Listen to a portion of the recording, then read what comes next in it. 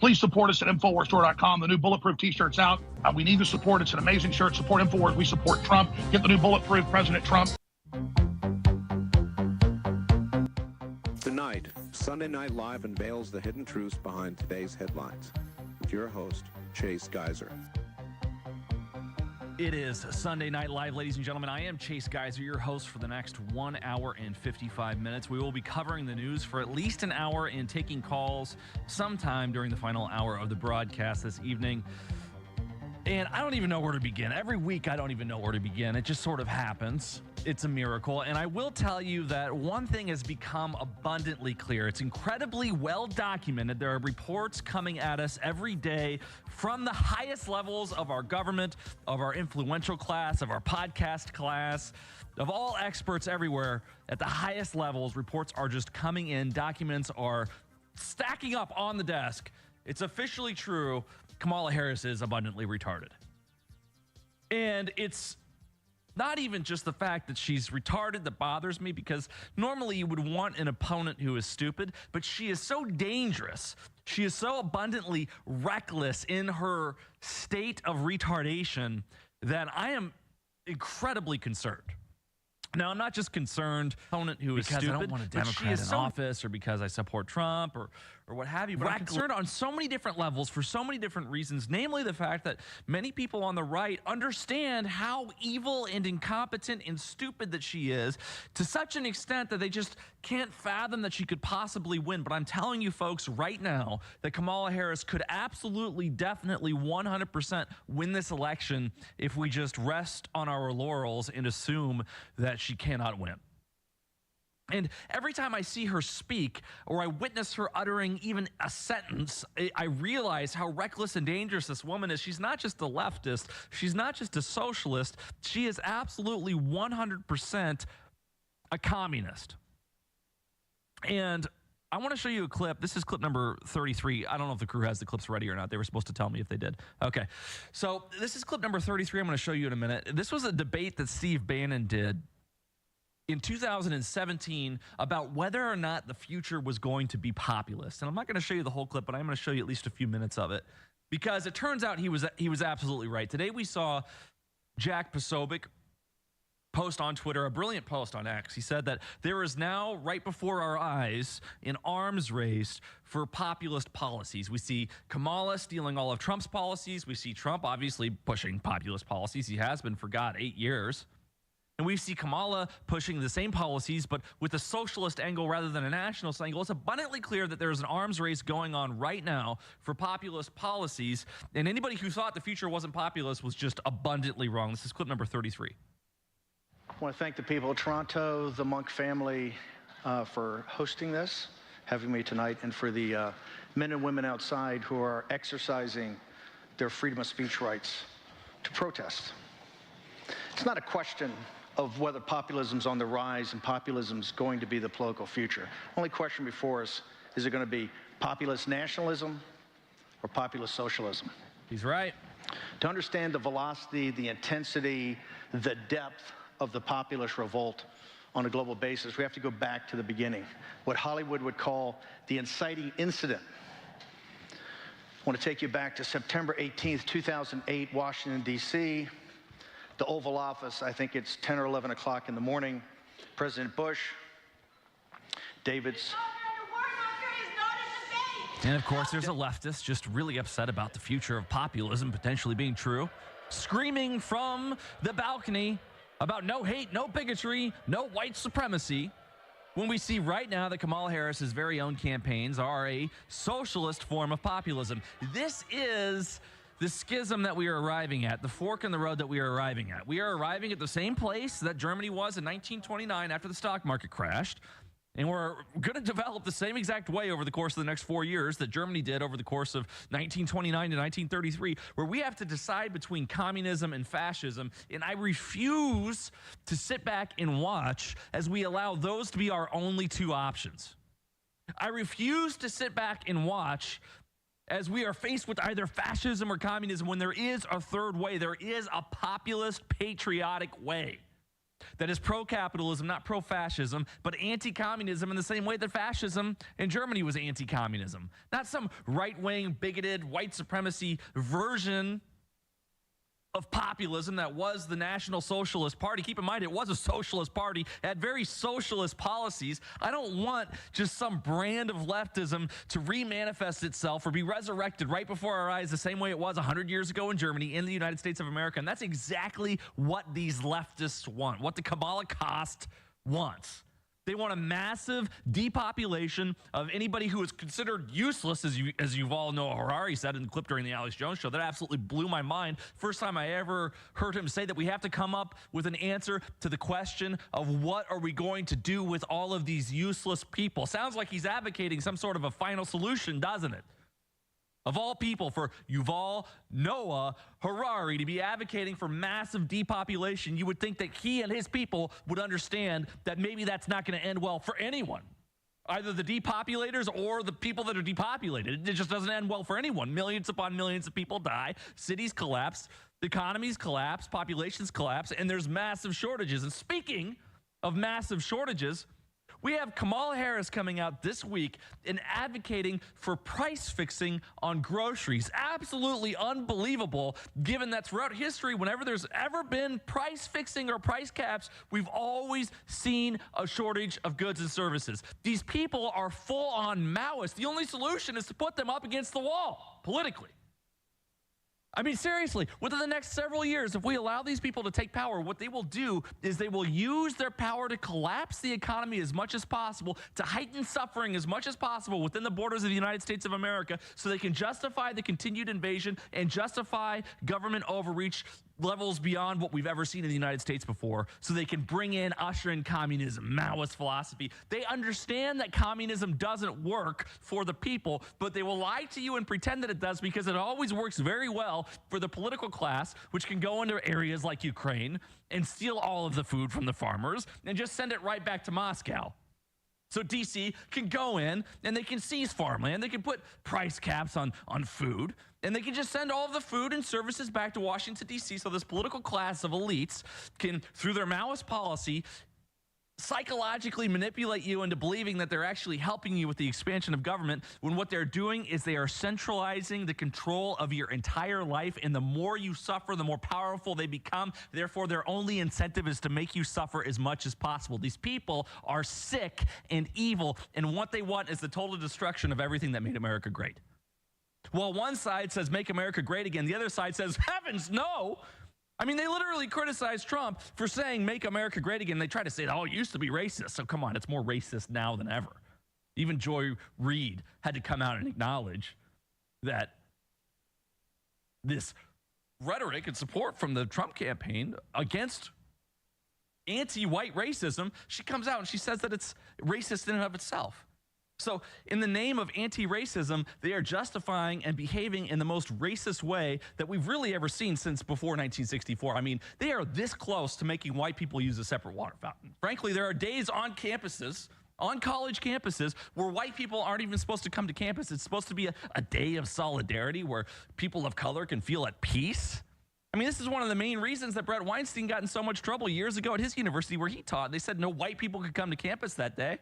And he showed up, and he's just mobbed by a group of black people who are pissed off that he had the audacity to come to campus on No Whites Day, when you pointed out how brazenly obvious it was that this was an abundantly racist policy, probably illegal for any institution receiving federal funding by violation of the Civil Rights Act of 1964. I mean, these people are totally, and I don't mean to just scream into the microphone. I don't typically like to do that, but I am fired up. I'm looking at these clips, looking at these articles, preparing for the show today. I cannot believe the audacity of these people. I mean, look at clip number 42 here. This is Kamala over and over again complaining about inflation. Of course, she's going to use this as an excuse, even though she's vice president now and could do something about it now. She's going to use this as an excuse to usher in Maoist policies with her Maoist vice president. Prices are too high. It feels so hard to just be able to get ahead. The bills add up. Food, rent, gas, back to school clothes, prescription medication, the cost of food. A loaf of bread costs 50% more. Ground beef is up almost 50%. There's a serious housing shortage. The price of housing has gone up. It's too difficult to build, and it's driving prices up. It is out of reach. The size of down payments have gone up as well. Costs are still too high. There's not much left at the end of the month, and prices are still too high.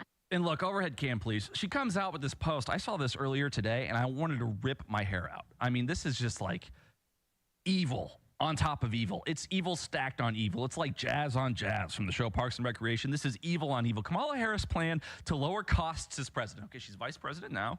She's been a senator for quite some time. She sucks, but now she's got a plan. And we'll run clip 27 here in a second of Karine Jean-Pierre failing to be able to answer a single question about Kamala's accomplishments. But she says, new tax relief to families. First of all, that's a J.D. Vance policy right there. And we're going to run clip 5-2 later. I'll call it again so you guys don't get confused. Sorry about that.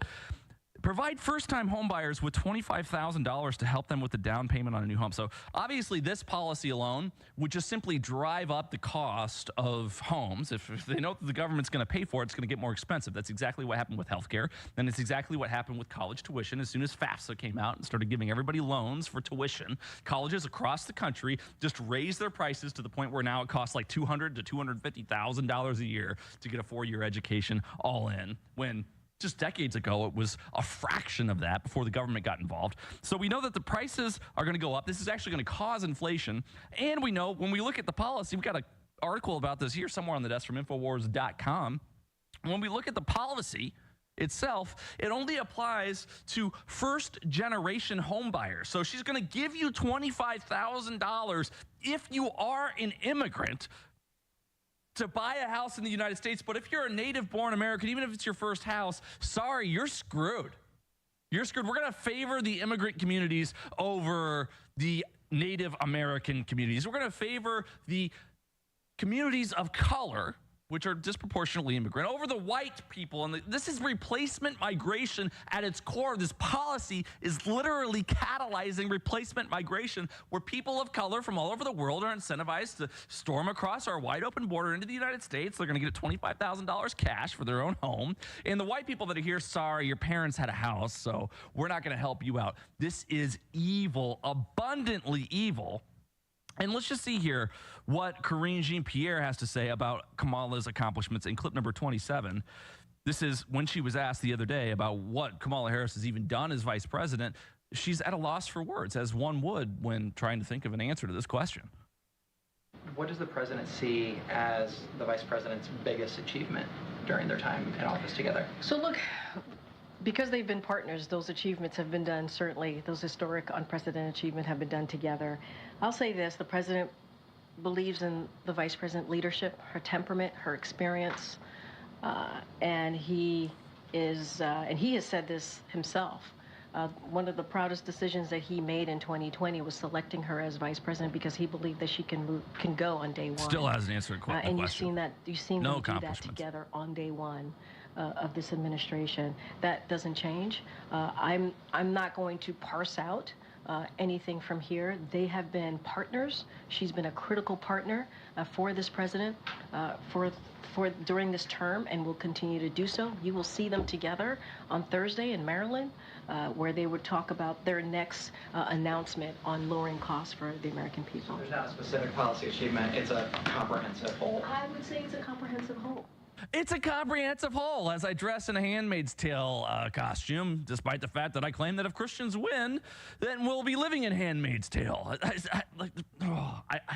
It's unbelievable, the audacity of these people to just lie and lie. I mean, at least Jen Psaki was good at her job, but we got Karine Jean-Pierre up there, and she is terrible at it. Another example of just total corruption and incompetence at the highest levels, where you just stumble. It's just the conglomeration of her entire career. The culmination of Kamala's entire career is the accomplishment. Oh, you mean the fact that she was appointed as the VP because it was a diversity, equity, and inclusion decision, despite the fact that she only had like 1% of support in the polls in the 2020 election cycle, because Tulsi Gabbard totally murdered her in that debate where she pointed out the fact that when Kamala Harris was running the show in California, she enslaved people who were in prison for free labor, despite the fact that many of them were found to have already served their sentence.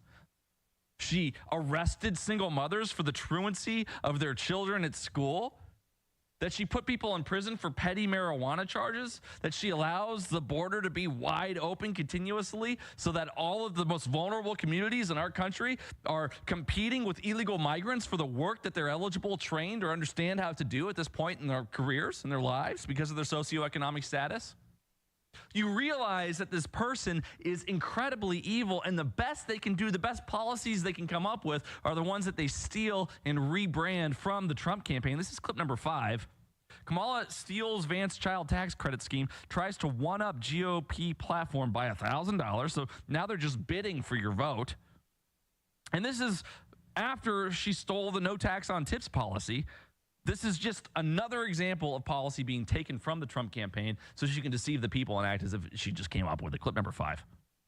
You've been talking about the concern about the low birth rate in the United States of America, which is well documented.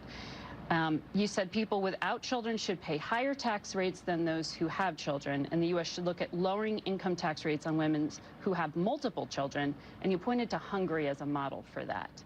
How do you plan to implement that policy? Well, it's called the child tax credit, and we should expand the child tax credit. If you think about what the child tax credit does... So you and the Biden administration agree on the child care tax credit? Well, we think it should be bigger. I think President Trump and I believe in expanded child tax credit, but we also, importantly, want to actually get this thing done. The child tax credit has languished, thanks to the Biden administration, because Harris has failed to show fundamental leadership. Chuck Schumer's been unable to get it through the United States Senate, and we want to have a more pro-family policy. Now, there was just a vote on this, you know that. Well, and you weren't there. But Margaret, it was a messaging bill, I'll give you that. It was a show vote. I'm with you on that. And if I had been there, it would have failed. So tell me specifically what you want to do to expand the child care tax credit, because it's like $2,000 per kid right now. Well, I think one of the things you can do is make it bigger per child. I think we'd love to see it at a higher dollar value. And again, President Trump and I have proposed that. I mean, look, I'd love to see a child tax credit that's $5,000 per child, but you, of course, have to work with Congress to see how possible and viable that is. We've also proposed legislation, Margaret,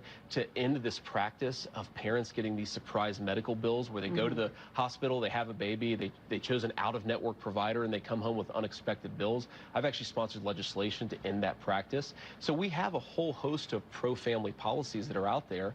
And again, on the Harris administration, I got to push back against something a little bit, Margaret, because when these comments He's being where too I said nice. Parents should He needs to pay be shredding lower these leftists via the child tax credit came out, the Harris administration immediately jumped and said, we disagree with this. The Harris campaign said, we disagree with this. So do they want the elimination of the child tax credit, or were they just being careless in responding to remarks that I made 3 years ago? I don't know. They should clarify it, maybe in an interview with you, but of course Kamala Harris refuses to do interviews with anybody. We hope to have her on and ask her about that. So the child care tax rate, you said $5,000 per child is what you would like to get to. Where would that kick in? I'd like to have a broad-based family policy and a broad-based child tax credit, Margaret. Again, we've talked about doing this for a long time. President Trump has been on the record for a long time supporting a bigger child tax credit. And I think you want it to apply to all American families. I don't think that you want this massive cutoff for lower-income families, which you have right now. You don't want a different policy for higher-income families. So he's doing a great job. He's being a little too polite, in my opinion. I think he's going to realize how vicious he needs to be with these people. He's going to realize that these leftists, just the audacity is beyond precedence. It's beyond what normal Midwest people could possibly imagine in the United States of America. I grew up in a similar kind of environment. I grew up in a very small farm town in Bloomington, Illinois. It's sort of half corporate, half farm in Clayton County. At one point in time, produced more corn than any other county in the world. I don't know if it's still true. And it was also the headquarters of State Farm Insurance, because State Farm Insurance was founded in order to support farmers. So it was half corporate, half farmers, small town, and people are nice. They keep to themselves. In small towns, you have to be nice because you're going to live with everyone forever. I mean, the people that I graduated high school with, I went to kindergarten with. There were 80 people in my graduating class in high school. I understand this Midwest mentality of being polite and being nice and being cautious and respectful, because you're coming from an area where you're going to have to live with, work with, and deal with the same people for the entirety of your life. And if you get branded or just turn into a jerk, then it's going to be really tough for you in that small town forever, because no one's going to want to be associated with you whatsoever. I understand that. But now we're at the national level, and you're dealing with Maoist communists who have hijacked the very network that you're being interviewed on, and you're saying, I'm going to have to push back a little bit on that. I'm not. You don't understand. You are looking at Satan in the eyes, JD, and they are about ready to tear you apart. You think the couch rumors were bad? You think the fact that they have tried to brand you as weird is bad? Just wait to see what they want to do to you, what they want to say about your wife, what they want to say about your kids, what they want to do to your family before November. We have not even begun to see the leftists fight the way that they fight. This is just a little tickling, foreshadowing, foreplay of the just total screwing you are about ready to get, JD. So start fighting, dude. You have to wake up. These people are abundantly evil, and they have not even begun to fight. And so they're stealing policies. And before we know it, I think it's going to get to the point where Kamala Harris is advocating for a wall and calling it something else. Hannah Claire does a great job on Tim Pool's podcast, Timcast. This is clip number 4. I want you guys to watch this clip that just goes into others who have also observed this undeniable objective fact that is the Kamala Harris campaign stealing populist policies, rebranding them as socialist, Maoifying them, and turning them into communist policies in the way that they're executed, and then just trying to hijack the vote and the psychology of the people. Clip number 4. How many days until Kamala announces that she's going to build a border wall, do you think? I don't know. I'm still waiting for her to my paint newest herself original orange. idea. Her newest original idea. I've come out with She's something. She's going to say, we're going to bring back manufacturing jobs.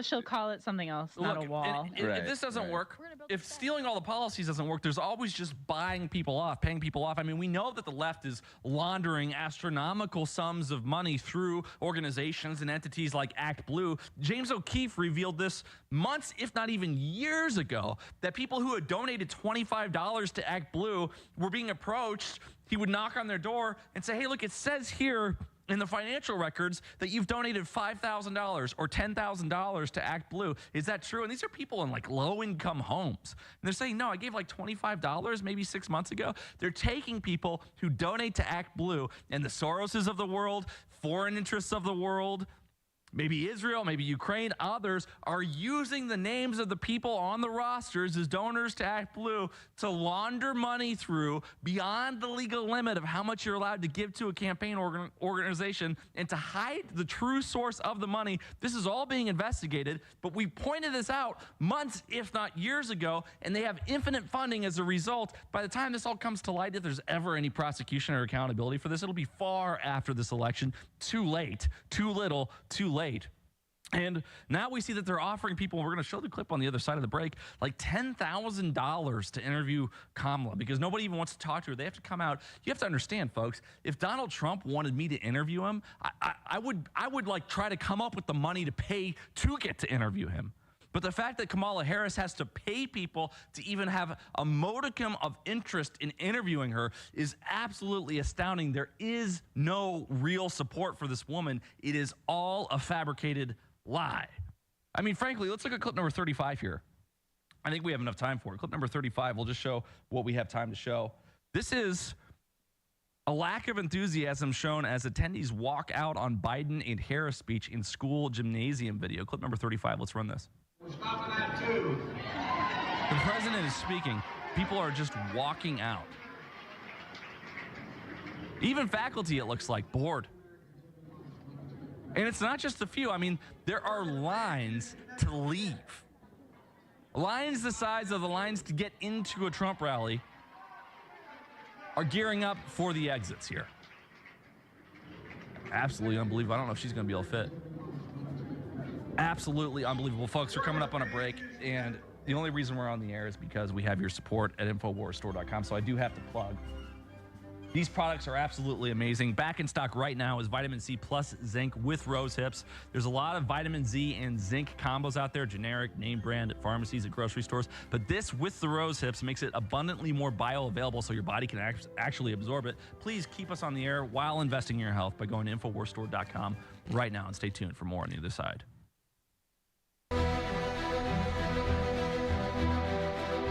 All right, folks, it's Sunday Night Live, and We've got this clip. This is absolutely amazing. It was played on the War Room, but it's still news. I got to show you. I was trying to make the point at the end of the last segment that Kamala Harris has no genuine support. I proved that by showing people in droves walking out of her and Biden's speech in some gymnasium somewhere. And now we have a situation where she's taking all of her policies from Trump, because I'm sure her focus groups have shown that all of Trump's policies are more popular than anything she could possibly fathom. Like, I don't know, Maoist communist policies like price fixing, for example.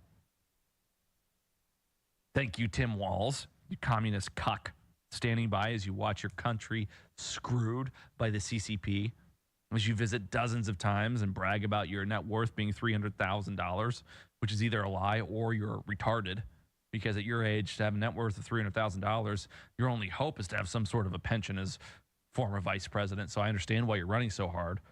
But here in clip number 36, the black vote ain't for sale. Activist turns down $10,000 that Kamala's campaign offered for an interview, saying that Democrat plantation paying celebs to shame black people into voting, saying that the Democrats or the black vote isn't for sale anymore. This is clip number 36. Black vote ain't for sale no more. Black vote ain't for sale. We bartering on business. We standing on business. Bring us some tangibles or get out of my face. Ricky Smiley, I love you. But crying on the radio for Kamala Harris, my brother, that's an all-time low. Don't do that again, Ricky Smiley. Don't you get on your radio show and cry for Kamala. Don't you do that, my brother. Kamala. If you want to cry for Kamala Harris, if you want to cry for Kamala Harris, you do that in the privacy of your house. But if we're going to be honest, Steve Harvey and Ricky Smiley, and I love you both, no hate to my big brothers, but if we're going to be honest, Ricky Smiley and Steve Harvey, y'all only carried on because y'all got paid to carry on. Can we please be honest? Can we see? I want y'all to understand, overstand, and understand what King Kong is talking about. Y'all carried on because y'all got paid to carry on. Kamala Harris and the Democratic plantation is paying you celebrities, paying you to shame black people into voting. Y'all know we not going to get nothing out of that vote. Y'all know we not going to get nothing out of that vote.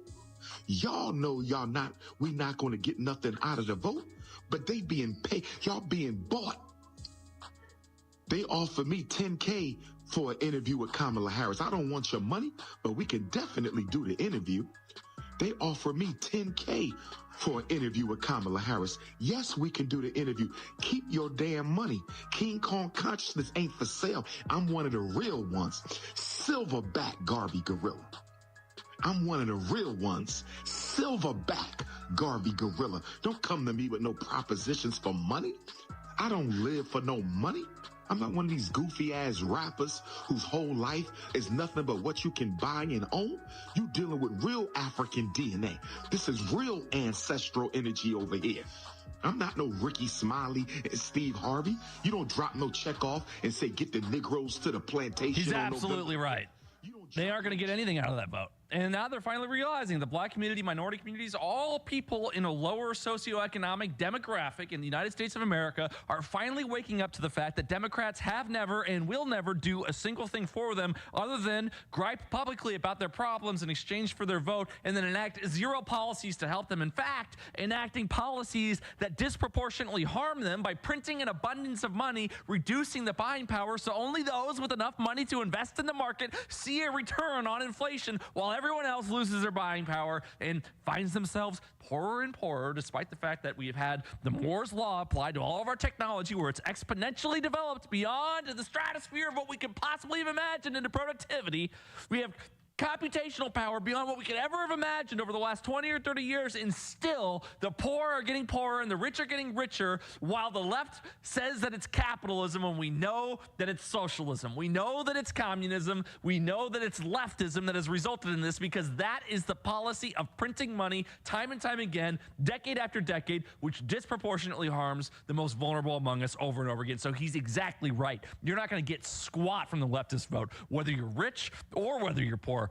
You know, the only people that really stand a chance to get anything from the leftist vote maybe are the billionaire class, who make tons of money off of inflation, because when the banks get a bunch of money from the Central Federal Reserve Bank, they don't have a place to put it. They put it in the Fortune 500 companies, and that's where all the billionaires have their money. And so that causes a disproportionate return. So the billionaires really want the leftists to win, and also the political class itself really wants the leftists to win. So anybody who makes money directly from tax dollars always want the leftists to win, because they're going to pass policies and they're going to go to war, whether it's the military-industrial complex or the political-industrial complex.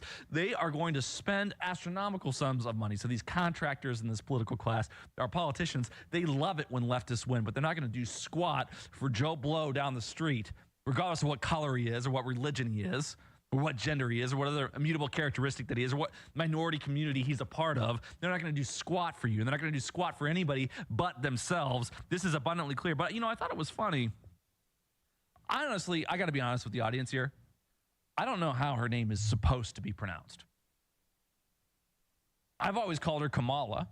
Is it supposed to be Kamala or Kamala? I don't know.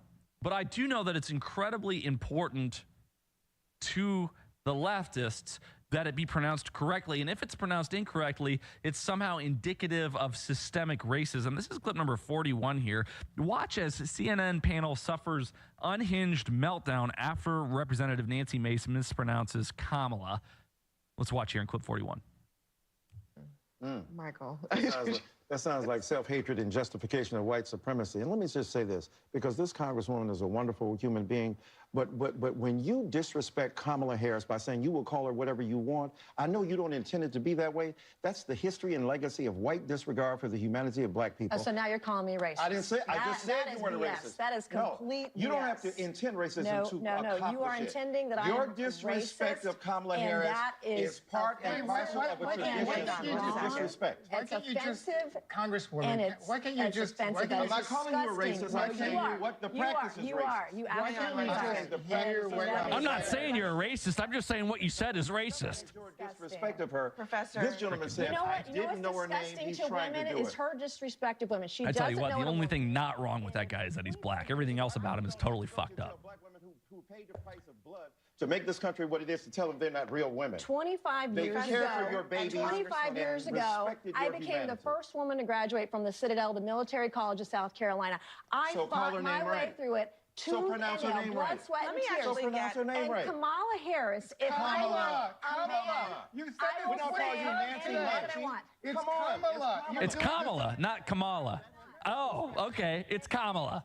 Kamala Harris, not Kamala. You put the emphasis on the wrong syllables, so you're a racist. You put the emphasis on the wrong syllables, so now you're a racist. This is clip number 39 that I want to just go right into, of Mika saying that it's racist to call Kamala Kamala. Kamala. Oh, God. I'm already screwed up again. Go ahead, 39. And I've heard from inside Republican circles and right-wing media that the hate campaign against Kamala Harris has begun. You'll notice they purposefully pronounce her name wrong. They say Kamala. They do it all the time. It is on purpose. But the talk is to start that hate campaign and get it going and start it churning. Unbelievable. Well, here's clip number 40 here. Let's see if Joe Biden knows how to say the name of his own vice president, or maybe he's a racist. I mean, we know he's a racist, but maybe he proves it here in this clip. It's just 7 seconds, 40. All along, what Kamala and Doug and Jill and I knew as well.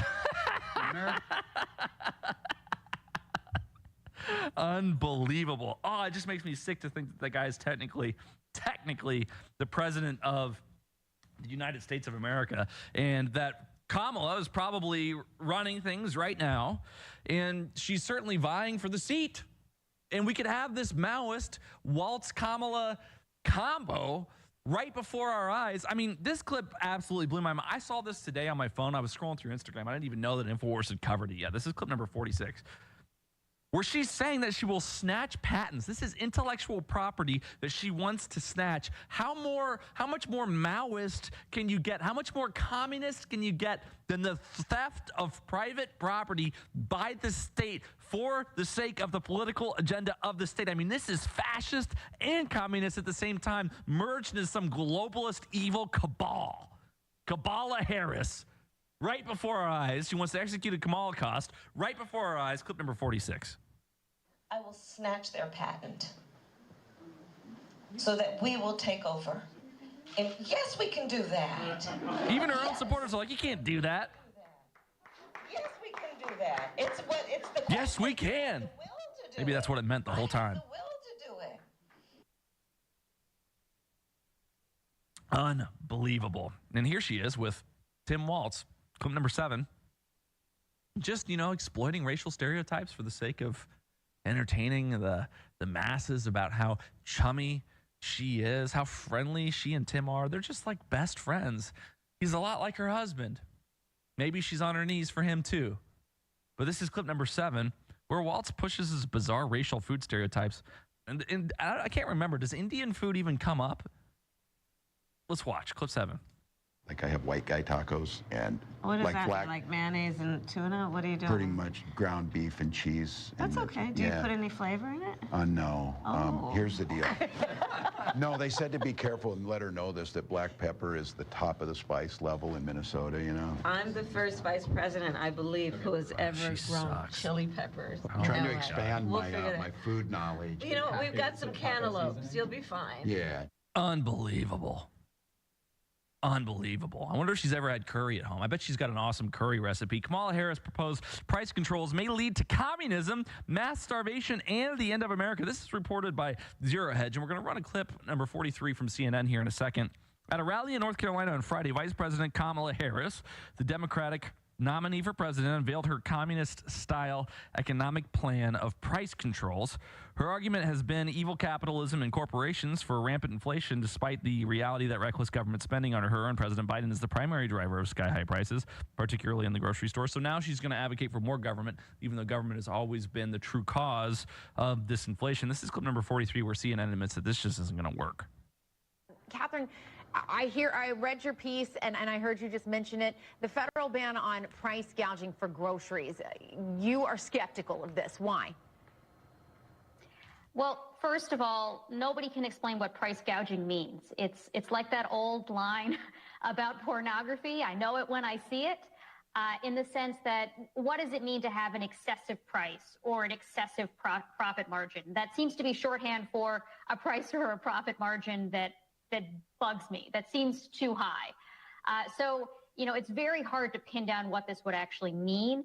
If you look at the legislation that, as I mentioned, is already in the Senate, led by Senate Warren and Senator Bob Casey and a slew of others, the particular way that this is written, which is likely to be the template for any proposal that Harris would eventually embrace, is especially bad in that it just bans excessive prices, grossly excessive profit margins, and says that the Federal Trade Commission can use any metric it deems appropriate to decide what that would mean, which basically says, like, it's not going to be markets, it's not going to be supply and demand that's determining how much your grocery store charges you for milk or for eggs. It's going to be some bureaucrat in D.C., which seems like totally unworkable, first of all, for the FTC to be deciding like how much Kroger charges for eggs in Michigan. But it also would be very bad for markets. We've seen this kind of thing tried in lots of other countries before: Venezuela, Argentina, the Soviet Union, et cetera. It leads to shortages. It leads to black markets. Plenty of uncertainty. And beyond that, the specific way this bill is written might actually increase prices because of some of the other language in it. Things like requiring public companies to disclose in their quarterly reports, their quarterly earnings reports, how they're setting prices, which is a great way to help them collude, which normally we don't want them to do. So anyway, the devil's in the details, I guess, for that bill, but it's really hard for me to imagine any form of legislation that preserves the spirit of what she's proposing that would not be, Well, at least they're saying that it's impossible. That gives me some sense of hope. They're saying that it's impossible to accomplish this, but I would not underestimate the audacity of these people. I would not underestimate the audacity of Vice President Harris. Keep in mind, folks, it doesn't matter what the law says anymore. It doesn't matter what the Constitution says anymore. I was talking to Alex about some legal stuff that we have going on here at InfoWars, which it's not my place to disclose to you. And he was like, he was getting frustrated because he's like, no, they can't do that.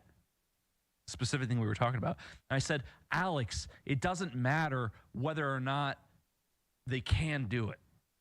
They're going to try to do it. Doesn't matter not whether it's legal for them to do it. They're going to do it anyway. Like, being right isn't enough of a defense anymore. Now you have to be right and win, right? And so you can go up there all day and argue about how these leftist policies aren't constitutional.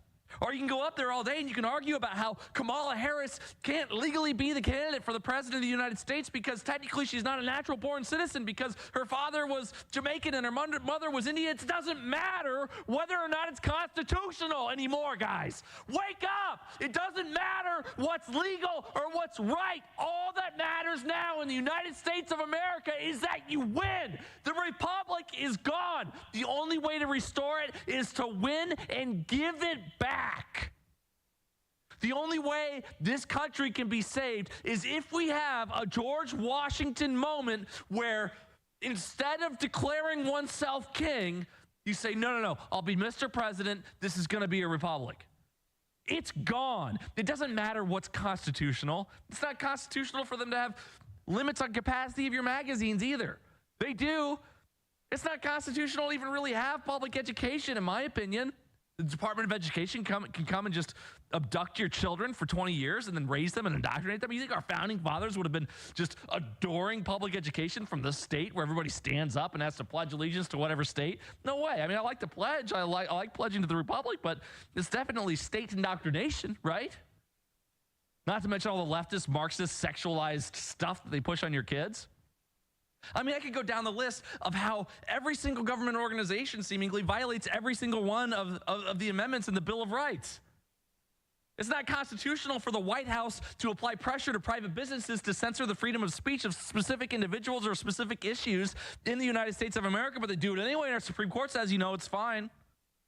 It's not constitutional. It's not constitutional if you have freedom of religion for you to be forced to pay income tax and then for a portion of those taxes to go to fund Planned Parenthood when abortion is explicitly against your religion.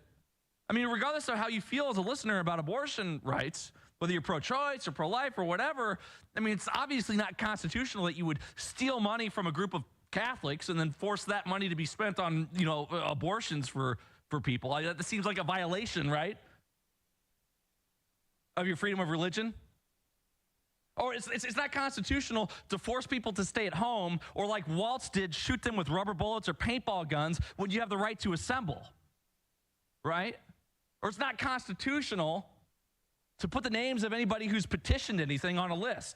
It's not constitutional to put my name or Alex Jones's name or Harrison Smith's name or Owen Schroyer's name on an enemies of the state list in Ukraine either, is it? It's not constitutional to assassinate the president of the United States, whether it's JFK or Donald Trump. Now, is it? You think that this piece of paper you love so much called the Constitution matters at all to these people?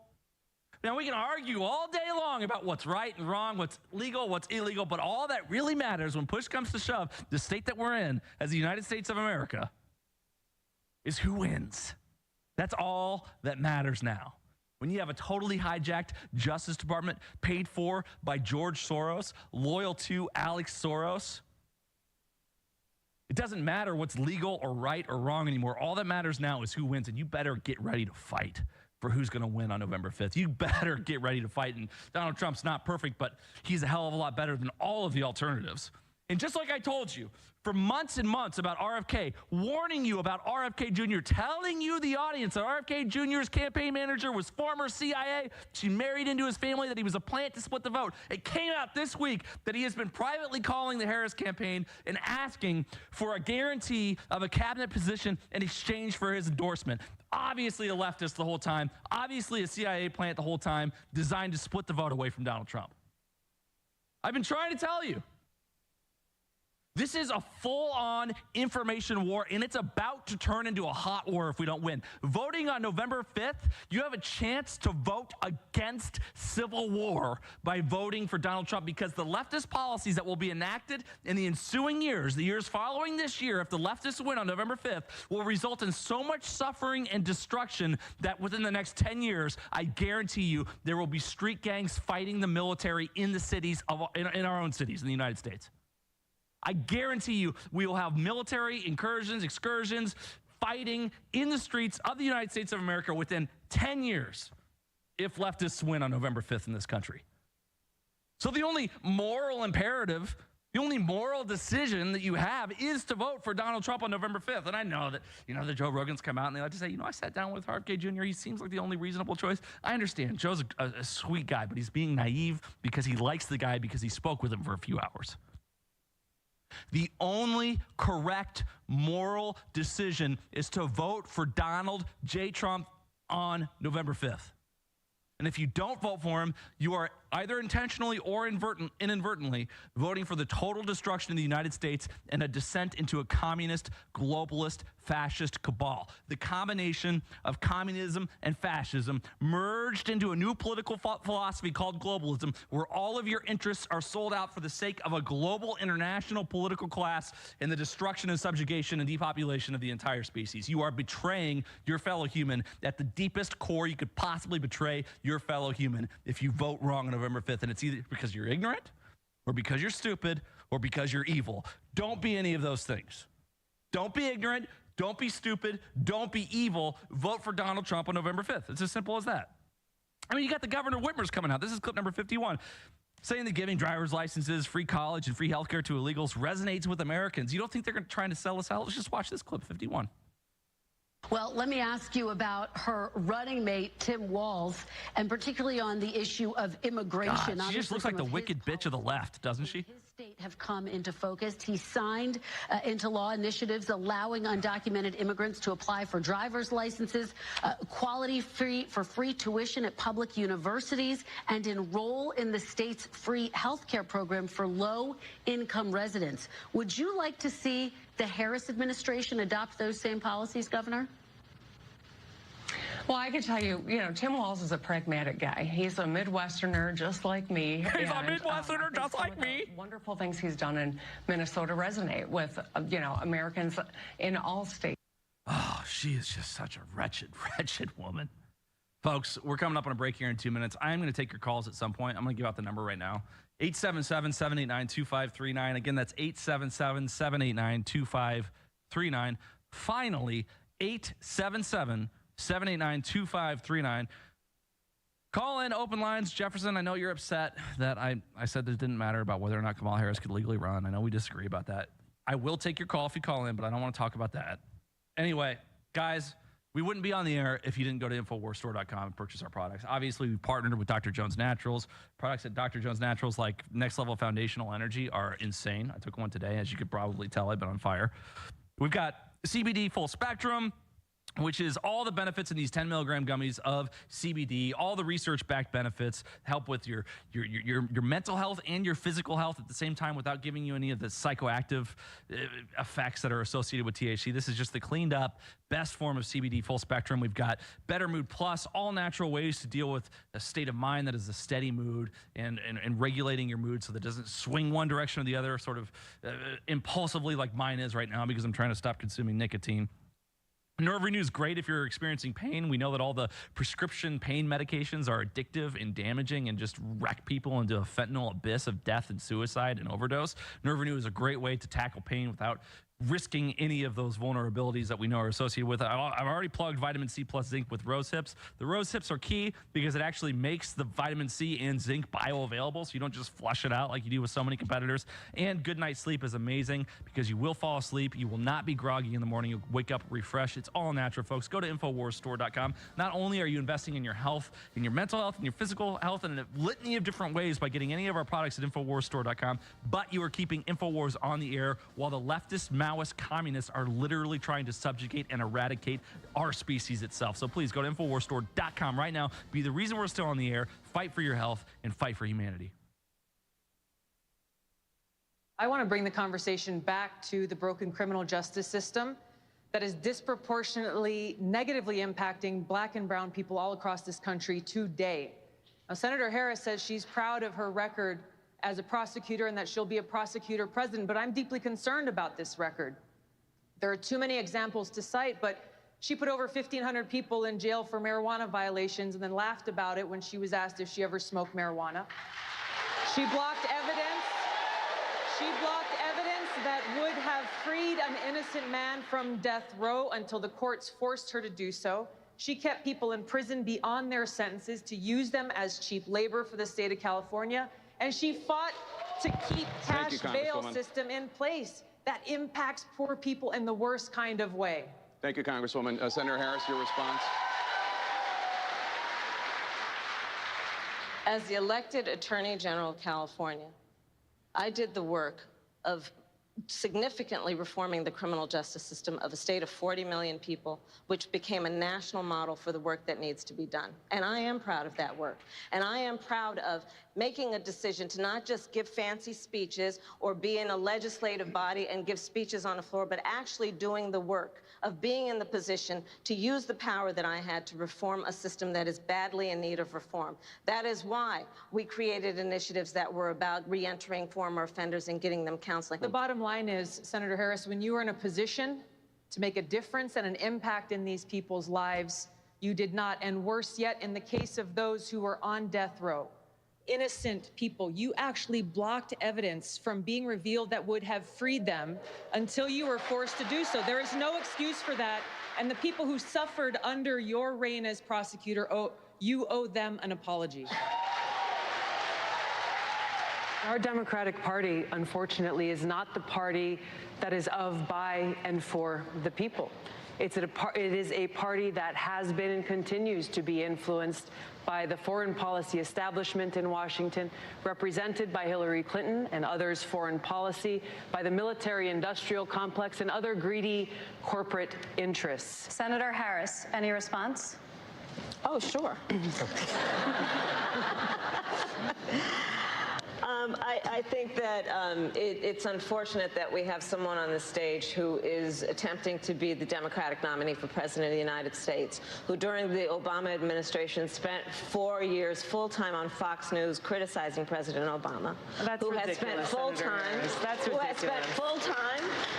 criticizing people on this stage as affiliated with the Democratic Party. When Donald Trump was elected, not even sworn in, buddied up to Steve Bannon to get a meeting with Donald Trump in the Trump Tower, fails to call a war criminal by what he is as a war criminal, and then spends full time during the course of this campaign, again, criticizing the Democratic Party. What we need on the stage in November is someone who has the ability to win.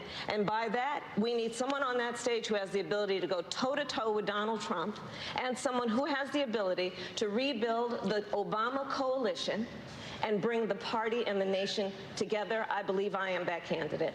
Thank you, Senator. Congresswoman Gabbard, I'll give you a chance to respond. What Senator Harris is doing is unfortunately continuing to traffic in lies and smears and innuendos because she cannot challenge the substance of the argument that I'm making, the leadership and the change that I'm seeking to bring in our foreign policy, which only makes me guess that she will, as president, continue the status quo, continue the Bush-Clinton-Trump foreign policy of regime change wars, which is deeply destructive. All right, folks. Taking calls and breaking balls. Tonight, Sunday Night Live unveils the hidden truths behind today's headlines with your host, Chase Geiser. I just want to say that you callers out there are American heroes. We had a caller last week. His name is Shad. I believe he's from North Dakota, either North Dakota or North Carolina. I can't remember which. We looked him up later. And he talked about his experience with Tim Walz in China in 1995. He told an amazing story about Tiananmen Square, where he was, and where Tim Walz chided him for mentioning the infamous Tank Man to a local member of the People's Liberation Army. And then he told a story about how Tim Walz was seen collecting dozens upon dozens of Little Red books, Chairman Mao's Cult of Personality Bible, not to mention the fact that Kamala Harris has taken the slogan about Kamala bringing joy. It's very similar to Mao's words, bring joy, associated with the Little Red Book. And then he told a story about how Tim Walz interfered when this caller and his friends were trying to save a crippled man's life who was being beaten by several People's Liberation Army soldiers. Tim Walz says, hey, we don't want to start a conflict between China and the United States. Just let them beat that innocent disabled man. This caller calls in last week. We spent like 23 minutes talking about this. You can find it on my Twitter. You can find it as an upload on band.video as well, where he tells these stories in a very convincing way. I think he was telling the truth. I looked him up later. I think he was legit. Telling the truth about his experience with the Maoist sympathizer, literally just a Maoist that is Tim Walz, in China in 1995. Now we've got reports coming out that his students are saying that he's just a diehard Maoist to the core. This is coming out. We've got callers saying they went to China with him in 95, saying that he was a Maoist, all coming out. Frankly, guys, if you want to pull up this InfoWave clip, I'd love to show it. Just let me know in my ear. But now there's an investigation launched into Walz's links with the CCP, and I can't help but think that maybe it had something to do with the fact that over 1,000 of you shared the call that I had with Shad last week, that American hero who called in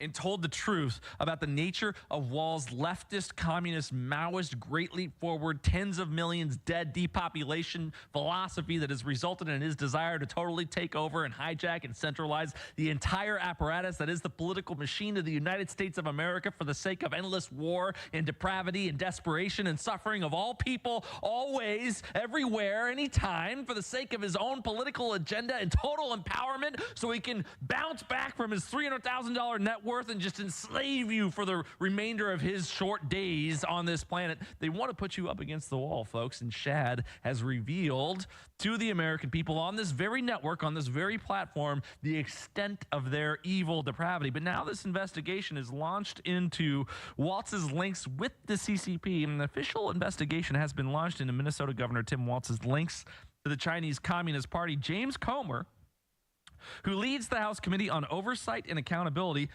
too little too late, announced the investigation on Friday with a press release and a letter to FBI Director Christopher Wray. Quote, the CCP has sought to destroy the United States through coordinated influence and infiltration campaigns that target every aspect of American life, including our own elected officials, Comer said in the press release. I can't help but think that he did this investigation because of Shad's call on Sunday. Over 1,000 of you reshared it. Tens of thousands of people saw clips of it. I mean, unbelievable. He goes on to say, quote, Americans should be deeply concerned that Governor Walz, Kamala Harris's vice presidential running mate, has a long-standing and cozy relationship with China. Mr. Walz has visited China dozens of times, served as a fellow at a Chinese institution that maintains a devotion to the CCP, and spoke alongside the president of a Chinese organization the State Department exposed as a CCP effort to influence and co-opt local leaders. FBI briefers recently informed the committee that the Bureau's Foreign Influence Task Force investigates CCP activity that is similar to China's engagement with Governor Walz. American people deserve to fully understand how deep Governor Walz's relationship with China goes. Well, let's run this clip, and maybe you can decide for yourself how deep this relationship really goes. We have Shad in South Dakota, who apparently spent 1995 in China with Tim Walz. Shad, what is on your mind? Tell us about your experience. He's the intellectual heft on this ticket, and beyond that, his 30-plus trips to China. I can tell you, having spent a summer semester in China with the man, he is an open devotee of Mao Zedong, and they're acolytes of Maoist thinking. I'll tell you a story. We were standing in Tiananmen Square in 1995. This PLA soldier comes up to me, and she's trying to sell postcards, beauty shots of Tiananmen Square. And I said to her... It's like a beauty shot of Auschwitz or Dachau or something. It's just a place where incredible travesty has occurred. Perfectly analogous. And I said to her, I said, do you have any of Tank Man? And Tim's head whipped like it was on a swivel, and he didn't talk to me for 2 days. And he gave me a lecture about you can't be causing an international incident in this country. You know, it's so easy they could just disappear you, and by the way, your American passport is worth $20,000. Wow. So Tim Walz was upset with you for mentioning the famous Tank Man. in Tiananmen Square. And because I was just, I was tired of her coming up and trying to sell us postcards and beauty shots of the place that stands as one of the world massacre sites of human freedom and liberty. Right. That's Tim Walz, and he is absolutely pro Beijing. And who would have thought that after the presidency of Joe Biden, we could end up with somebody in the White House? He's the true power behind the ticket, and he is going to be. He's going to be the guy who's running this. Think of the slogans that are coming out. Well, he's even said on camera that he's friendly to China. He said that explicitly. Yes. All right, I want to go straight to Brady in Arizona. Brady, what is on your mind this evening? Yeah, how you doing, Chase? I'm doing good. Thanks for calling. Yeah, thank you for taking my calls. I wonder if you knew where Tim Walz got married at. Let me guess, Tiananmen Square. Correct. Unbelievable. Were you invited? Was I invited? No, that's a definite no, sir. Did you see in Minneapolis when they had the Floyd riots and stuff? Yeah. And they had all them cops going down the street. Yeah, shooting paintballs and rubber bullets at people on their porch. Yeah, and the guy goes, just like they're in a war zone, light them up. Yeah. And they shoot all them people.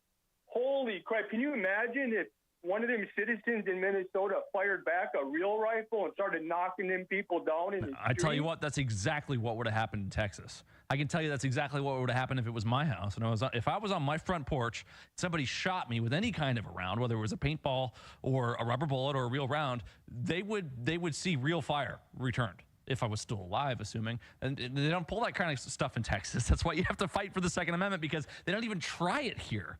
But in a place like leftist cities like those and leftist states like those, then you can get away with that stuff. It's unbelievable. What do you think, Brady?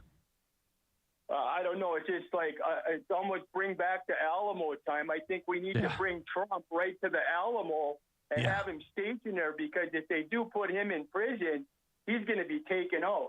Oh, can you imagine? Can you imagine if Trump just staked out at the Alamo and they couldn't get him to prison without literally attacking the Alamo? That's a brilliant idea, Brady. I wish I had thought of it. I'm envious of you. That's brilliant.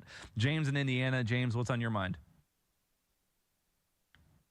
In the government, and I think if Trump is jailed by New York, that everybody should flood Johnson's calls to defund New York. It's insane what they're doing. The Justice Department's completely out of control. I would be absolutely amazed if they don't put him in prison for a limited amount of time. I mean, I really think that when he's sentenced, they're going to sentence him to jail time. Maybe they'll set it so that it doesn't begin until after the election. It's possible that they would sentence him and then, give him 90 days or whatever to actually show up.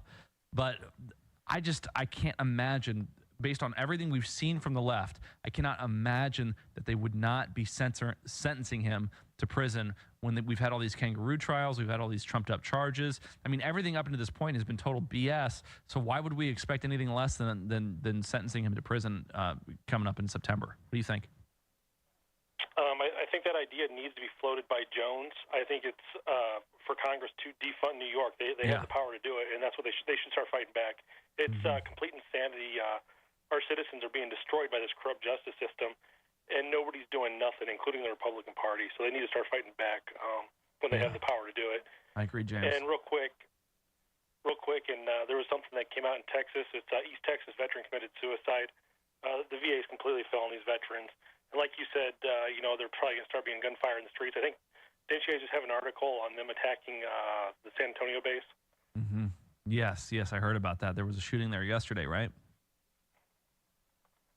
Yeah, I'm not sure the exact day, but yeah, you guys have an article on it. Yeah. But no, thanks for your time, man. You're doing an awesome job. I love hearing you, and I'm glad you're on the set. You make InfoWars 10 times better with you being there. Oh, James, that's a really nice thing for you to say. I appreciate it. It means a lot to hear that from you. Thank you for your call. Call anytime. Mike in Alaska. Mike, what is on your mind? Hello, Chase. My buddy Brady down in AZ, he stole my idea. I can't believe he copped that and put that on air. That was my idea. But that's okay, Brady. You turkey, Brady. I'll get back at you, buddy. Well, that's good stuff. Anyway, I mean, yeah, you're right. Find a friendly state, but I think the Alamo's perfect. Nah, it's a historical landmark. They don't want to destroy it because when they find President Trump guilty, I mean, we need to pull a Clive and Bundy And he needs to find a friendly state where they'll protect them, like Montana or Texas. Yeah. Forget about Alaska. Don't come up here. You got Susan Murkey-Kaltowski up here. She's an idiot. Yeah. Forget that. But he needs to find it. There's 2 states I know of down there, and that's Montana and Texas that'll protect President Trump. He needs to go there, hole up, and call out the troops, and I guarantee you there'll be, maybe 100 million people show up. Wouldn't that be something? But another matter here, I think Kamal Duh and Tim Awals are bent on destroying our sacred Constitution there, Oh, yeah. Chase, and they're going to finish the fundamental transformation Barack and Big Mike started. It makes me sick, but just a few more words here are really important. When a nation slaughters their unborn, they schedule their own execution. That's the truth. That's the truth, Mike. There's never been a civilization that has conducted child sacrifice to the tune of millions that has survived for long. And if we don't end this practice, then we will experience God's justice one way or another. I do appreciate your call, Mike. Andrew in New Jersey. Andrew, what's on your mind? Yeah, that was awesome. The guy that spent the time in China, that was amazing. I listened to the whole thing. I want to say the CNN panelist, the African-American guy that was accusing others of being racist against blacks, actually, ironically, he's the one who is racist against black people because he blocks Trump and Trump's policies, which are the opposite of racist. One is Federal School Choice Act, and also is prison reform, sentencing reform, the First Step Act, the Second Chance Act. And even though your colleague is Harrison a genius and was in mostly gifted classes, he said he took a regular class, sometimes like math, and I was dyslexic and in the lower level classes, and I got to see firsthand the damage that the teachers union does. Yes. Because it was mostly black kids where I grew up in South Orange, New Jersey, Maplewood High School, Columbia High School. Yeah, they treat you like you're on death row. If you're in any of the classes that are special education or behind, they treat you like you're lost cause. I have sat in those classes before when I was in high school.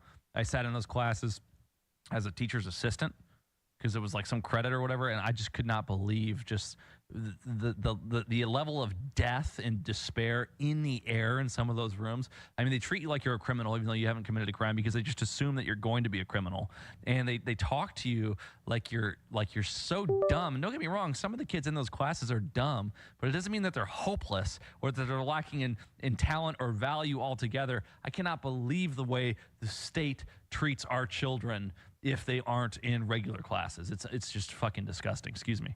Evil, because I would say, well, can I go into a regular class? And the response was, well, you have to get higher test scores. Yeah. Yet they wouldn't teach us the material on the test. So, like, how are these kids? And some of them were smart, too. You could tell some of them were dumb, some were smart. Well, a lot of the most brilliant people will do really poorly in school. This is, like, well established. Right. It's like, how are we supposed to do well on a test that you're not giving us the material? And also it was a scam where they would give us, like, a generic test in biology, science, and everybody would pass, even though no one studied. We never studied the material, but somehow everybody passed. So it affects in the inner cities where it actually screws over more white people, students, because there are more white students in the country. But in the inner cities, disproportionate percentage-wise, it screws over more black students because they're in the inner city. And I was, like, appalled. I was thinking, because I was in the suburbs of an inner city, Newark, New Jersey, and East. I was like, wow, if it's this bad here in this upper middle class town, imagine how shockingly bad it must be in the inner city for those black kids. So that's totally racist by the Democrats to support.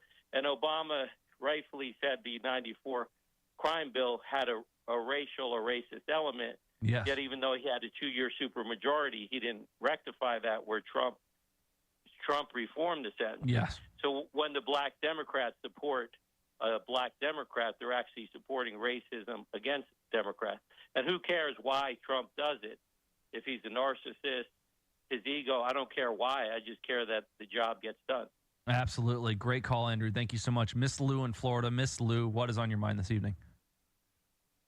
Hey, how you doing, Chase? Wonderful. Thank you for your call. I was on your call live with that Chad from South Dakota. Everything he said was right. And as I told you also, it's backed up by Trevor Loudon, Loudon, who just wrote a book on Kamala's ties to the Communist Party. Yep. Which we all know go way back to her daddy. Yes. But here's what I loved about your rant. It isn't just that they don't care about the Constitution. They care only about power. Yes. Once they get power, the Constitution is gone. There will be no Constitution. They've had 50 years plus of a slow march through the institutions, and the Supreme Court is their last bullet. Yes. And that's why they want to expand the court to 27 people. I'm seeing reports that Kamala wants to expand the court to 27 people. So they want to water it down just like they water down our currency by adding people to it so they can control it. And the more people you have on a board of directors or in a court, the more opportunities you have for corruption. This is why nobody ever makes a statue of a committee, because committees never accomplish jack squat except for corruption, right? Apple was an amazing company, and the board of directors throws out Steve Jobs, right? And he's got to manipulate his way back in and get total unilateral control back. I mean, this is what they want to do. They want to committify the country so there's no such thing as an individual whatsoever, because committees can be compromised by the intelligence community, by others. That's exactly what they did to all the social media platforms as soon as they went public, whether it was Google or Instagram or Facebook or Twitter when it was public before it was reprivatized as X. That's how they compromised all these companies. Go ahead. Sorry for interrupting. What we have to decide when they take the presidential win away from Trump, and you've heard everything that little commie Jamie Raskin has said. Yep. They are not going to let him in the Oval Office, and people better realize that.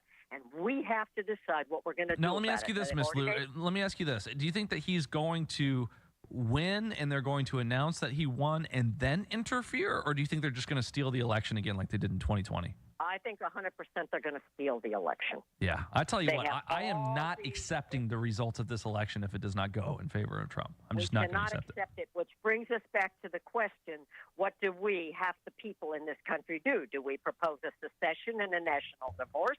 What do we propose on a country that takes our Constitution and puts it in the burn pile? Well, if you're asking questions like that, Miss Lou, you're either one of two things. You're either a diehard patriot or you're a Fed. But I cannot give you the answer to that question on the air. I'm a diehard I know, Miss Lou. I know. But you have to be careful asking questions like that on the radio. I know. But think about it. We all have to start talking out. Yes, and Miss Lou, I want you to stay on the air because I want to show this clip. This is a short clip. It's the number 54. This is a projection. Jeffries says on air. He says that he's not confident that extreme MAGA Republicans would certify the election if Trump loses. I want you to listen to this clip number 54 with me, and then let's unpack it on the other side, Miss Lou. Donald Trump and his allies are already starting to lay the groundwork to contest the election results in November. Are you confident that a Republican-led House will certify the 2024 election in January? I'm confident that we're going to do everything that we need to do over the next few months to make sure that House Democrats take back the majority so that the American people do not have to encounter that question.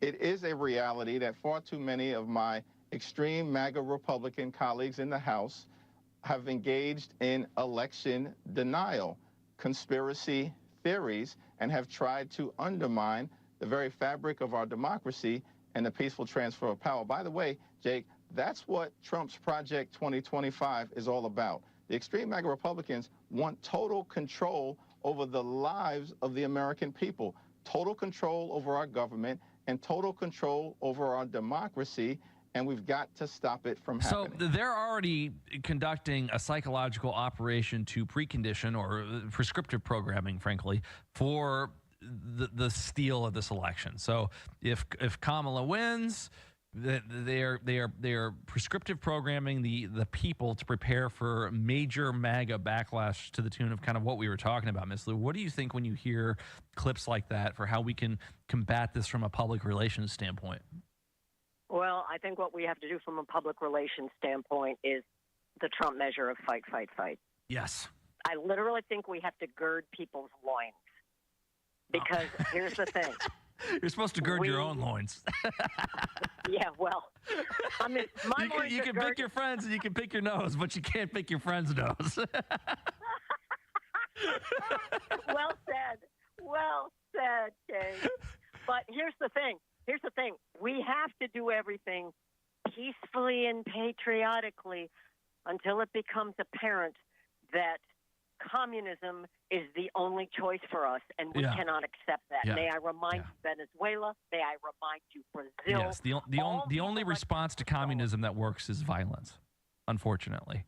And we're not at that place yet. We're not advocating for violence. We're advocating for the situation in which violence is totally unnecessary, which is a victory for Donald Trump. And just because Kamala wins, if she does happen to win, I'm not even saying that that's a necessary case for violence either. I'm not advocating for violence in any way, shape, or form. But the only way to correct communism is violence.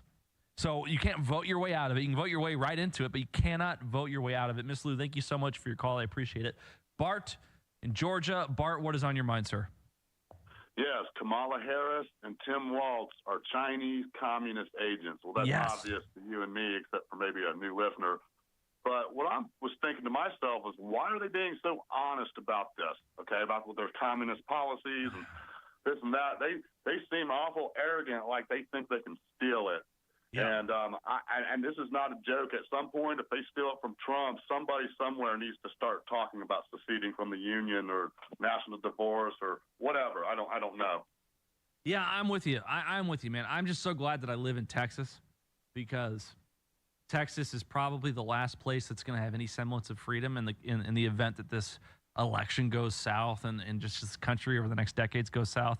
And I think Texas is probably the most likely place that a secession would occur, if one would occur at all in the future. And frankly, we as a state here in Texas were a republic for 10 years. I believe between 1836 and 46, if my memory serves correctly, we were a republic for 10 years before we joined the Union for the very purpose of the federal government protecting us from an invasion from Mexico, which is now being sponsored by the federal government. So the whole premise as to why we became part of the United States in the first place has been totally betrayed by our federal government, who has sponsored tens of millions of people invading Texas through the southern border.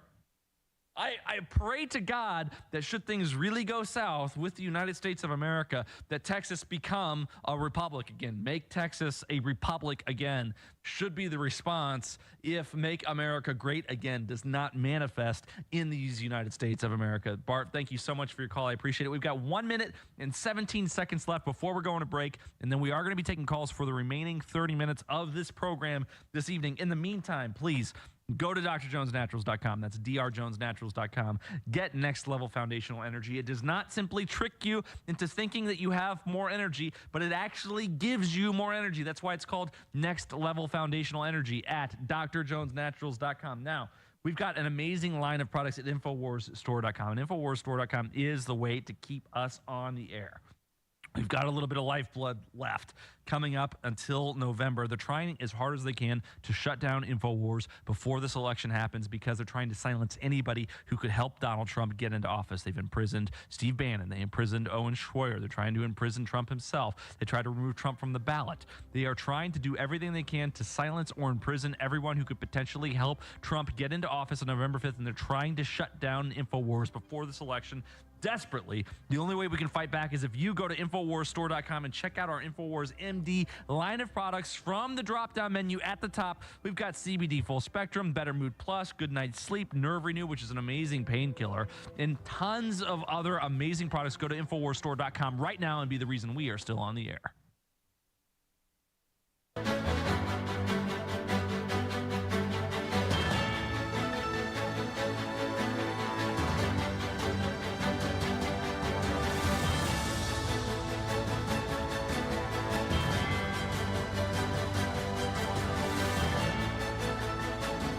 All right, folks, it is Sunday Night Live. We're going to be taking your calls for the next 24 minutes and 12 seconds. I'm going to go straight to Dan in Florida. Dan, what is on your mind?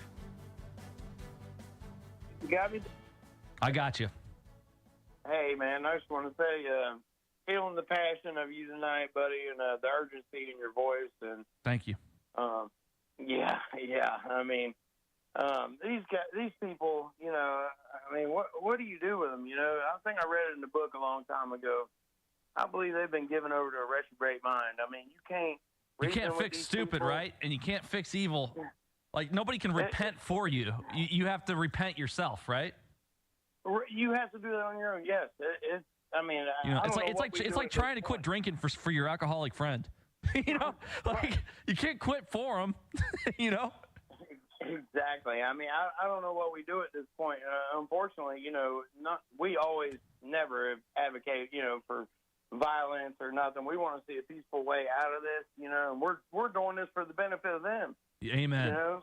Amen, Dan. Like, and they don't see it, you know what I mean? Like, how can you not see this? But I'd like to say, you know, these people, they're going to FA and FO, you know. Well, and here's the thing, Dan. There is example after example. I want to show clip number 19 here in a second of just bizarre piece of evidence as to how corrupt and screwed up and evil these people are, whether it's comments that Kamala Harris has made regarding just snatching up your patents. She uses the word snatch. Like, you realize that's street slang for stealing, right? We're going to snatch your patents. Like, oh, did you snatch that? Where'd you snatch that? Snatch, like, that's the only time she's authentically, inadvertently used street slang in an accurate way. Like, she's admitting that she wants to steal your intellectual property. That's just one example we showed you earlier.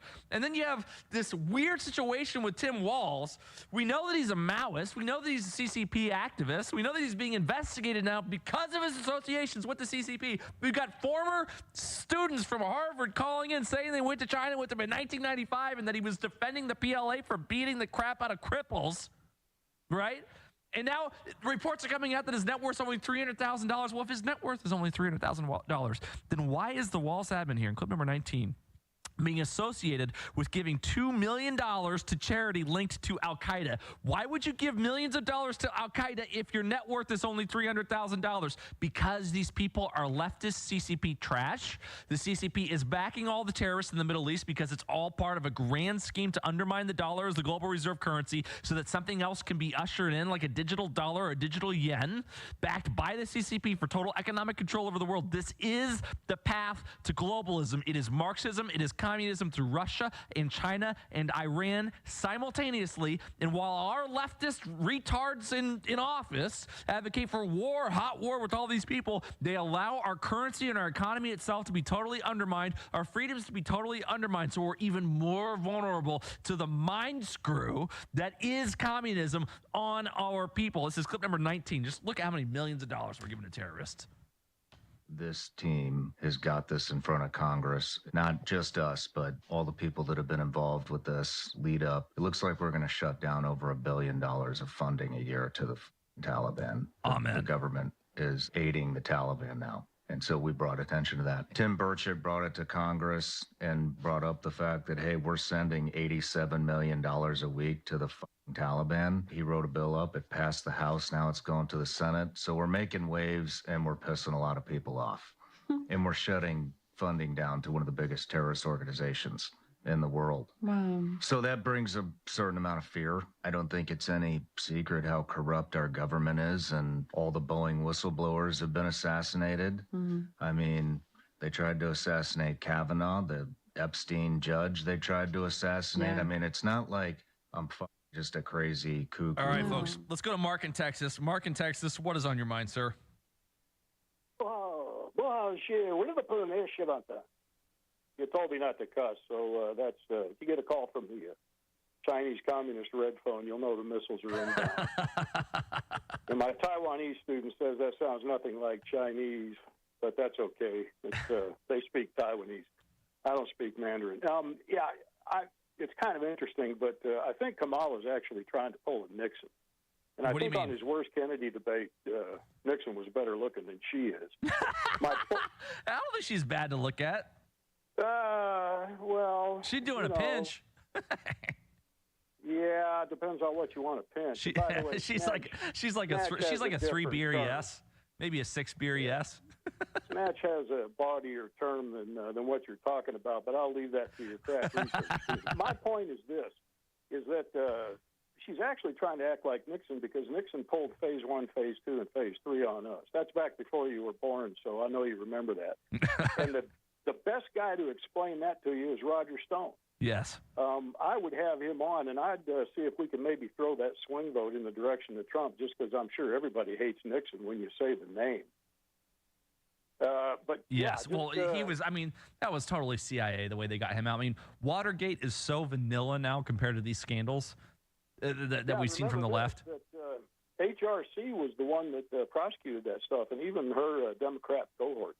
Wait. Hillary Rodham Clinton prosecuted Watergate? Oh, yeah. You've got to go back and you got to have Roger explain that in phase 1, phase 2, and phase 3. Oh, man. Because remember, too, we also got schmacked with the oil crisis in '73. And then Carter, of course, came in and whacked us with a 55-mile-an-hour speed limit. Yeah, everybody thinks he's so harmless because of Habitat for Humanity. But he was just a terrible, terrible president. Well, yeah, he was a submariner, and that's a problem. You spend too much time undersea, under the water, and you're going to end up really screwed up at 70 atmospheres. But anyway, that's really all I had. The last thing I'll say is I'll bet you 3 aircraft carriers we're not going to see an election. I'll bet you 3 aircraft carriers. So how is it that they could pull off not having the election? Well, that would be if we lose basically what is 1/3 of our naval capability, because we've gone down from 700 ships 15 years ago to basically about a 280-ship Navy, I think. And you got to remember something. The Navy operates around those aircraft carriers. Right now what we've got is Roosevelt, Lincoln, and I forget the name of the... Which Roosevelt is it named after? Yeah, TR. Guess what? He was the ultimate... yeah. You would have slapped FDR silly. Well, yeah, the problem is that he was probably the original communist. You think Teddy was a commie? I don't know, man. Well, he pulled a lot of stuff that basically was a good thing that he did, but he operated well outside the bounds of, just like he's the guy that purchased Louisiana. He was operating.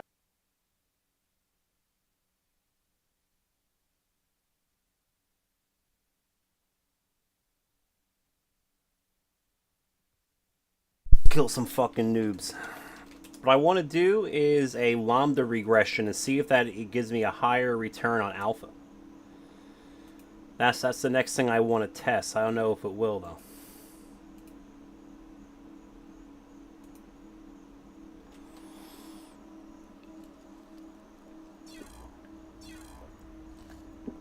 It's definitely worth a shot though.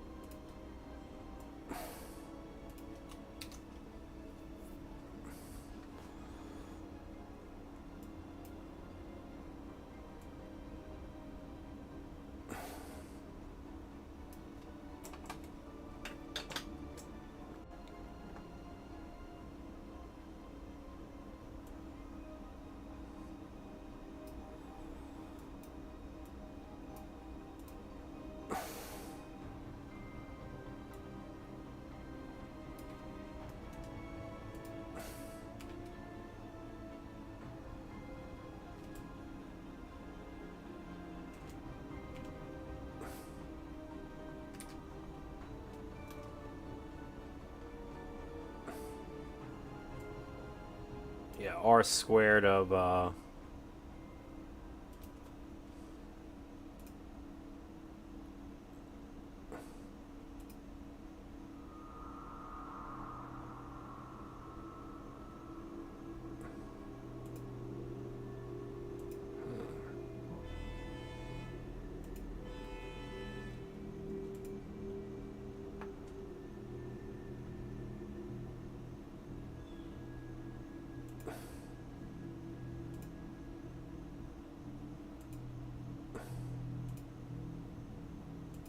probably not. Just put alpha in there.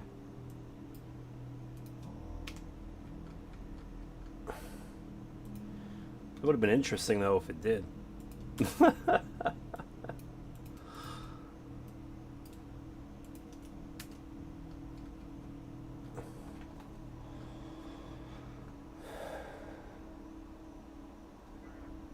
Oh, you know what it is though? You got to put the correct data in there. Hold on. What the fuck am I doing?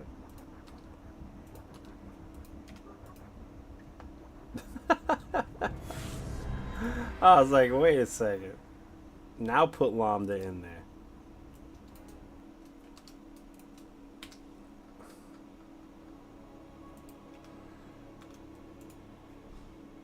I'm like, didn't I get it like an R squared of like fucking 8.5 or some shit?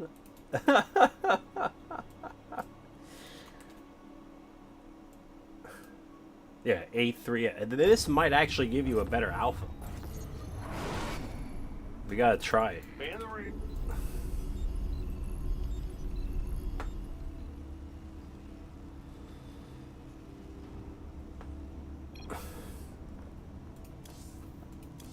SCV ready.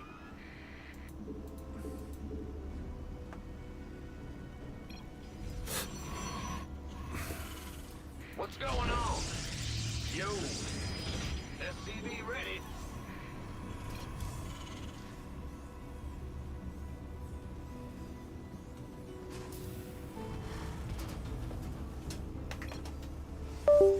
Additional supply depots required. Move it. You're the boss. Big job, huh? Not enough minerals. Not enough minerals. Not enough minerals. Uh-huh. Bad. Not enough minerals. SCV ready.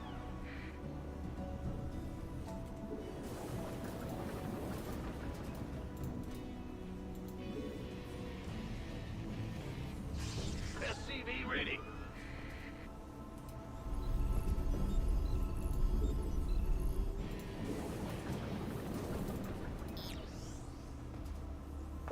SCV ready.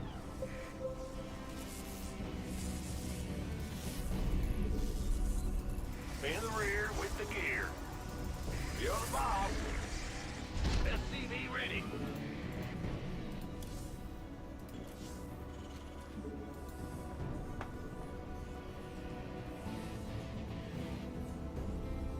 SCV ready.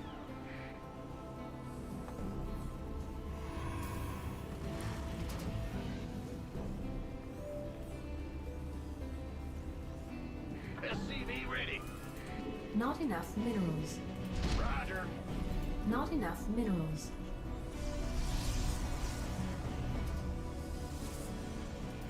SCV ready. Go ahead. Yes, sir. Yeah.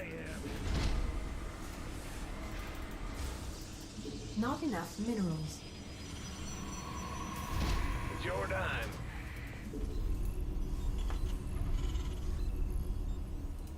Bad news. Not enough minerals. SCV ready. Not enough minerals. Go ahead. Ah! You scared me.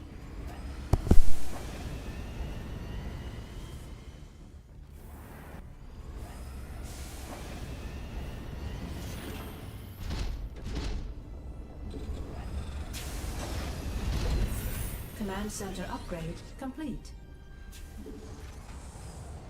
Not enough minerals. Not enough minerals.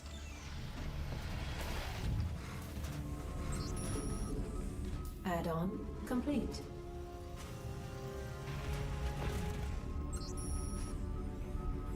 Go ahead. Add-on complete.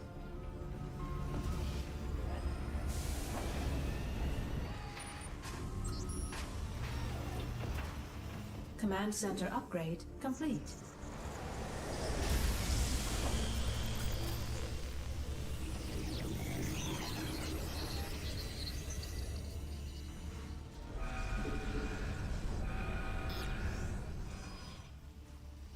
It's your dime. Yep. Bad news. I can't build here. Roger. Not enough minerals. Not enough minerals. Not enough minerals. Not enough minerals. Insufficient Vespine gas. Insufficient Vespine gas. Insufficient Vespine. Not enough minerals. Not enough minerals. Not enough energy. Not enough energy.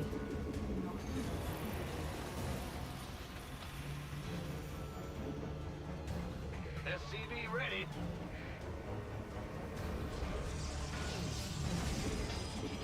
SCV ready to raise some hell. SCV ready.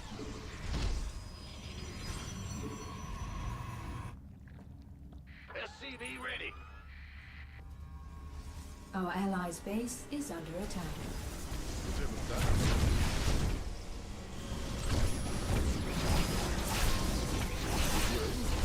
Ready to raise some hell.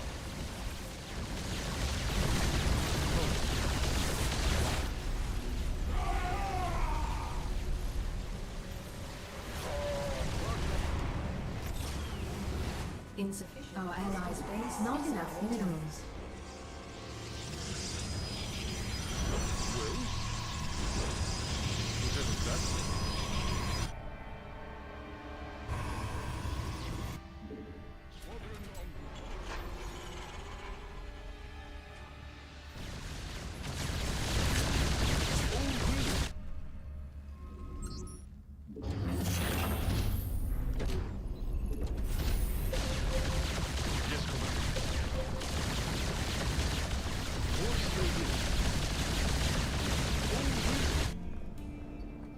It's a trap.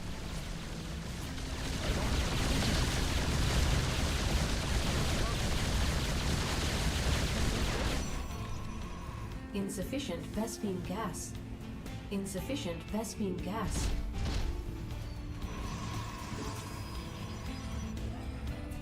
Well? En route. Who called in the fleet? Course laid in. I don't...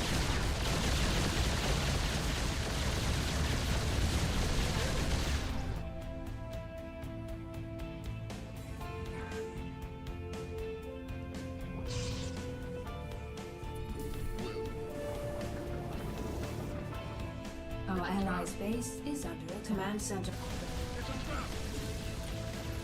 Our allies are being attacked.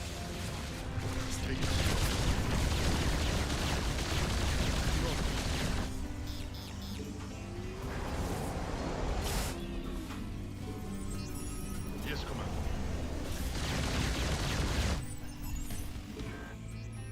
What's going on? SCV ready. I can't build here. Bad news. Mineral field depleted. SCV ready. Well? SCV ready. SCV ready.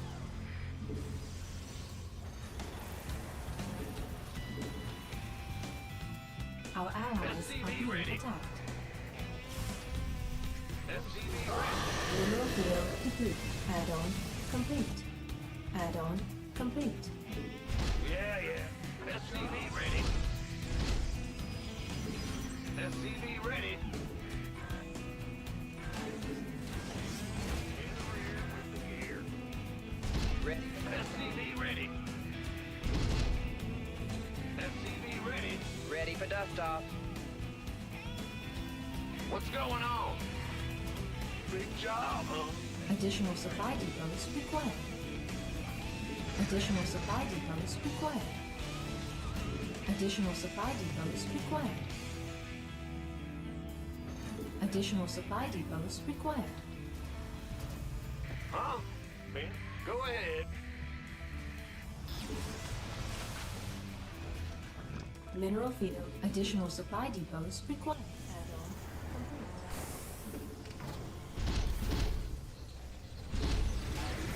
Big job, huh? You're the boss. SCV. Our allies are being attacked. Yes, Commander. Upgrade complete. Add-on complete. SCV ready. Our allies' base is under attack. Ready for dust off. Research complete. Talk to me. SCV ready. Additional supply depots required. Our SCVs are under attack. Go time. SCV ready. Our allies are being attacked. Ready for... You want a piece of me, boy? Our allies are being attacked. Oh. Additional supply depots required. Additional supply depots required. Unacceptable landing zone. Go. Additional not enough. I can't get up out here. Ready to pick up. Armed and ready.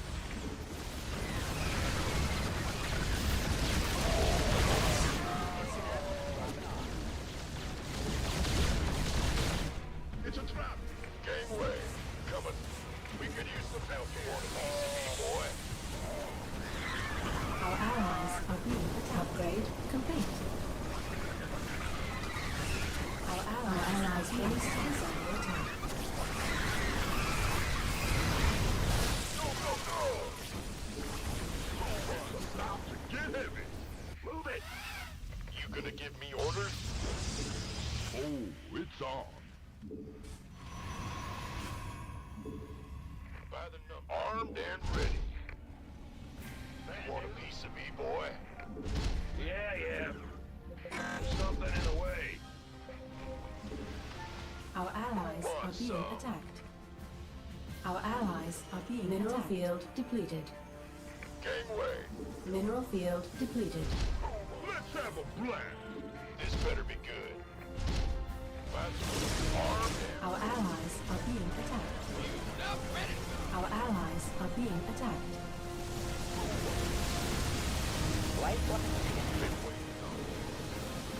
Add-on complete. Mineral field. This better be good. Somebody, get me out of this mess. Not enough minerals. Our allies' base is under attack. Our allies are being attacked. Sure thing. Armed and ready. Mineral field. Gangway. Want some? Our allies' base is upgrade. Our allies are being attacked. Armed and ready.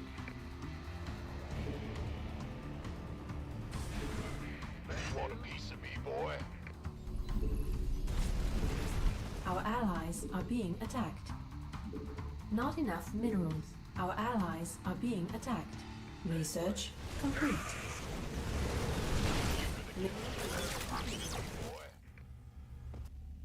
This better be good. Our allies are being attacked. Armed and ready. Our allies are being attacked.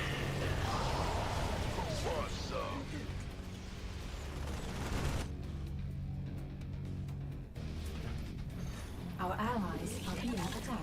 Nuclear missile ready.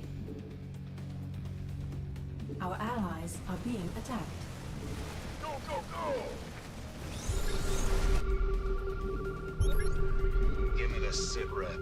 Our allies are being attacked. Anyway, coming through. It's go! Go, go, go! This way is done. Ready for dust off. Our allies are being attacked. Who wants us? Our mineral field are being attacked. Gangway, coming through. Research complete. I'm on it. Solo, go. Our allies are being attacked. We could use some help here. Solo.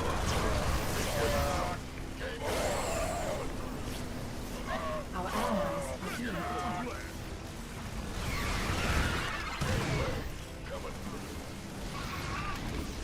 Solo.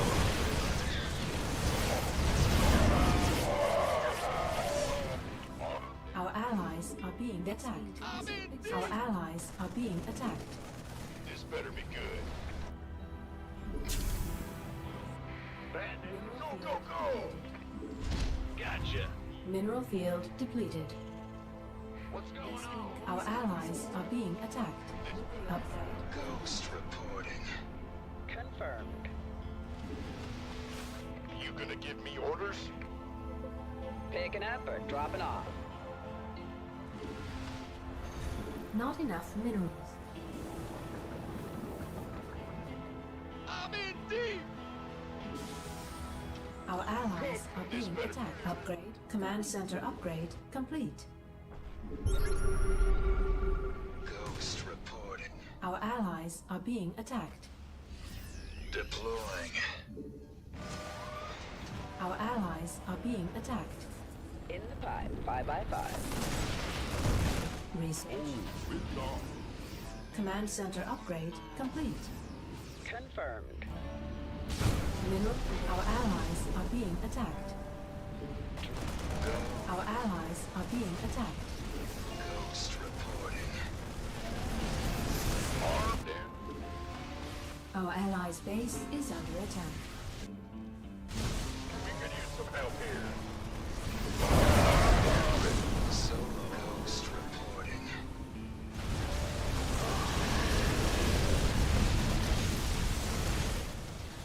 Gangway, coming. Our allies are being attacked. Get heavy. Our allies are being attacked. Somebody, get me out of this mess. Your forces are under attack. Our allies are being attacked. Our allies are being attacked.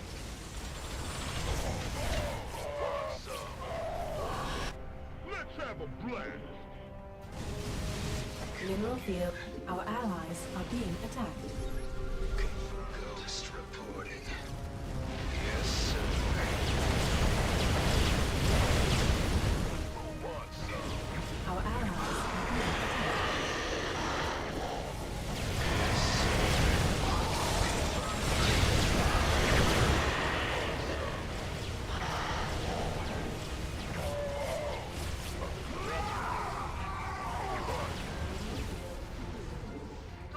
Our allies are being attacked.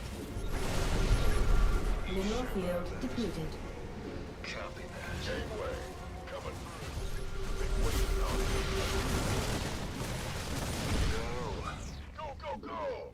Our allies This are better be being good. attacked. Go. I'm on it. Our Ready for allies dust are off. being attacked. Ghost reporting. We could use some help here. Ghost reporting. Our allies are being attacked.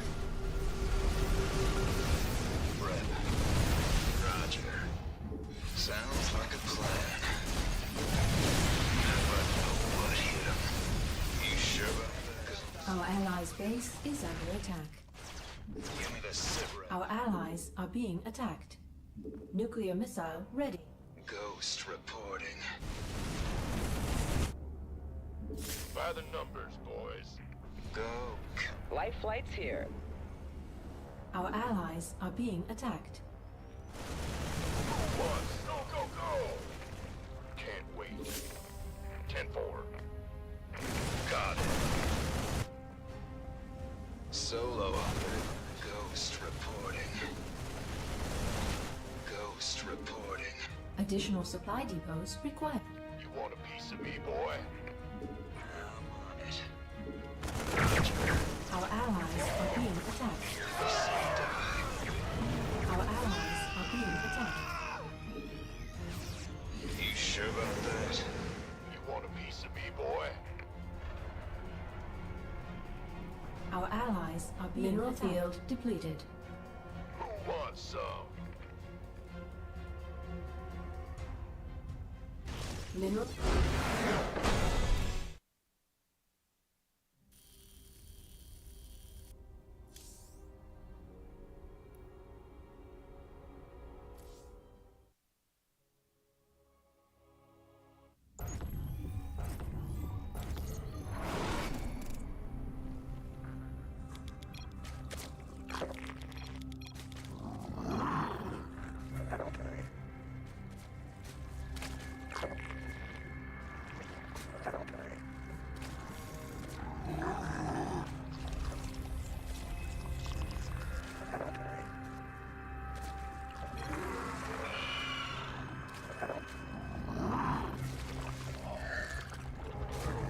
Metamorphosis complete.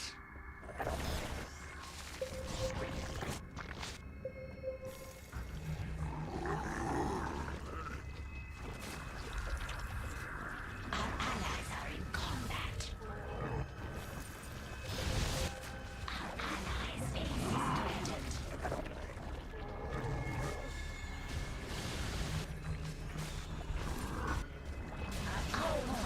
allies are in combat.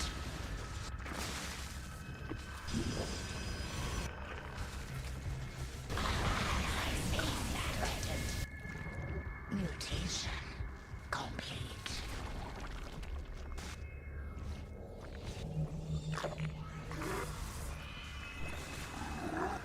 Mineral field depleted. Our allies are in combat. Our allies are in combat. Our forces are under attack. Mineral field. Our allies mutation.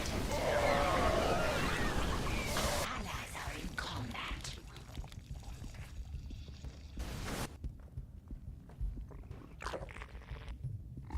Mutation complete. Our forces are under attack. Allies bases. Our allies are in combat. Mineral field. Your allies' base is besieged. Our allies are in combat. Mineral field depleted. Our allies are in combat. Mineral. Your allies are in battle.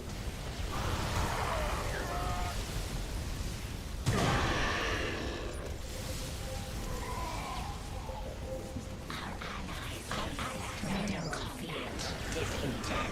Our allies' base is threatened. Our allies are in combat. Mineral. Our allies are in combat.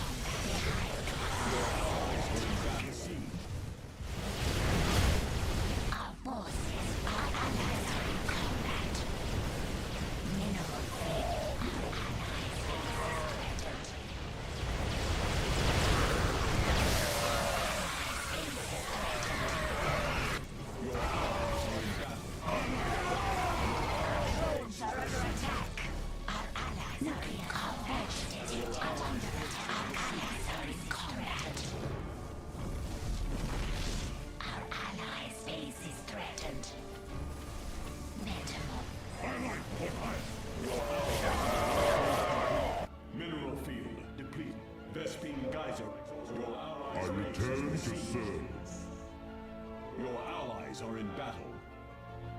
The enemy closes. Your allies' base is besieged. Your probes are being attacked. Your allies' base is besieged. Your allies are in battle. Our allies are in combat. Our allies' base is here. Launch detected. Your allies are in battle. Your allies are in base is under attack. Your destiny guides against it. Your allies' base is besieged. Your allies are in battle. Your allies' base is besieged. Mineral field depleted.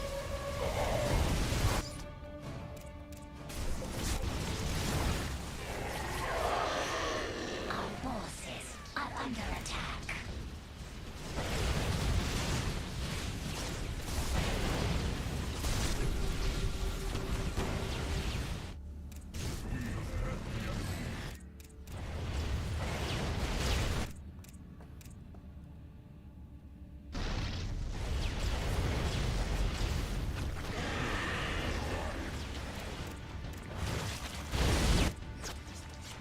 Our forces are under attack.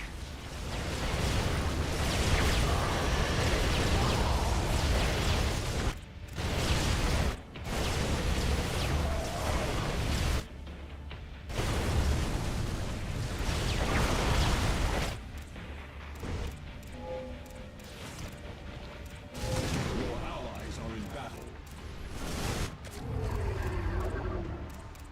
Our allies' base is threatened.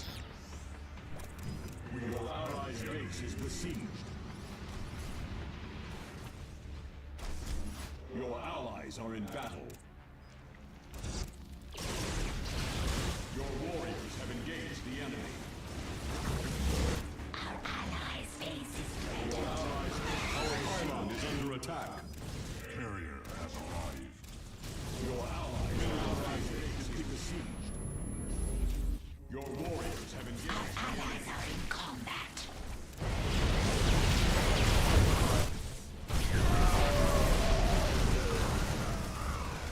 Your probes are under attack. Your allies' base is besieged.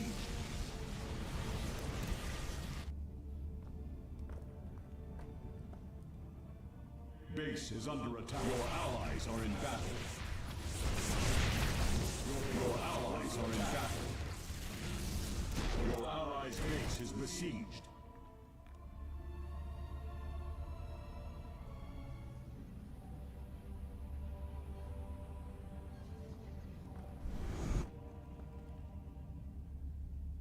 Your allies' base is besieged.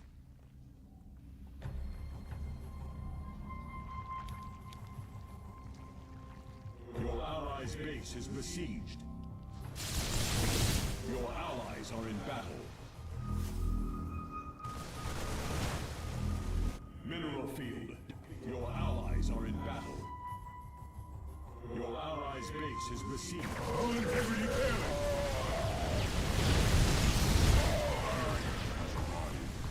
Your allies are in battle.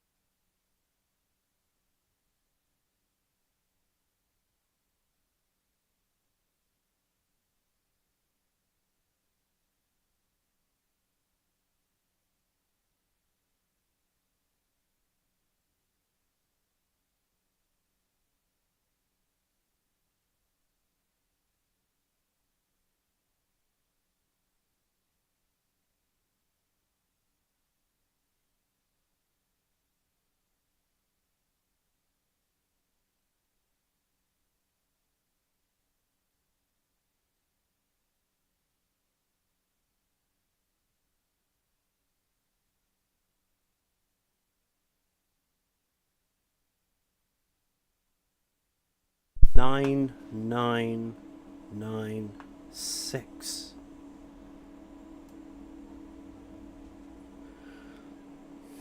Which is actually higher than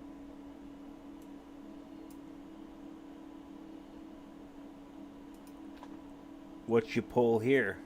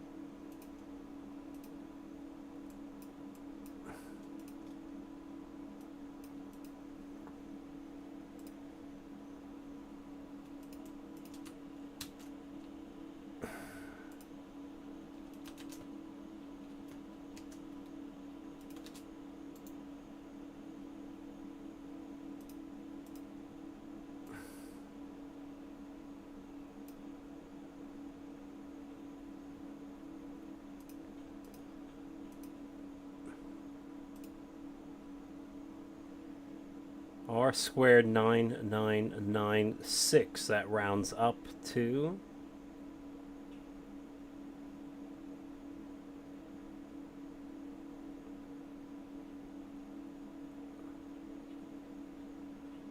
1 technically. If you ever round it up, it rounds up to 1. You'd have to go out to like the next decimal.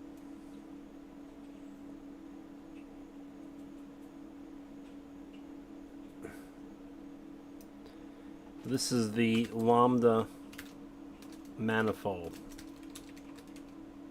GH. Okay.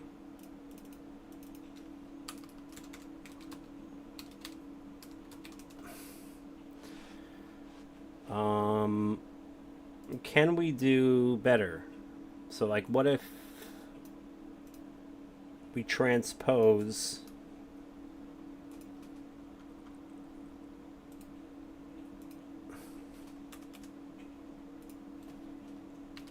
just the linear constants? So it won't be better, but like will be like the same R squared. Like that's all I want to know. No, it's actually very low. So it has to be a cubic to pull an R squared of 83. I'm gonna go ahead though and put alpha back there for now.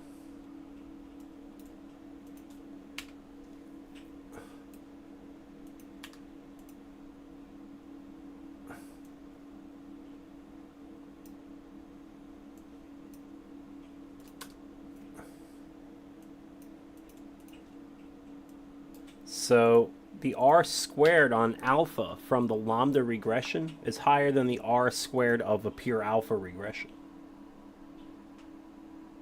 which I find to be quite extraordinary. Okay.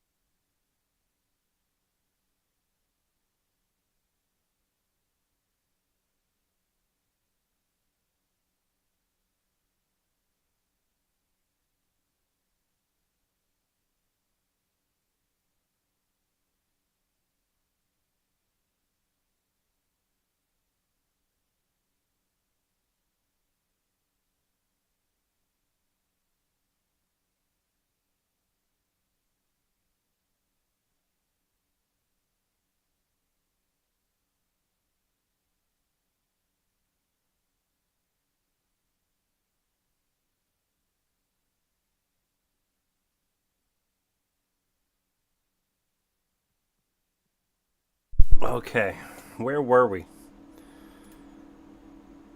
Oh yeah, I have the new spreadsheet here. Latario, if you can... Here's the spreadsheet here. Has the, it has the cubic regression calculator on tab 2.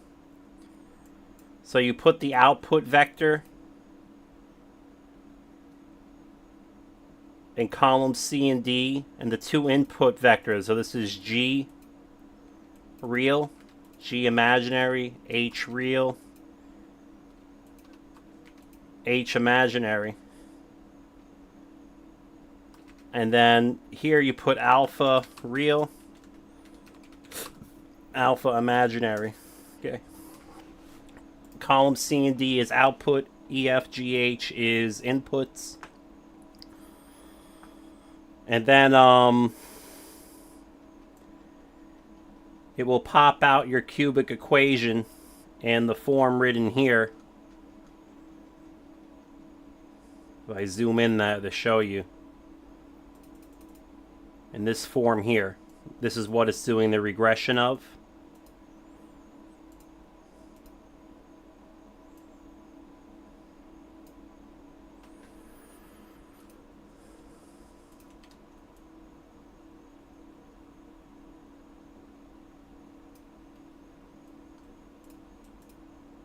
Then it shows you the R squared of the complex regression, like the real R squared is here. And then you can see the R squared on the individual imaginary and real parts here, and the residuals here. Okay?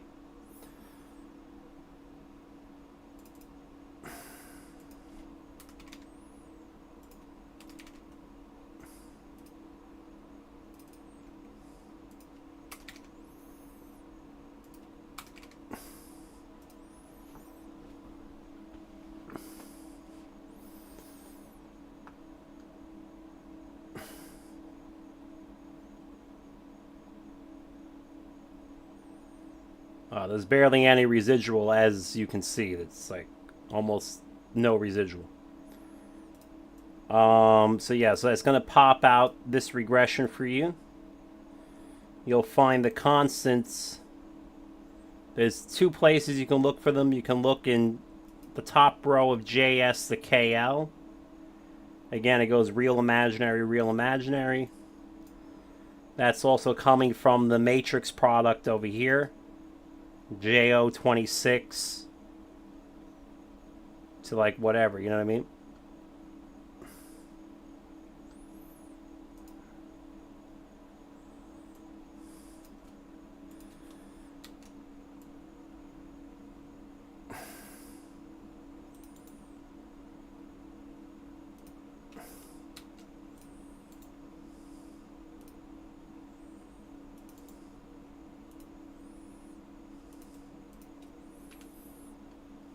Either works. It doesn't matter which one you use.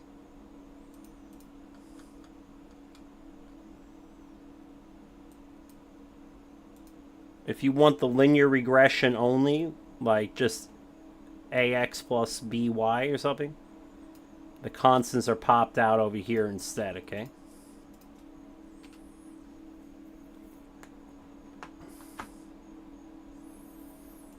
Actually, I wonder what the R squared is on the linear. We can find out real quick. I just want to see. You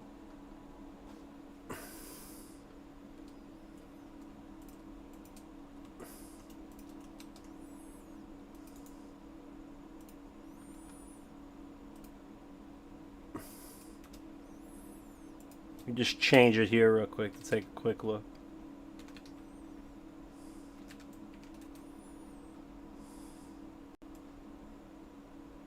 R squared 995.9. Notice how the residuals though are Riley here, you know what I mean? So keeping it in its cubic form, we have 3 9s and a 5, you know what I mean?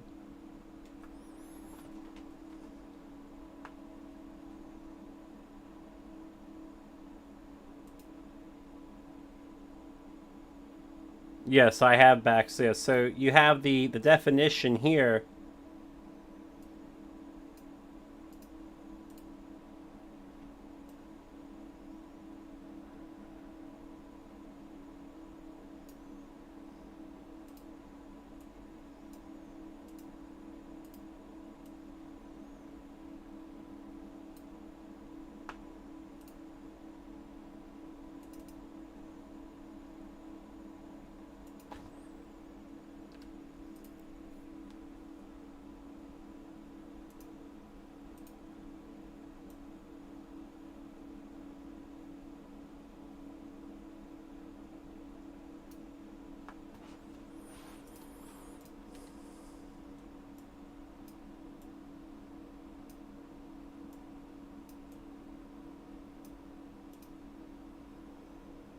So you have SCUV. It's actually just early in election day versus mail-in.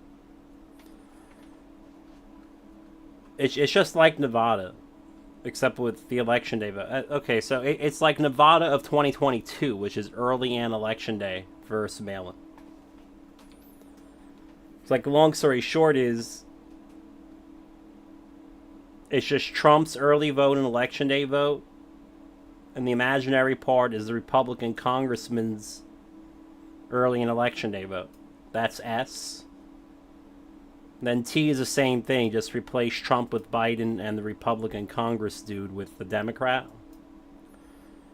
And then U is all the mail-in votes for Trump and the Republican congressman. And V is all the mail-in votes for Biden and the Democrat congressman. So it's a pretty straightforward definition of S, T, U, and V here.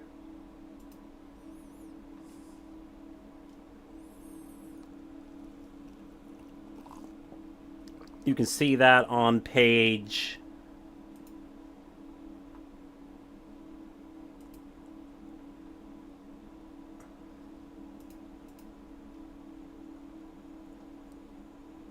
page 8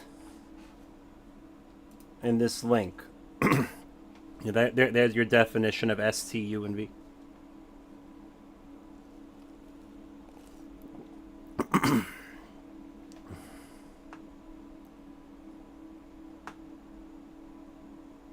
Latari, are you there? Okay. Well, anyway. Finally, for our complex ratio definitions.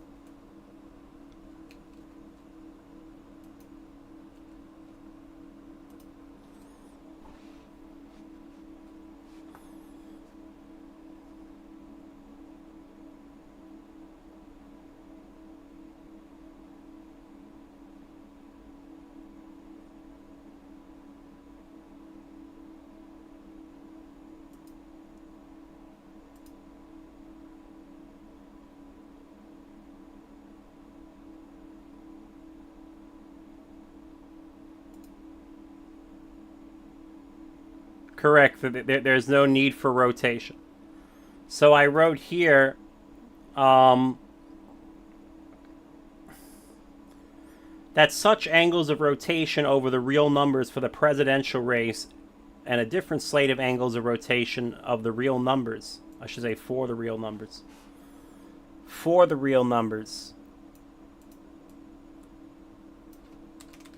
of the congressional race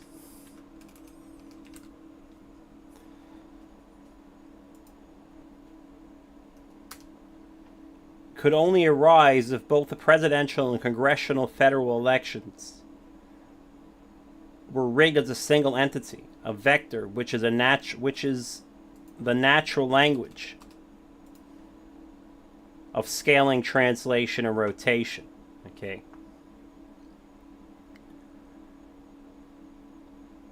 And thus the observed angles of rotations over the reals for the races in isolation was an artifact of the complex number manifold, not the intent or design of it.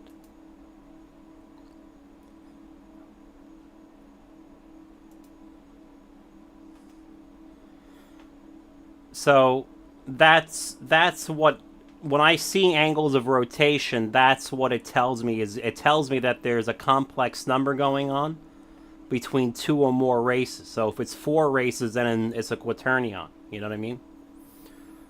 If it's 8 races, it's an octonion. But in short, when you have angles of rotation over the real numbers for one race in isolation, the only way that could be happening is if there's something rotating it, and the only thing that can do that is a complex number. At the very least, is a complex number.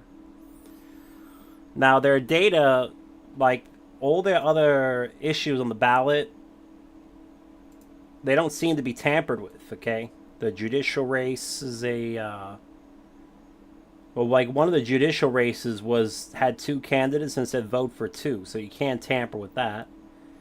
Then they had some special judicial slot, which it wasn't an election. I think it was confirming whether the court existed or not.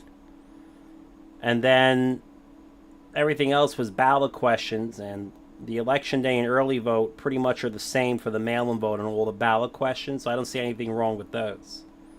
So the only thing you're left with is a regular complex number then, because the only partisan races that of significance are the presidential race. Well, the only races of any significance are the presidential race and the House of Representatives. Oh yeah, I got the full data into that spreadsheet. If you go to the Baltimore mother sheet, I got the whole thing. Took a little bit of thrashing, and in fact, I actually wrote about that. Fourth, that the cast vote record of Baltimore fails to disclose the method of voting, election day, early mail-in, provisional, and that Baltimore provided its precinct totals by method in PDF, and deliberately inserted hidden and alternate characters and ill-designed page breaks to make compiling the presidential and House races nearly impossible. I had to input most of the totals by hand in Excel. In short, the PDF was intentionally designed to prevent data analysis. That's true. Oh yeah, and Lotario, there's 4 congressional districts in Baltimore. District 1, 2, 3, and 4 with the Republican and Democrat nominees here. And it doesn't matter which district they're in. The equation is the same.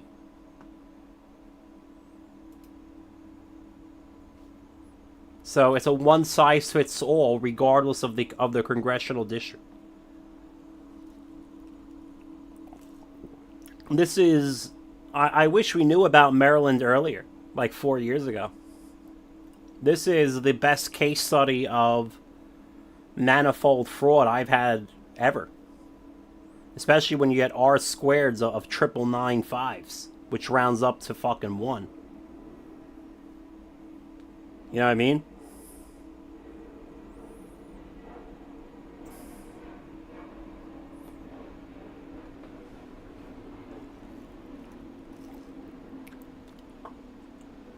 I'm convinced that this fucking PDF that they had here was intentionally designed to make the data unreadable. It had to be. It didn't have to be that hard.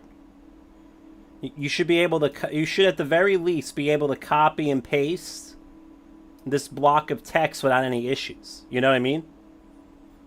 Even if it didn't align exactly with the next block. It's worse than Clark and Washoe. It's the worst election in the history of the United States. I mean, we can just look at the election day versus the mail-in percentage, and you get these really, really deep. This is just Trump versus Biden. Do you see how the election day percentage in red, okay, so the x-axis is the election day and early percentage combined. Do you see how, let's put that in real quick. Okay, so red is the combined early and election day percentage for Trump. So, of course, it's the x-axis, so you get a 45-degree line. The blue line, however, is Trump's mail-in percentage. Do you see how the distance, and orange is lambda, by the way. Okay, orange is lambda. In this arrangement, lambda is not constant. Okay. Now, what's happening because of this? Well, remember that Biden's mail-in percentage, which is in green, okay, we're going to put an average line through it, okay, is 1 minus Trump's mail-in percentage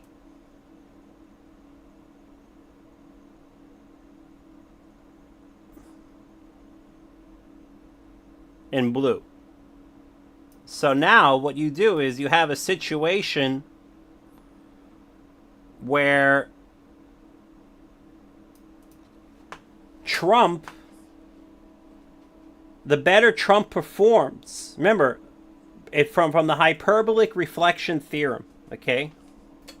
You have to understand the geometry of what's happening here. But the literal geometry, forget statistics. We have the vertical hyperbolic reflection theorem. What this says is that 1 minus y, which is Biden's mail-in percentage, okay? Well, I'll put it in green. 1 minus y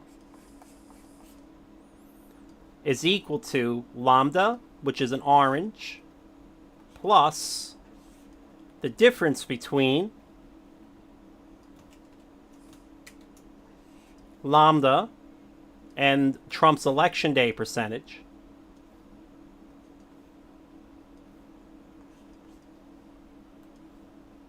times the proportion of mail-in to election day votes, which we're going to write as zeta, to the negative first, so the reciprocal. So no matter what zeta is, whatever the proportion of mail-in to election day votes is, Biden's mail-in percentage in green can never fall below the orange line, or in this case, the orange curve,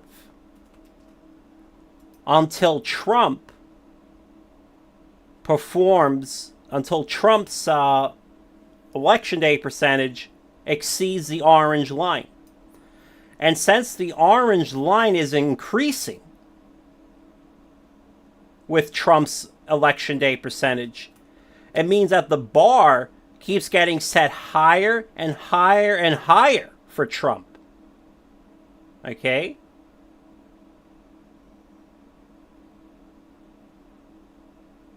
That's why everything intersects with, like, everything sort of converges here because of the hyperbolic reflection theorem. Okay?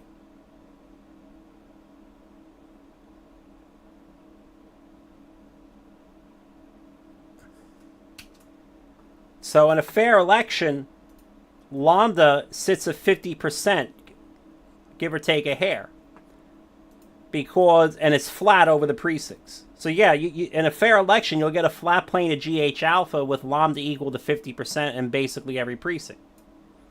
But that's not unusual, that's expected, okay? And all that means is that Trump only needs to get 50% of the election day vote to get 50% of the mail-in vote, which is what you would expect in a fair election. Okay? Now, omega is lambda is shaped by the average proportion of mail-in to election day votes. So if the proportion to mail-in to election day is really high, you'll get a lambda that looks something like this. Okay. If the proportion of election day to mail-in votes is really low, you'll get the reverse picture. It'll look something like this. Okay. But never do you get a shape like that. That just doesn't happen. Okay. That's a very strange lambda. There's no lambda that produces that in a fair election. Yeah, the bow shock, exactly. So we can tell that this is the largest bow shock that we've ever seen. Yeah, so you do remember that. This is by far the largest bow shock I have ever seen, because now notice that when Trump gets 0% of the election day vote, he also gets 0% of the mail-in vote, which is fine. That's what you expect. If everybody hated Alice, that nobody voted for her on election day, you would expect that nobody would vote for her in the mail, right? There's technically nothing wrong with that. However, when Trump gets 100% of the early vote, which means Biden got 0% of the early vote, you would expect Biden to get 50% of the... you would expect Biden to get 0% of the mail-in vote. But that actually isn't what happens. For some reason, he magically gets, if we project that derivative, he magically gets 40% of the mail-in vote, even if he got 0% of the election day or early vote. So it's a two-way street that favors Biden and Biden only. Because that means Biden can never get less than 40% of the vote.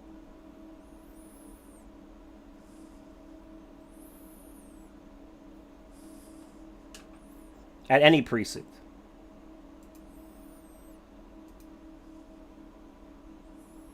But Trump, well, Trump can get 0% of both votes, as you can see down here.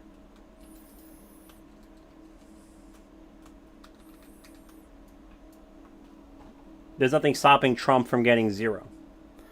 In fact, the only reason they don't give Trump negative votes or a negative percentage in the mail is because they can't report negative numbers, Latario. Otherwise, they would. They would give him negative votes. The 20 laws and 40 isometry still hold, even if this becomes a negative number, by the way. It's not like they stopped working. So the way they give Trump negative votes instead is by shaving off his votes in precincts where he does well on election day.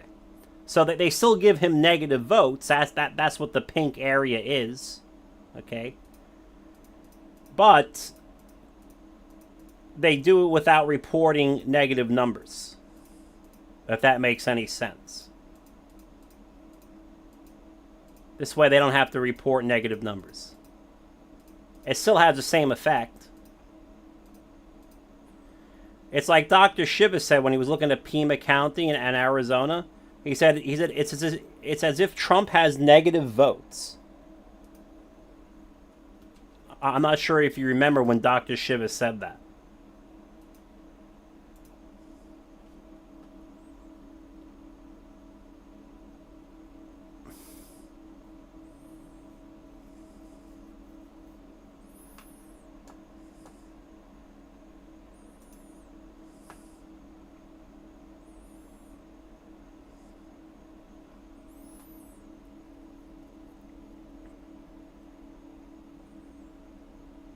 I'll be right back.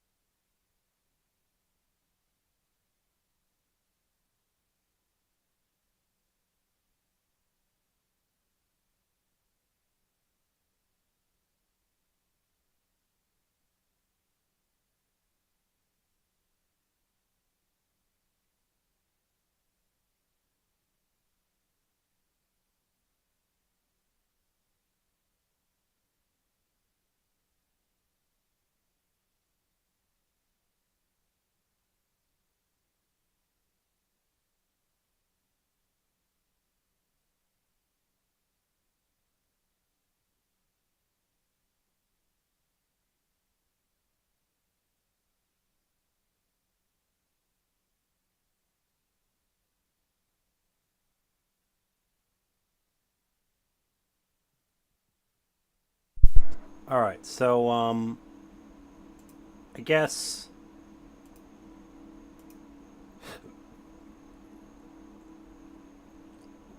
we just pull up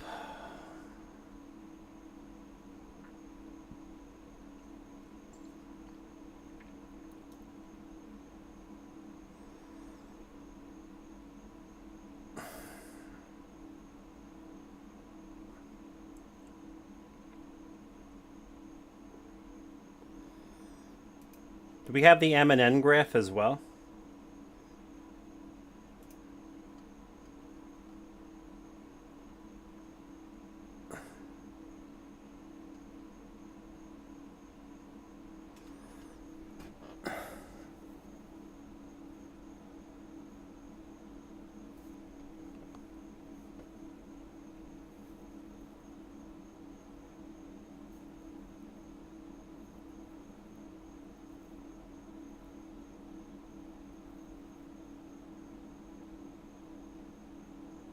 Yep.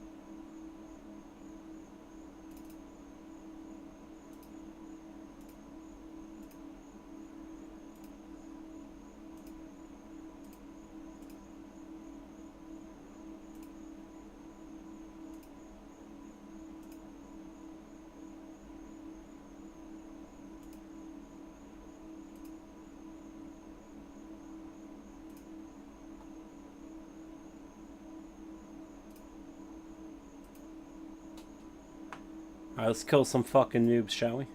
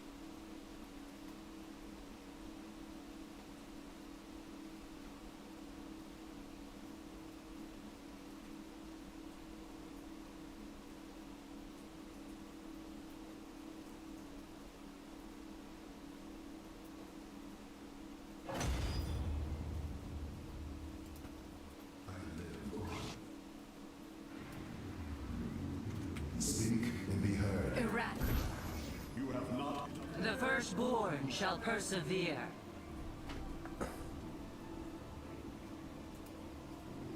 You have not enough minerals.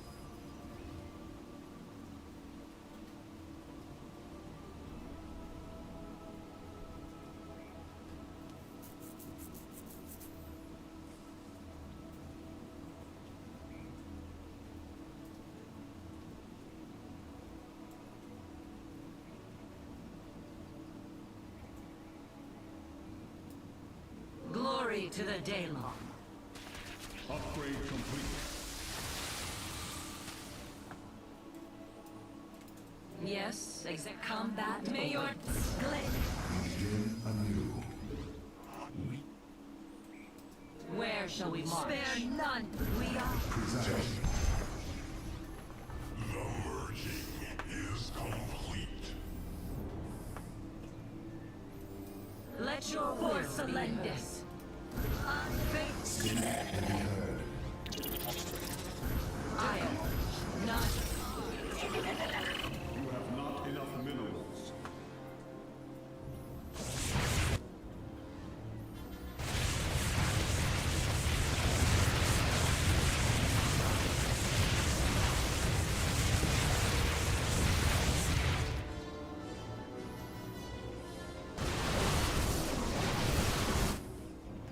Ancient glory reborn. From the shadows I come. Hey, what would you ask of us? Vaporize. Give us your command.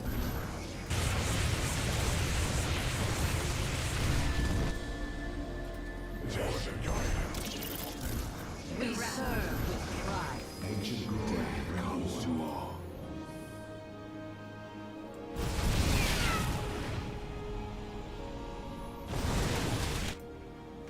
Precinct. You have not enough minerals. I am here in the shadows.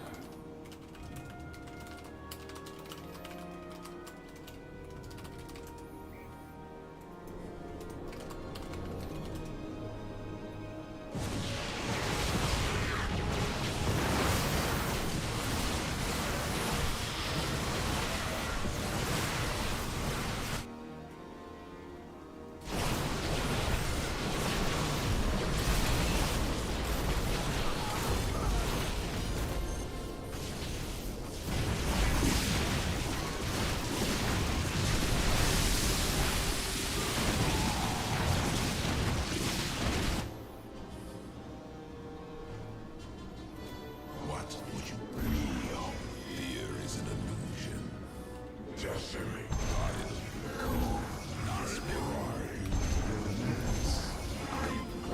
I return to serve. Ancient glory reborn.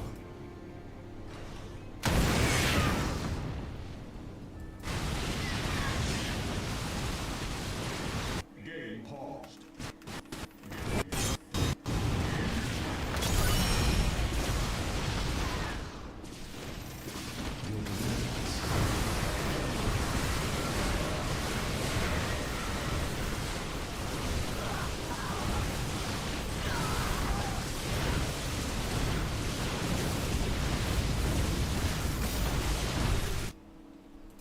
For Shakuras, I am your enemies. I am here in the shadows. I am here in the shadows. You have not enough minerals. Give us your command. Victory.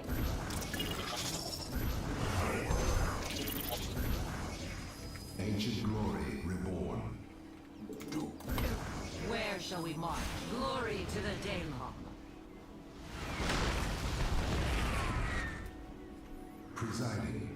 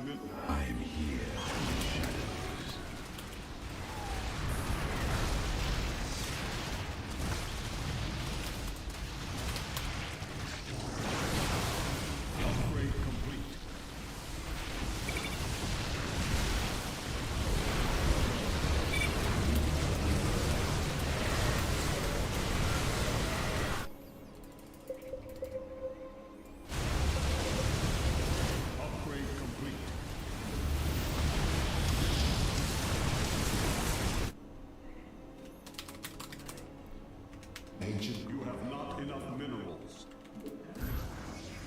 You require Glory to the Daylon.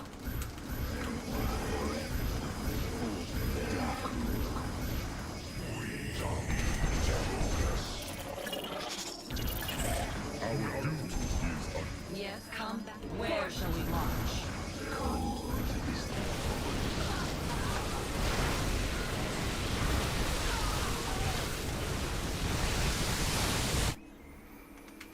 You have not enough minerals. You have not enough minerals. I return to serve.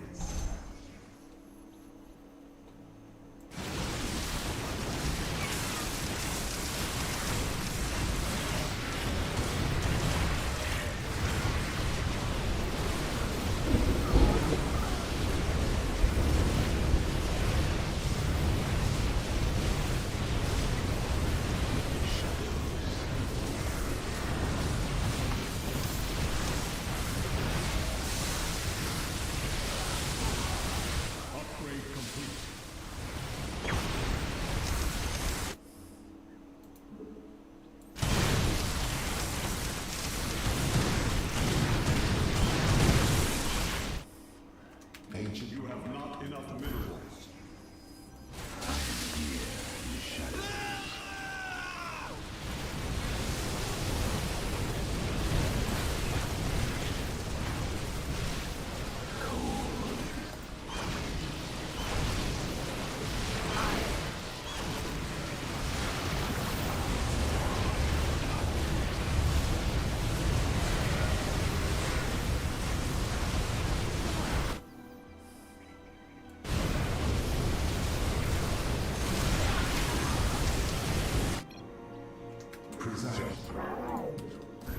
Ancient glory with assault. Data block.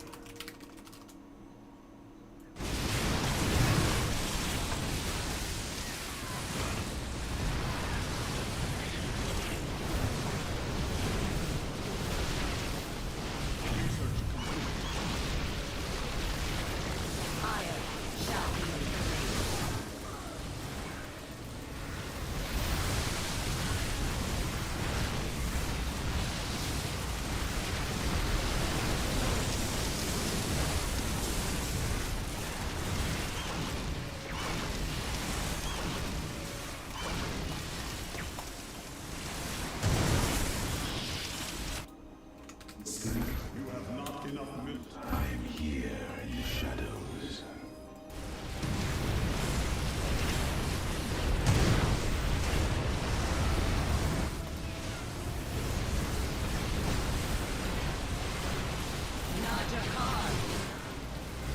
Upgrade complete.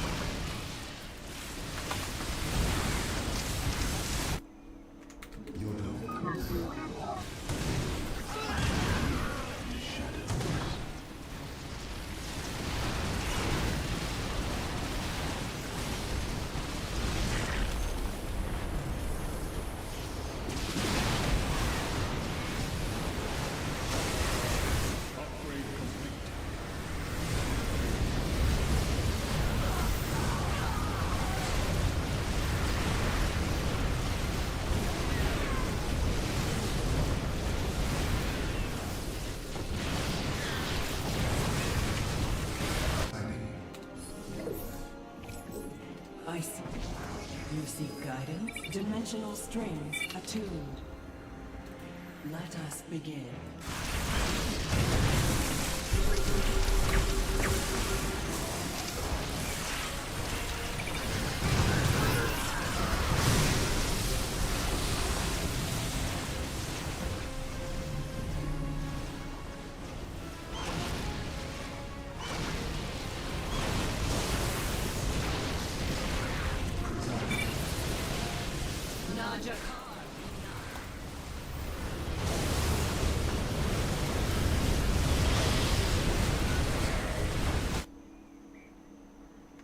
You have not enough minerals.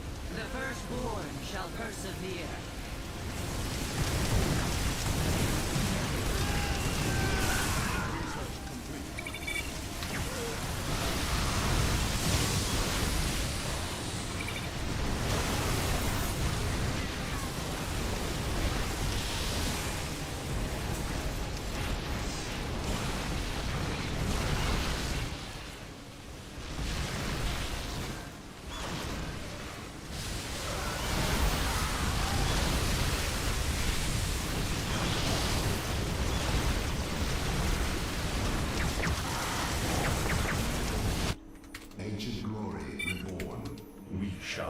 fault.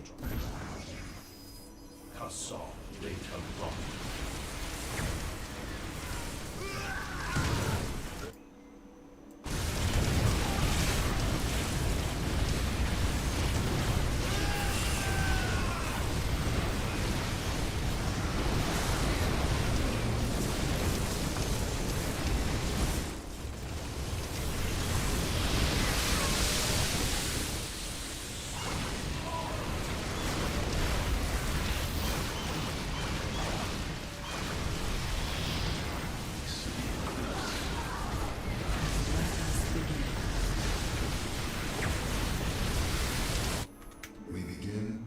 Our fate, the stars, dimensional strings attuned.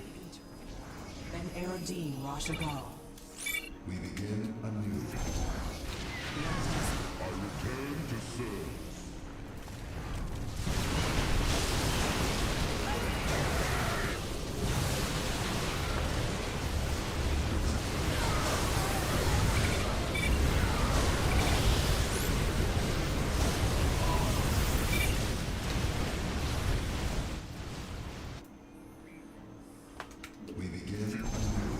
You seek guidance? I return to serve.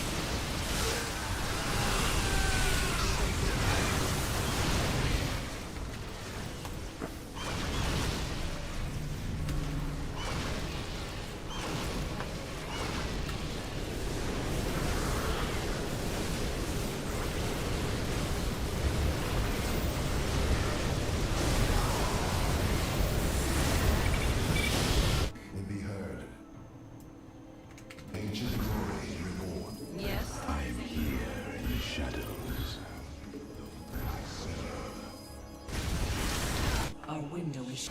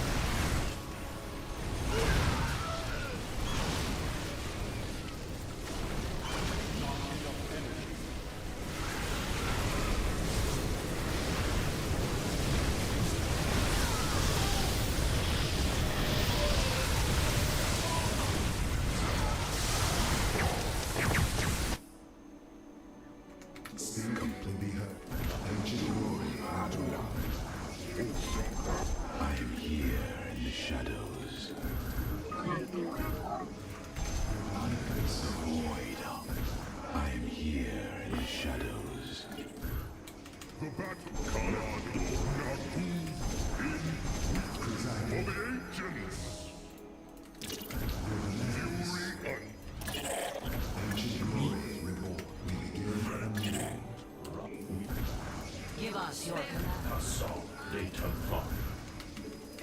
You have not enough minerals. The firstborn shall persevere. Rounding our arms.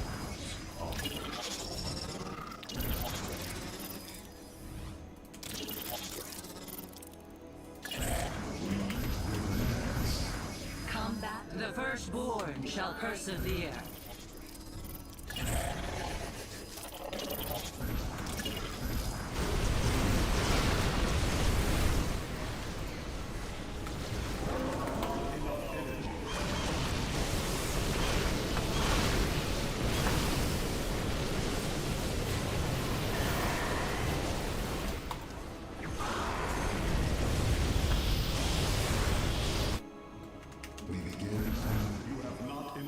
The firstborn shall persevere. You have not enough minerals. You have not enough minerals.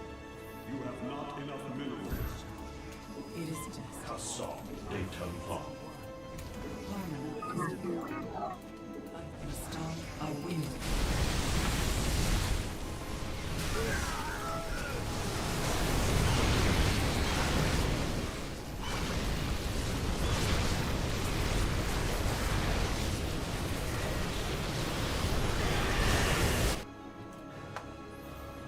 Presiding.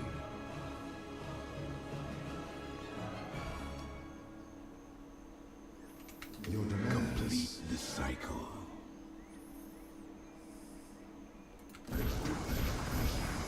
I am here in the shadow. You have not enough minerals. Presiding. You seek guidance. I am here in the shadows.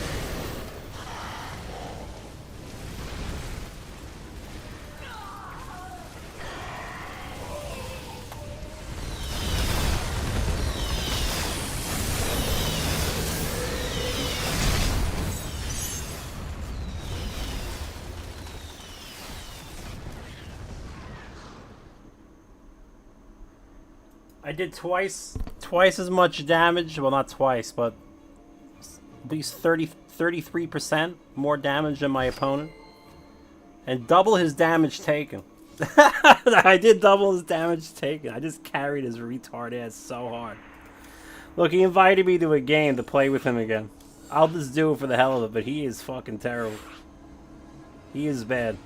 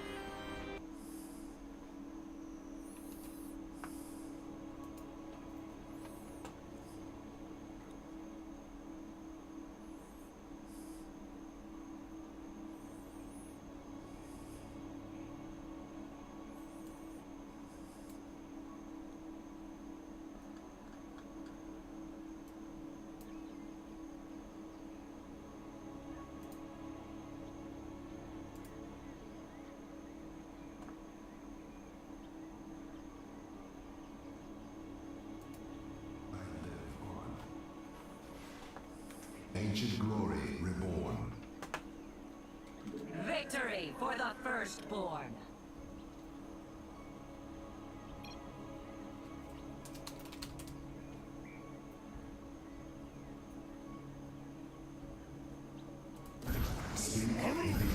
Glory to the firstborn.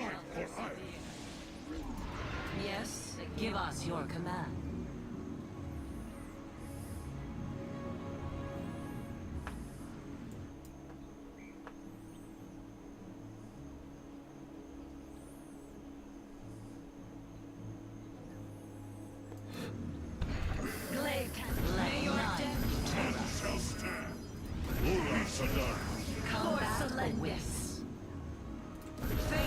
We stand as one.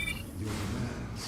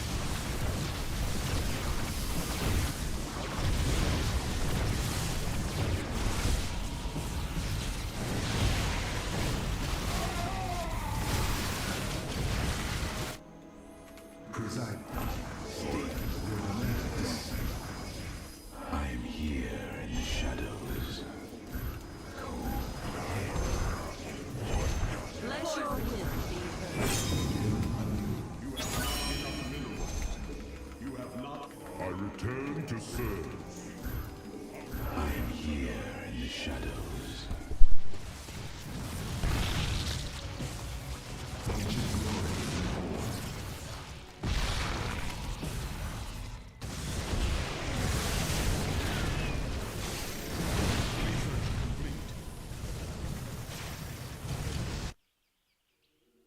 The void is the void.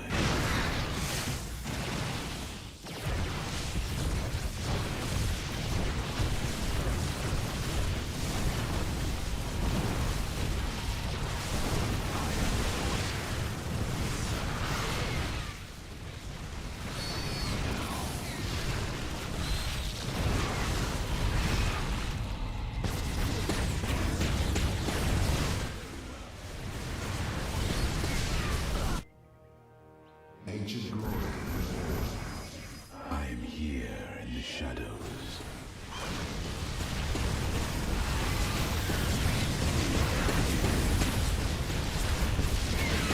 We begin anew.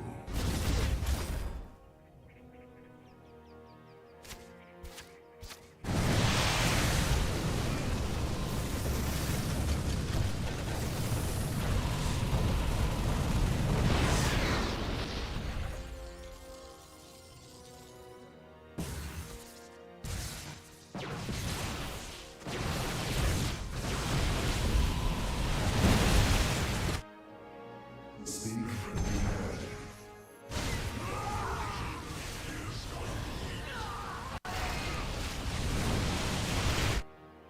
Justice, command. You have not enough. My life for you have not enough minerals. My life for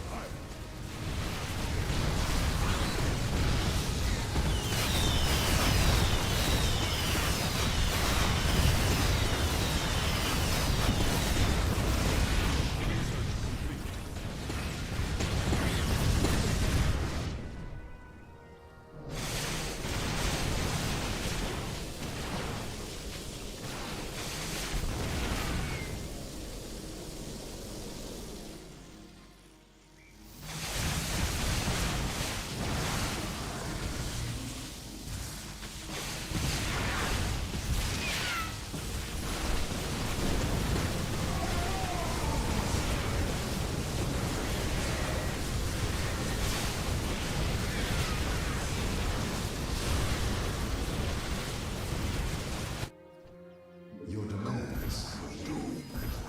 I am here in the shadows. Complete unto. You have. I am here in the shadows.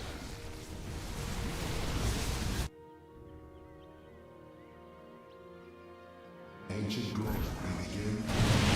I am here in the shadows.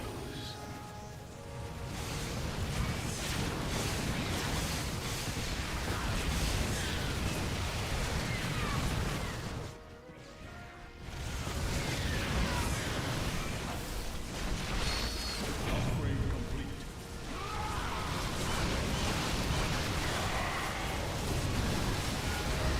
Upgrade complete.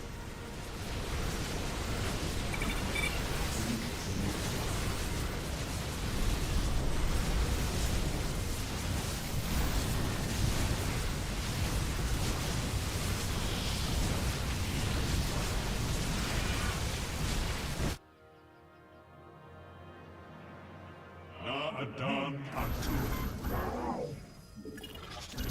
You have not enough. You have not enough minerals.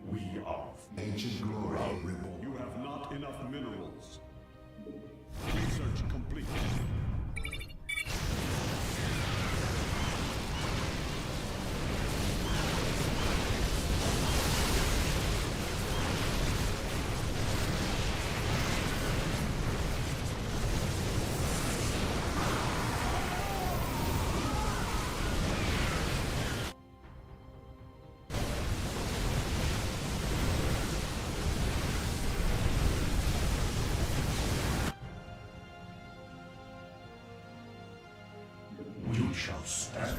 We begin. You have not enough minerals. Cassol data clock.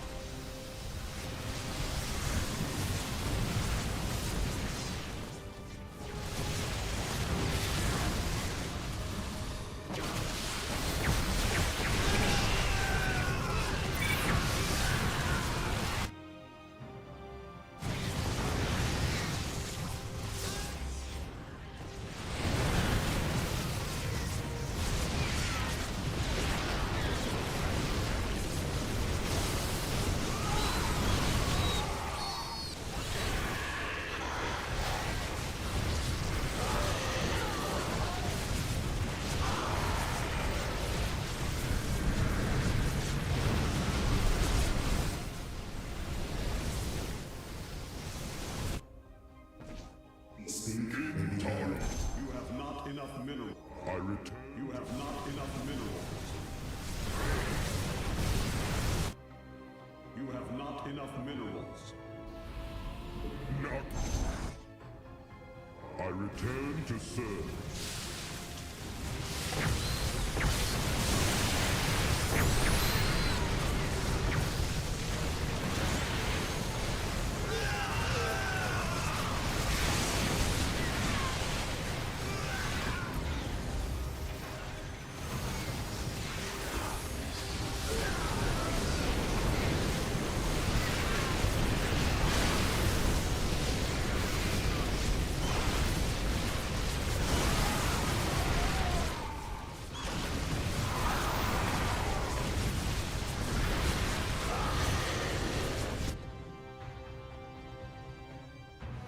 Your demands. I return to serve.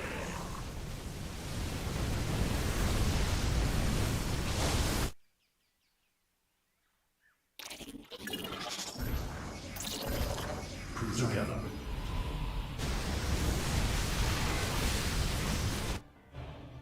You have not enough minerals. The merging is complete. We are the slave of your body.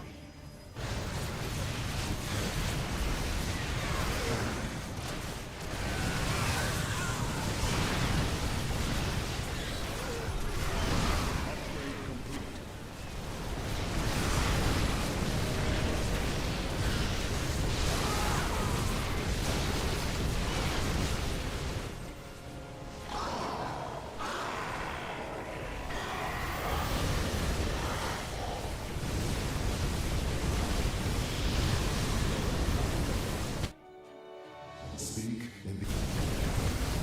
Upgrade complete.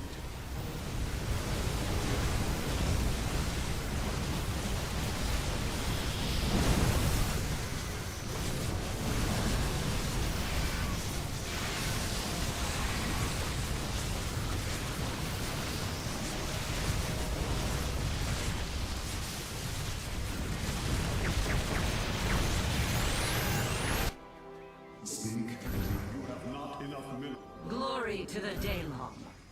You have not enough minerals.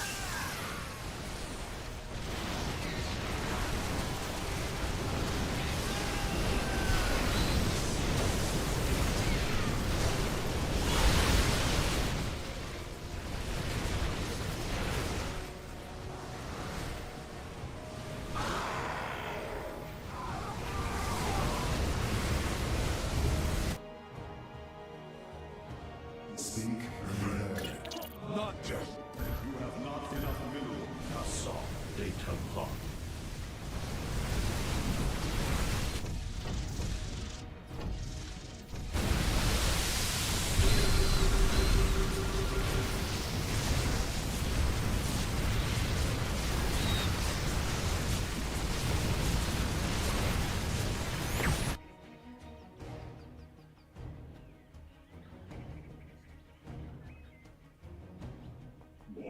Ancient glory reborn.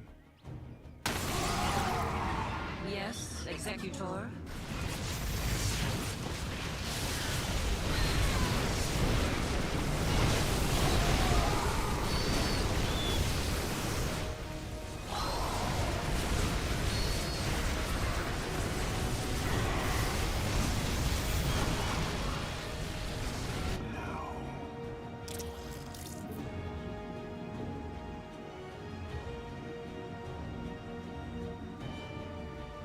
Let your will be heard.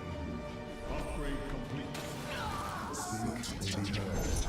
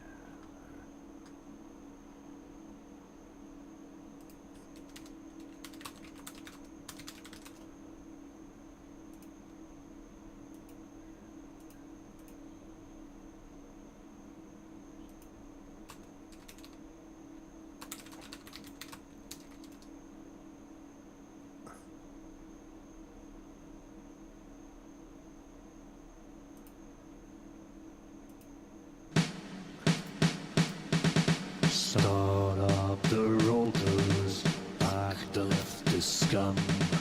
Drop them in the oceans, leave no one alive. Free your country from the leftist scum. Forever free, prosperous and proud. Start up the rotors, back the leftist scum. Drop them in the oceans, leave no one alive. Free your country from the leftist scum.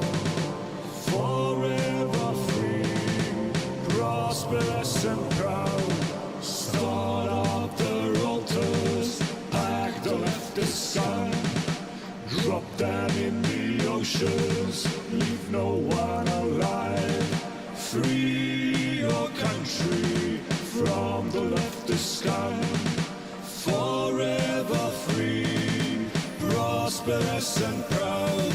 Start up the rotors, back the leftist scum. Drop them in the oceans, leave no one alive. Free your country from the leftist scum. Forever free, prosperous and proud. Start up the rotors, back the leftist scum. Drop them in the oceans, leave no one alive. Free your country from the leftist scum. Forever free, prosperous and proud. Start up the rotors, back the leftist scum. Drop them in the oceans, leave no one alive. Free your country from the leftist scum. Forever free, prosperous and proud. Start up the rotors, back the leftist scum. Drop them in the oceans, leave no one alive. Free your country from the leftist scum. Forever free, prosperous and proud. Prosperous and proud. Prosperous and proud. Start up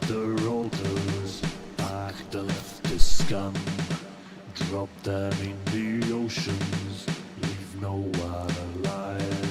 Free your country from the leftist scum. Forever free, prosperous and proud.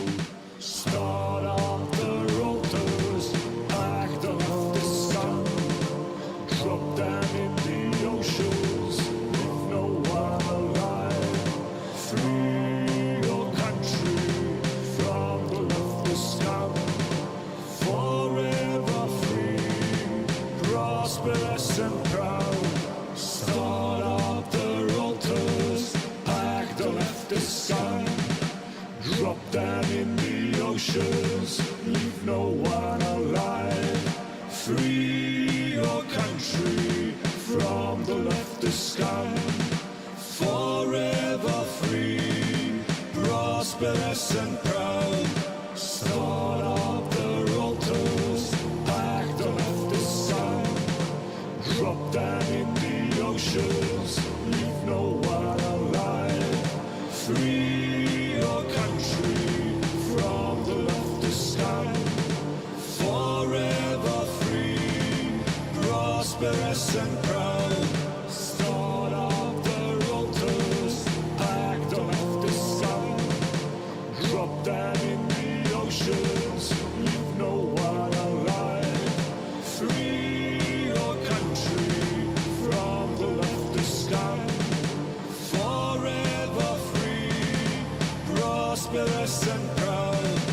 Start up the rotors, act the leftist scum.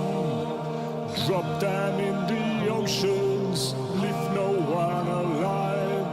Free your country from the leftist scum. Forever free, prosperous and proud. Start up the rotors, act the leftist scum. Drop them in the oceans, leave no one alive. Free your country from the leftist scum. Forever free, prosperous and proud. Prosperous and proud. Prosperous and proud. Start up the rotors, act the leftist scum. Drop them in the oceans, leave no one alive. Free your country from the leftist scum. Forever free, prosperous and proud. Start up the rotors, act the leftist scum. Drop them in the oceans, leave no one alive. Free your country from the leftist scum. Forever free, prosperous and proud. Start up the rotors, act the leftist scum. Drop them in the oceans, leave no one alive. Free your country from the leftist scum. Forever free, prosperous and proud. Start up the rotors, act the leftist scum. Drop them in the oceans, leave no one alive. Free your country from the leftist scum. Forever free, prosperous and proud. Start up the rotors, act the leftist scum. Drop them in the oceans, leave no one alive. Free your country from the leftist scum.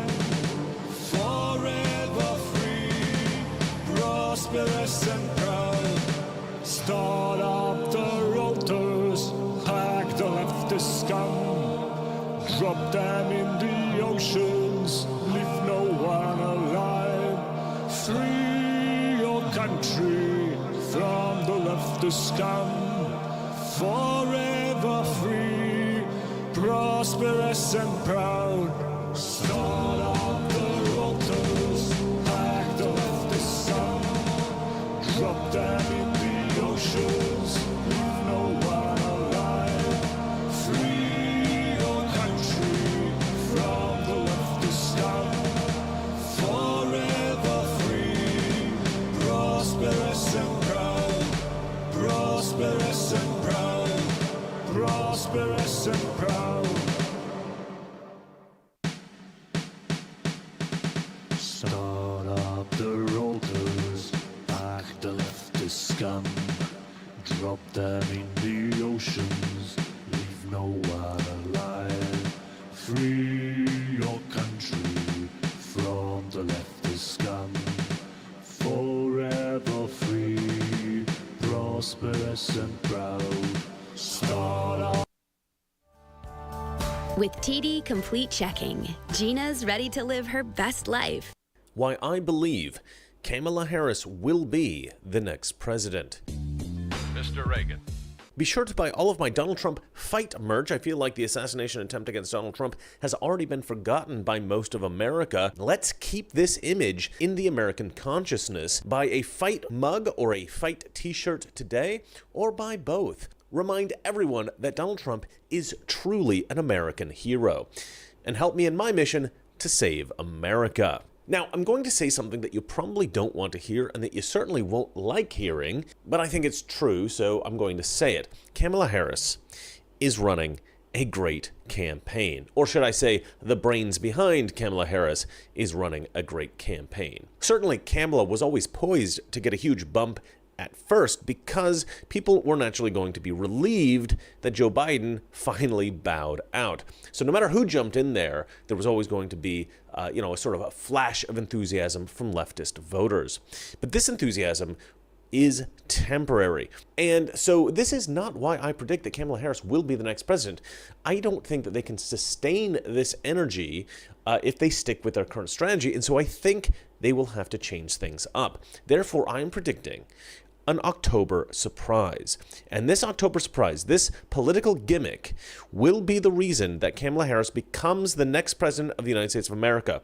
I will explain all of this in one moment. First, of course, I have to sell you something. Did you ever wonder what happened to the legend Chuck Norris? I recently saw a video that he made and I was shocked. He's in his 80s and he's still kicking butt and working out and staying active. What's even more shocking is that he's stronger, he can work out longer, and he has plenty of energy left over for his grandkids. He did this by just making one change. He says that he still feels like he's in his 50s. His wife even started doing this one thing too, and she's never felt better. She says she feels 10 years younger and her body looks leaner and she has energy all day. Chuck made a special video that explains everything, so make sure you watch it by going to chuckdefense.com/Reagan or by clicking the link in the description below. It'll change the way you think about your health. Once again, that's chuckdefense.com/Reagan and click on the link in the description below and watch the video right now. You won't believe how simple it is. Just remember, the legendary Chuck Norris is a whopping 84 years old and yet has more energy than I do. He discovered he could create dramatic changes to his health simply focusing on 3 things that sabotage our body as we age. Watch this method by clicking on the link in the description box below. It's chuckdefense.com/Reagan. So I think Kamala Harris's handlers are doing a great job. Consider the fact that they have the worst candidate for president probably in the history of the country. And they are up against one of the most successful presidents in history and a man who just recently survived an assassination attempt and became an American legend. And look, the years of lies about Donald Trump have certainly made some people hate him, but that's not really enough for Kamala to win. Her team needs to get people excited to vote for her, and they need to maintain that excitement through to the election. And of course, the mainstream media has done everything in their power to try to convince America that Kamala Harris is magnificent. But the primary strategy that Kamala's handlers seem to have taken since that initial boost provided by that relief about Joe Biden, what they've done is a kind of Hail Mary strategy. And the thing is, this strategy seems to have worked a lot better than I think even the political strategists could have ever possibly imagined. And honestly, I think that's a little bit of a testament to how gullible Democrat voters are. This Hail Mary strategy has been, bread and circuses. Put on a great show. offer zero substance, dazzle the crowds with the illusion that Kamala is fantastic, but provide nothing real or significant that can be analyzed or criticized. Think about this. All of Kamala's campaign rallies are actually musical concerts, where at some point during the concert, Kamala gets up and she speaks.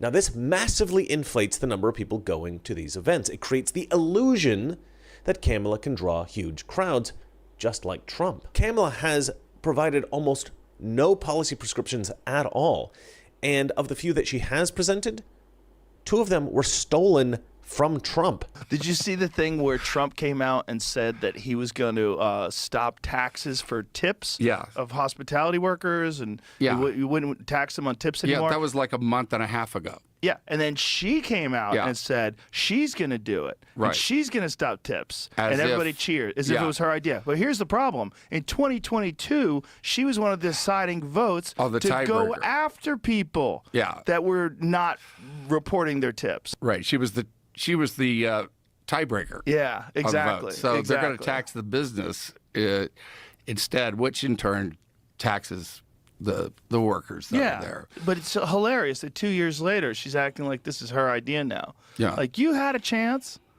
You could have swung it the other way 2 years ago. Kamala has even pivoted on several key political issues in order to pretend that she's a moderate. The other day, Brian Stelter actually explained what this campaign is really all about. I think Trump world's jealous of the joy right now. There's so much anger coming from Trump's speeches. Joy is real and it's important. People can make fun of it and say focus on the policy. But if you ask political scientists and psychology professors, they'll tell you the emotions matter in politics. Sometimes they matter a lot more than the policies. And that's, I think, the big story this week. Now, what Brian Stelter is saying here, it sounds kind of silly. It sounds like nonsense. But he's actually right. And look, what he's saying here is actually kind of a shocking admission. Let me explain. The reason he's right is because he's talking about Democrat voters. Left-wing politicians, Democrats, they have always relied on emotional manipulation over reason, over logic, and over truth. This has been their primary strategy since I was a little kid. On the immigration issue, they always tell the story about the poor, hardworking, illegal immigrant mother who just wants to feed her family. On abortion, they always insist that without legalized abortion-on-demand services at any stage of the pregnancy, then 13-year-old girls all over the country are going to abort their babies themselves using rusty coat hangers in back alleys, and they're going to give themselves a nasty infection and die. On race, they pretend that black Americans are at such a severe disadvantage on a systemic level that they can work twice as hard as a white man. They can be twice as smart. They can be twice as skilled. They can be better than white people at everything, and they still might never succeed over their inferior white colleagues. And they also claim that racist white police officers are murdering unarmed black men all over the country in massive numbers each and every day. And of course, they've established a horror story around climate change where just about everything bad that happens can be traced back to climate change, and that climate change is exclusively caused by CO2 in the atmosphere that has been produced through human activity, and if we do not take drastic action, the world will end in 12 years. The world is going to end in 12 years if we don't address climate change. On the LGBTQ XYZ issue, they always say that gay men are ruthlessly bullied, and so they're terrified of coming out of the closet because they will be ostracized by society. And they also insist that transgender kids will all jump off a cliff if we don't use their preferred pronouns. And all of these stories are ridiculous, of course, but Democrat voters really buy into this stuff. And that is the primary reason that so many Americans vote Democrat. They have been emotionally manipulated. And what is emotional manipulation when it comes to politics? Well, there is a very well-known term for this. It is called propaganda. And so what Brian Stelter is saying here is that leftist propaganda is working. And that's why I said that what he's expressed here is a shocking admission, because the left usually hides the fact that what they're presenting to the public is propaganda. But here, Brian Stelter has, I think, inadvertently let the cat out of the bag. He has said the quiet part out loud. He said that emotion is sometimes more important than the policies. And this is what the left really believes. They try to emotionally manipulate voters so that they don't think too much about the policies because their policies suck. And Kamala doesn't even have policies. But that's okay. The emotional manipulation, the lies, and the big circus that they're putting on, the spectacle that they're presenting to the people, this is their tactic to try to create the illusion that Kamala is fantastic. But this will not last forever. Like most trendy things, people will move on from this. And when they do move on from this, the Kamala campaign will need to do something to keep her popularity up. And they have a huge problem then, because traditionally, what a candidate would do after the initial momentum slows is they present a vision for America. They point to their record and they point to their policy prescriptions and they explain why they would be the best person for the job. But Kamala can't do that. She has some fatal flaws that make this standard tactic impossible for her. First of all, her record is terrible. She's got the most hard-left radical record of anyone in political office. The Biden-Harris administration caused significant inflation, and then they brought in millions of illegal aliens, which appears to have been done intentionally. And I think even if you put aside all of her other enormous blunders, these two problems alone should sink her candidacy. But beyond her record, she's actually terrible at speaking off the cuff. She talks to people as if they're infants. So Ukraine is a country in Europe. It exists next to another country called Russia. Russia is a bigger country. Russia is a powerful country. Russia decided to invade a smaller country called Ukraine. So basically, that's wrong. She speaks in word salads. I think it's very important for us at every moment in time, and certainly this one, to see the moment in time in which we exist and are present, to understand where we exist in the history and in the moment as it relates not only to the past but the future. She laughs off serious questions. And is that a socialist or progressive perspective? No. And she is incredibly phony. And this is best illustrated, of course, by when she tries to sound black. You know, the one thing about all of us is we like hard work. Hard work is good work. Hard work is good work. The thing that we like about hard work is we have fun doing hard work. She just doesn't have the kind of natural charisma or authenticity that Trump has. And this will be exposed if she ever tries the usual campaign tactics. And so what can they do? 2 words: October surprise. An October surprise is an unexpected event that affects a presidential race in October right before the election. An October surprise can be a totally random thing, or it can be intentional. A campaign can do something so radical that it completely changes the trajectory of the race. And I think that is what the Democrats will do. And this is why I believe Kamala will be the next president. You see, people forget that Kamala Harris is right now the vice president. She doesn't actually have to beat Trump to become the next president. She just needs Joe Biden to step down. And that, I believe, is exactly what's going to happen. I believe that sometime in October, probably in the 2nd or 3rd week, Joe Biden will step down. This will accomplish a number of things, but the primary thing it'll do is it'll put a massive spotlight on Kamala Harris. She will be a star.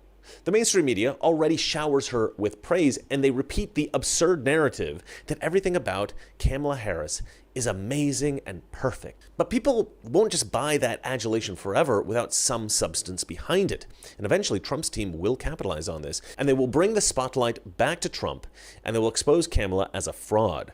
This will be especially true after the first debate. After the debate, Kamala will lose a lot of her momentum, and the enthusiasm for her campaign will dip. So how do you shift the media attention away from Trump and back onto Kamala? You make her president. Biden steps down, and then Kamala becomes the first female president in the history of the country. She wasn't elected to that position, but that doesn't matter. She's just made history. She's the first woman president of the United States of America. You could not find a woman less worthy of this position, and yet this, I believe, is what the Democrats plan to do. And why am I so convinced that they'll do this? Because it's too good of an idea. It would be foolish not to do it. A friend of mine called me the other day, a former Democrat who has turned into a Trump supporter, and he was worried about the new excitement over Kamala. And I explained this whole idea I have to him, and his response was, well, he freaked out. He said, Chris, that is brilliant. That is so brilliant, actually, that they have to do it. And he's exactly right.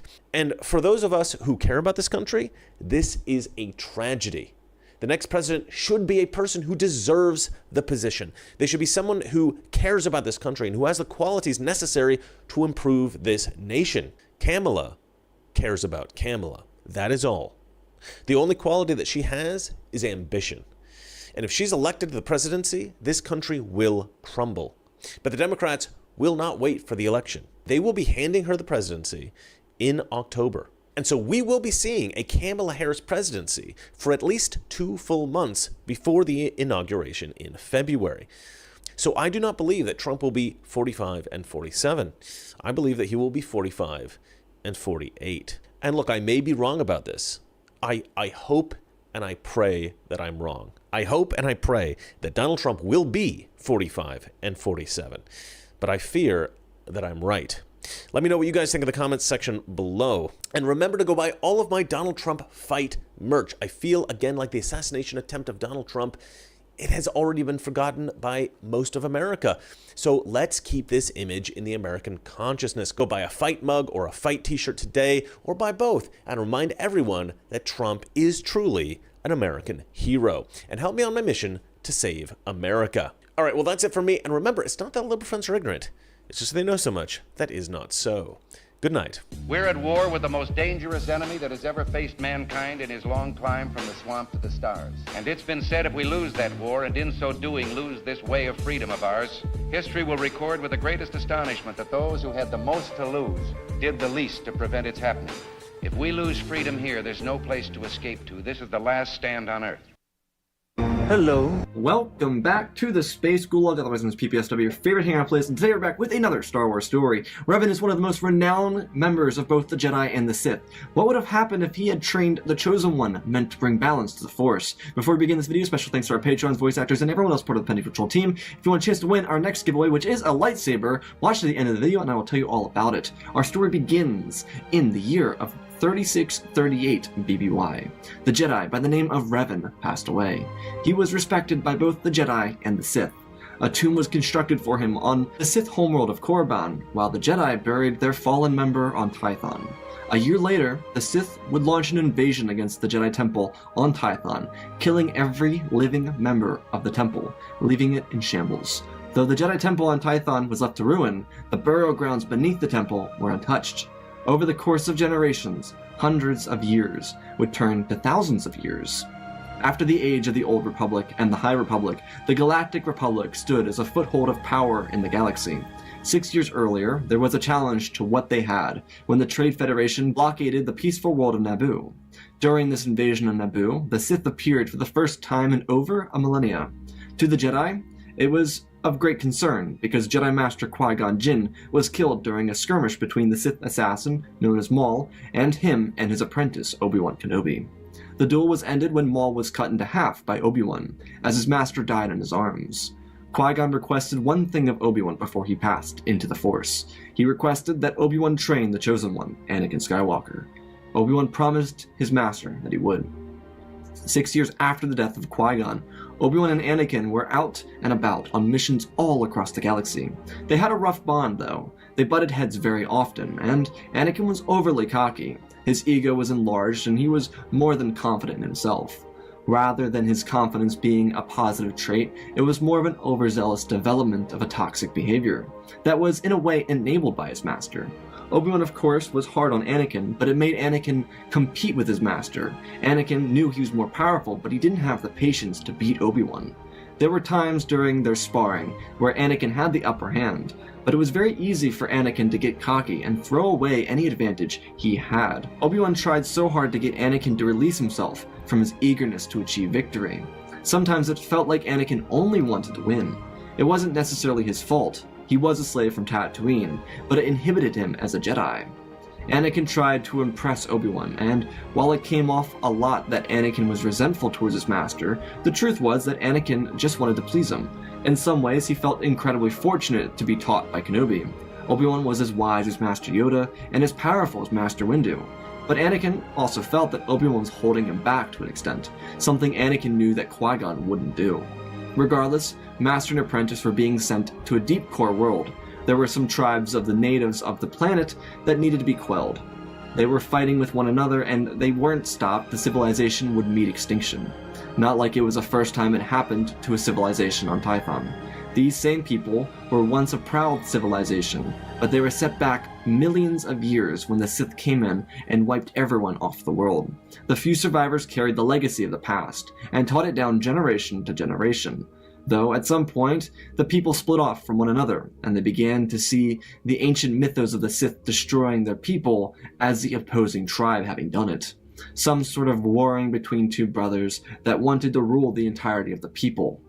Because these tribes were stuck at war, they never got back at the chance to rise up to their former status as a civilization. Not like the absence of the Jedi was any way to help their people rise to that. The Jedi Council decided that they would send the young Jedi Master with the recognizable nickname of the Negotiator to this planet, with his young apprentice, to bring peace talks to the two tribes and help them settle their differences, and bring peace to the world for the first time in thousands of years. Obi-Wan and Anakin would go to the planet of Tython. Obi-Wan at this point was sported with a Jedi mullet, and a stunning beard that made the likes of Opal Rancis jealous. Obi-Wan and Anakin would take a Jedi shuttle to the planet. It would have enough supplies in case negotiations went longer than anticipated. Obi-Wan let Anakin pilot the ship, as he tried his best to loosen the reins on Anakin. It was hard though. Anakin was very reckless, and everyone knew he was. It wasn't a long trip from Coruscant to Tython, as the Jedi shuttle landed on the outskirts of a massive mountain. Anakin walked out first. He was always excited for a new adventure, as he looked up at the massive mountain and the building that was encased into the wall. It was molded with bushes and life growing all over it. Anakin asked what it was, as Obi-Wan stepped down from the ramp and looked up and smiled. He told Anakin that it was one of many Jedi temples that the Jedi used to have across the galaxy. Anakin asked why the Jedi didn't use it anymore. Obi-Wan explained that a long time ago, the Sith ravaged the planet, and the Jedi didn't come back. They simply buried their dead, and they let the world heal around the temple. The Jedi of the past saw it as a way to let the nature heal around the ruins of what was built there. Anakin nodded his head as if he comprehended anything that Obi-Wan had just said to him, as he darted back inside of the ship to grab some supplies for camp. Obi-Wan used his binoculars to look around. The land was very open. Many of the trees that had been there during the time of the Old Republic had died. While there were new trees growing in, most of the lumber was cut down to be used by these tribes for fortresses and weapons and whatever else they decided to use it for. Anakin detached a speeder from the bottom of the ship and brought it out. It was a two-seated speeder. It could fit both Obi-Wan and Anakin, so it was brought along. Obi-Wan didn't know where the tribe would be, and he didn't see them through the binoculars, so he told Anakin to warm the engine. They would be going for a drive. Anakin asked if he could drive the speeder. Obi-Wan smiled and chuckled as he gave Anakin his permission, as long as he didn't land them in the nest of Gundarks this time. Anakin smiled and laughed as he told Obi-Wan that it was his fault for falling into that nest of Gundarks. Obi-Wan grinned as he chuckled back, and then, with a tad bit of serious sarcasm, he warned of rancors being on this planet, and how he really didn't feel like playing with one of those carnivorous beasts. The two hopped onto the speeder as Obi-Wan told Anakin to head north, saw smoke billowing from above rock formations on a little cliff ahead, about 20 clicks north. Their speeders glided through the rough terrain as Obi-Wan and Anakin made their way up to the cliff as they got closer and closer. The smell of char and ash led them to a small camp of natives on the planet. They instantaneously prepared to fight, only to notice that these were robe-wearing individuals. The tribes had ancient drawings left behind from the remnant of the Jedi who used to live here. The tribes both saw the Jedi almost like gods. In a way, the Jedi were, but it didn't matter as Obi-Wan and Anakin got off their speeder. Anakin pulled out of his pocket a small translator droid. It was tiny and fluent in only Deep Core dialect. It could translate dialect from anywhere in the Deep Core. A little bit of Mid-Rim was also there, but it mostly struggled with anything close to the Outer Rim. Though that didn't really matter as Kenobi stepped forward and with his young apprentice, who shadowed him. It was close to dusk as the wind blew through the land, touching grass, hair, robes, and everything alike. The Jedi looked around, and the chieftain came out of the main hut as he bowed to the Jedi. Obi-Wan and Anakin reciprocated the movement as they did the same back to the chieftain. Anakin looked around. He felt a pull. His concentration was jarred when Obi-Wan began speaking to the tribal leader, telling him that the two of them were Jedi, and that they'd come to negotiate peace talks between the two tribes. The chieftain scowled as he looked back at Obi-Wan, speaking back to him, saying that the other tribe was full of traitors and he didn't want to negotiate with them. He told Kenobi that they had captured his sister in a raid. The tribe he ran was peaceful and they stopped warmongering, and they were being picked on for it, because the other tribe was more warrior-esque. Obi-Wan had dealt with this before. When he was on Mandalore for an extended mission with Qui-Gon, he defended the Peacekeepers while dealing with warmongers. This would be a lesson for Anakin to learn, rather than a lesson in negotiation for the negotiator himself. Anakin was trying to pay attention to the Chief and Obi-Wan as they talked, but there was something still pulling at him. He wasn't really entirely sure what it was, some sort of ringing in his ears. He kept looking around trying to find it, trying to be as obvious as he couldn't be about not being distracted. Obi-Wan noticed, but he didn't have time to call Anakin out on his lack of attentiveness. He was more concerned with the fact that these tribes might not be willing to settle for peace. Obi-Wan sighed and then bowed as he thanked the chieftain and the tribe for speaking to him. He turned around to Anakin and told him to set up camp here. He would be back late the following day. Kenobi was going to the other camp to find out more about the chieftain and discuss with them a plan for solving the issues on this planet. Obi-Wan told Anakin to stay here and not leave the tribe alone, telling him to have the Force be with them. Anakin smiled and said the same back to his master as Obi-Wan raised his cloak and hopped onto the speeder and turned it back on, speeding into the sunset-covered world. Anakin began setting up a small camp, trying to do anything he could before night became too dark for him to see anything. And then he felt that pull again. He remembered what Obi-Wan said, but there was something trying to get his attention. Anakin looked over at the mountain across from the cliff, and under the shadow of the sun he decided he would go and investigate, despite what Obi-Wan had told him to do regarding staying put. Anakin walked down through the barren land and found his way eventually at the foot of the massive mountain. The mountain towered over the landscape, and it was on top there was a Jedi relic, a temple. Anakin began to scale the mountain. He had a small cable that was on his belt, activated by a button. This grapple helped him up the mountain as Anakin used the Force to propel each of his steps to the top. Anakin climbed up over the edge as he stood on a small landing bay platform. It was a bay for on-world transports. Nothing that docked here went any further than the sky. It didn't go into space or anything. Anakin looked around as he kicked some of the moss on his boots. Anakin looked down and saw that the halls and entrances were dark, so he ignited his lightsaber and walked into the darkness. The halls lit up with the blue eminence as he searched around looking for what was calling to him. The Force dinged with a high, ear-piercing ringing. Anakin noticed it got louder and louder as he got closer into the temple. By the time he touched the temple grounds, he noticed how loud it was really getting. Anakin walked into the temple and saw two sets of stairs that climbed into the sky. Anakin couldn't see anything more than what his lightsaber could show him. The halls creaked and croaked. The death was in the air. Anakin tripped as he looked down and picked up a lightsaber of some sort. He hit the igniter on it, and then realized that the blade was unstable, as he threw it away from him. Anakin then ducked behind cover, and looked around the corner to see a massive passageway explode into openness that led into a dark tunnel. Anakin thought it was odd to have a hidden passageway inside of the wall. Anakin stepped over vines and past little holes with fallen water dripping down them. The air was stale as Anakin looked down the corridor. He heard a small creak as he looked over, and flying creatures bailed out of the temple as Anakin pressed forward. He looked back and forth, then entered the hole in the wall. Anakin found some stairs as he led him down with his lightsaber ahead of him as he followed each step down into the dark cavern below. There were bodies littered everywhere. This seemed to be some sort of tomb. The Jedi couldn't bury everyone, so they tossed the bodies down into the burial grounds. Anakin stepped around the bodies as he continued following the noise he kept hearing ring out through his ears. He found himself in front of a grave with a 5-letter name in front of him that sat in the ancient dialect of the Jedi. Anakin couldn't read it, but he dusted off the name, and a hatch opened. A small door came out of the side of the tomb, and Anakin looked down at it. Inside of it was a small compartment. As Anakin knelt down and reached down for the helmet, as Anakin touched it, it was transported into the Force. He saw massive armies, starships generations lost in the past. Anakin looked around as he saw a man and a woman marrying one another, both of them with a lightsaber attached to their belts, as they held each other emphatically. Anakin was then whipped away as he watched the descent of the masked man. Purple turned to red as he and his accomplice turned to evil and lost their ways from the Jedi Code. Anakin looked on as he watched them fall deeper and deeper. Anakin could feel it, and then betrayal. At the end, there was the regaining of peace, and that of the light side. Anakin could feel the light pulsating from the man as he laid himself down for rest and died. Once he returned as an apparition, and then Anakin tumbled back as he held out the helmet in front of him. Anakin twisted it around, and then a voice called out. The voice said the two words, "Chosen One."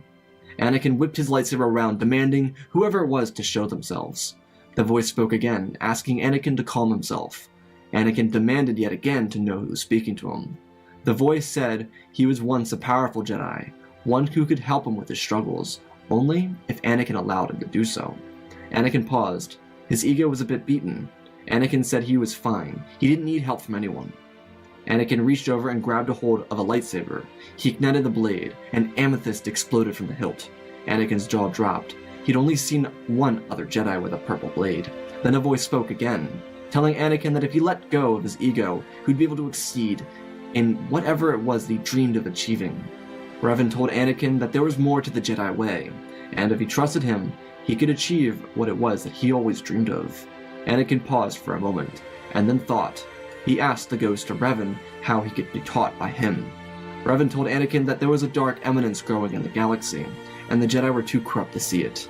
Revan had seen how the Jedi could fall, and while he had his reasons to root for them and root against them, he was mostly concerned with the Chosen One. Anakin sat back and asked about the Sith, and Revan told Anakin that the time would come later. For now, Anakin needed to take the helmet and the blade back to his camp and prepare for his next steps. Anakin called out Revan's name, and silence filled the air, as the sounds of creaking and croaking returned to the building, as Revan's voice seemed to disappear. Anakin stood up from the ground and placed his blade on his belt, as he looked up at the helmet while carrying himself outside of the temple. When he got to the landing platform, he looked down and sighed. He had to climb all the way back down the mountain and make it back to camp by daytime.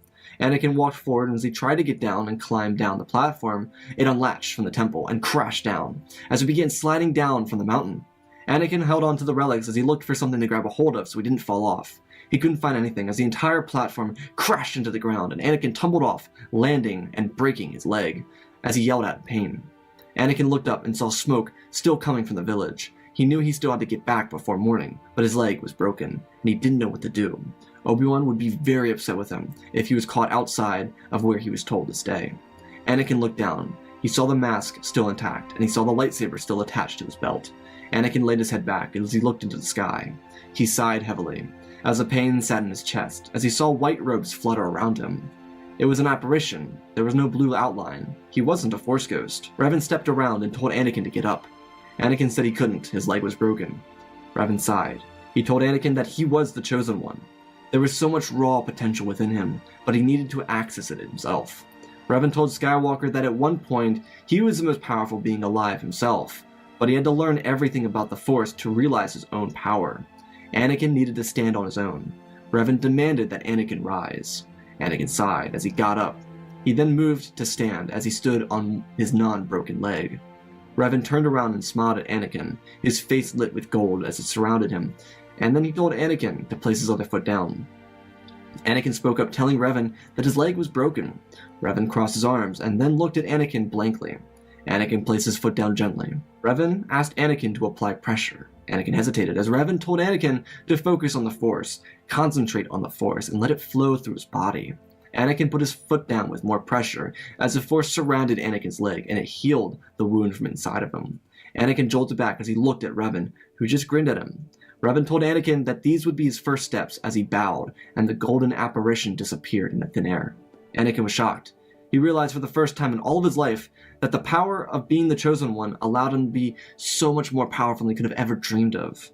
The question was if Anakin would be humbled by such power, or if he'd be consumed by it. Anakin smiled evilly as he turned around and picked up the helmet and the lightsaber of Revan as he made his way back to the tribe's camp. Anakin set the helmet and the lightsaber inside of a small tent, and he went inside and got some rest for the night as it turned to morning. Anakin was awoken by hunters celebrating the kill of a beast. They were going to use this beast as a celebration for a feast.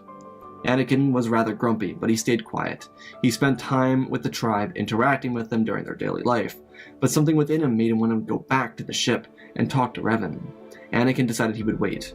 After several hours, Kenobi would eventually return and find Anakin and talk to him about the situation. The other tribe was willing to negotiate peace talks, but they were a good while away. And they wanted to negotiate a marriage between the chieftain's sister of the peaceful tribe and the chieftain of the warrior tribe. This wouldn't be well received by the peaceful tribe, so Kenobi needed to help them find a way to get the sister out of the situation. The Jedi wouldn't promote arranged marriages, and they were here to help the peace, not ruin the life of the sister. Obi-Wan told Anakin that they would have to bring the tribes together and make them talk with one another. He then told Anakin that this process could take days or months to complete, depending on how stubborn the warrior-like tribe would be, or how prescient the peace tribe would be on another issue. Anakin sighed, and then he remembered the mask and realized he could learn more if they were stuck here for a long while. Anakin and Obi-Wan would then begin an arduous task of explaining the terms the warrior tribe to the peaceful one. Obi-Wan and Anakin would continuously spend the duration of the next 3 weeks helping negotiations. Anakin would become addicted to the knowledge that Revan had bestowed to him. Anakin was very obviously trying to learn power and focus on the situation. Anakin was very obviously trying to learn power, and his focus on the situation at hand was fading for his lust for power. Revan hadn't noticed until Anakin reacted out of anger. Anakin was walking away from Obi-Wan after a heated exchange as he cut down dozens of trees and killed several members of the wildlife in the area. Anakin was a bit unhinged, and with power growing because of Revan's teachings, he realized that he could avoid listening to Obi-Wan. The next time Revan interacted with Anakin, he scolded the Jedi Padawan. Anakin was very visually upset by this, as Revan explained the truth of true balance to Anakin. Revan acknowledged that Anakin had an affinity towards the darkness, but he also told Anakin that he needed to balance himself more than he already was. There was so much darkness in him, and his eagerness to grab power made him vile. Anakin didn't understand why Revan was upset with him, and then Revan placed his lightsaber in Anakin's hand. He told Anakin to ignite the blade. As Anakin did, he saw into the past, the same way he did when he first discovered the mask. Inside of the blade, he saw the past. There was pain, there was suffering, death. Everything Anakin feared sat inside of the past, and watched as Revan slaughtered people, and then watched as his friend betrayed him after losing his wife. Anakin felt his skin crawl as Revan told Anakin what the path he was going down would lead to. Revan told Anakin that the dark side, while powerful, was not going to bring him completeness. He would still suffer unimaginably if he carried down this path. Anakin sighed. He just wanted to be powerful, but he would have to learn to be patient if he was going to be truly powerful. Revan told Anakin that his master would be the right guide for him, but he needed to stop being so arrogant. The way of the Jedi was effective, but the path that Revan took led him to achieve unimaginable powers. Anakin leaned in as Revan continued speaking. Revan balanced himself with light and dark, using the full reign of the Force. He asked Anakin if he knew about the Barrandose sages or the Dathomirian witches. Anakin nodded his head quietly, as Revan told Anakin that they used both sides of the Force, and it allowed them to be so proficient as Force users. If Anakin could learn how to use this power, he could rise above the power of the Sith and the Jedi. But Anakin needed to remember that the Jedi were not his enemies, and that Obi-Wan was not his competition. Anakin nodded as Revan told Anakin to use both blades. If he used both, he would have to remember what Revan taught him. There was no mistake about that. Anakin thanked Revan as he put the lightsaber on his belt and walked back over to the tribe and found Obi-Wan and apologized to his master. Obi-Wan smiled and placed his hands on Anakin's shoulders and told him that he was very proud of him. Obi-Wan told Anakin he understood how hard it was, trying to reach a new level and having to wait to get there. It wasn't always easy being a Padawan learner.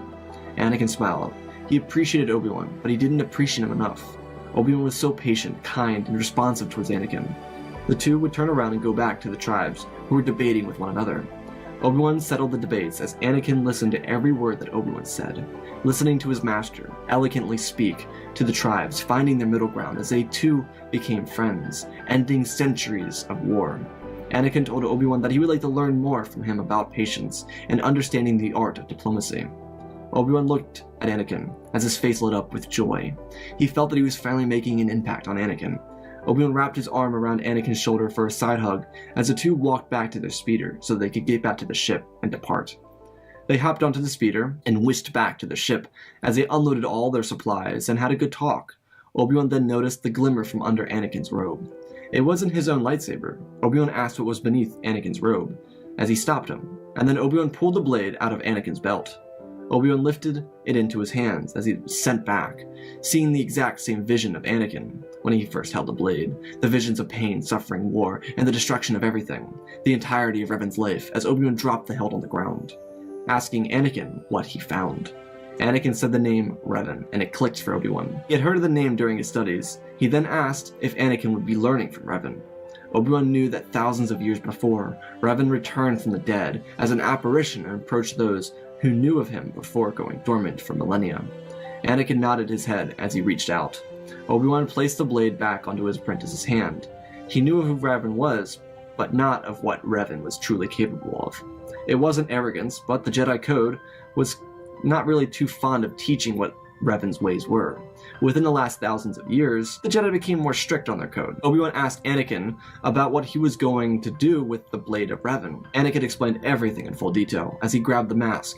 He told Obi-Wan that Revan wanted to help him find true balance in the Force. Obi-Wan listened to every word that Anakin said. He always did. Obi-Wan wasn't blind. He noticed a change in Anakin's demeanor in the recent months since they were on Tython. Anakin was growing in his power, but he was also growing in confidence. At a certain point, it was obvious that Anakin had abandoned his lust for power. He became more balanced, and Obi-Wan wanted Anakin to explain his relationship with this balance. When the two loaded everything up into the ship, Anakin carried on explaining everything he had learned. To Obi-Wan, it hurt a little, knowing that the apparition was able to teach his student better than he could teach Anakin, but at the same time, it humbled Obi-Wan to expand his reaches of knowledge. Anakin asked if he could pilot, and Obi-Wan told Anakin that he would be taking over the ship. They were going somewhere remote. Instead of rejecting this, he saw how excited Anakin was. Adventure. Of course Anakin would be excited. Skywalker was losing his breath while talking about everything he had learned. He was so excited and eager to learn the ways of the Force in such a balanced demeanor. Obi-Wan knew Qui-Gon would have been better for Anakin because of his disassociation from the Jedi Code. Obi-Wan also knew how much Anakin would have thrived with Dooku as well. But regardless, Obi-Wan saw this as a learning opportunity for both master and apprentice. Obi-Wan knew that the best teacher could learn from an apprentice, and he hadn't been open to learning from Anakin. Revan helped him humble himself and acknowledged that there was more knowledge than what he was able to bestow to his apprentice. Anakin and Obi-Wan would jump into hyperspace with unknown coordinates to Anakin. Obi-Wan turned over and looked at his student as he asked if there had been anything else that Revan had taught him. Anakin shook his head, and then Obi-Wan saw something out of the corner of his eye. The mask. From the mask, an apparition rose. It was the apparition of flowing white robes, one of the Order's most unique members. Obi-Wan couldn't believe it as he rubbed his beard. He looked at Revan, and Revan spoke up, revealing himself to both Jedi.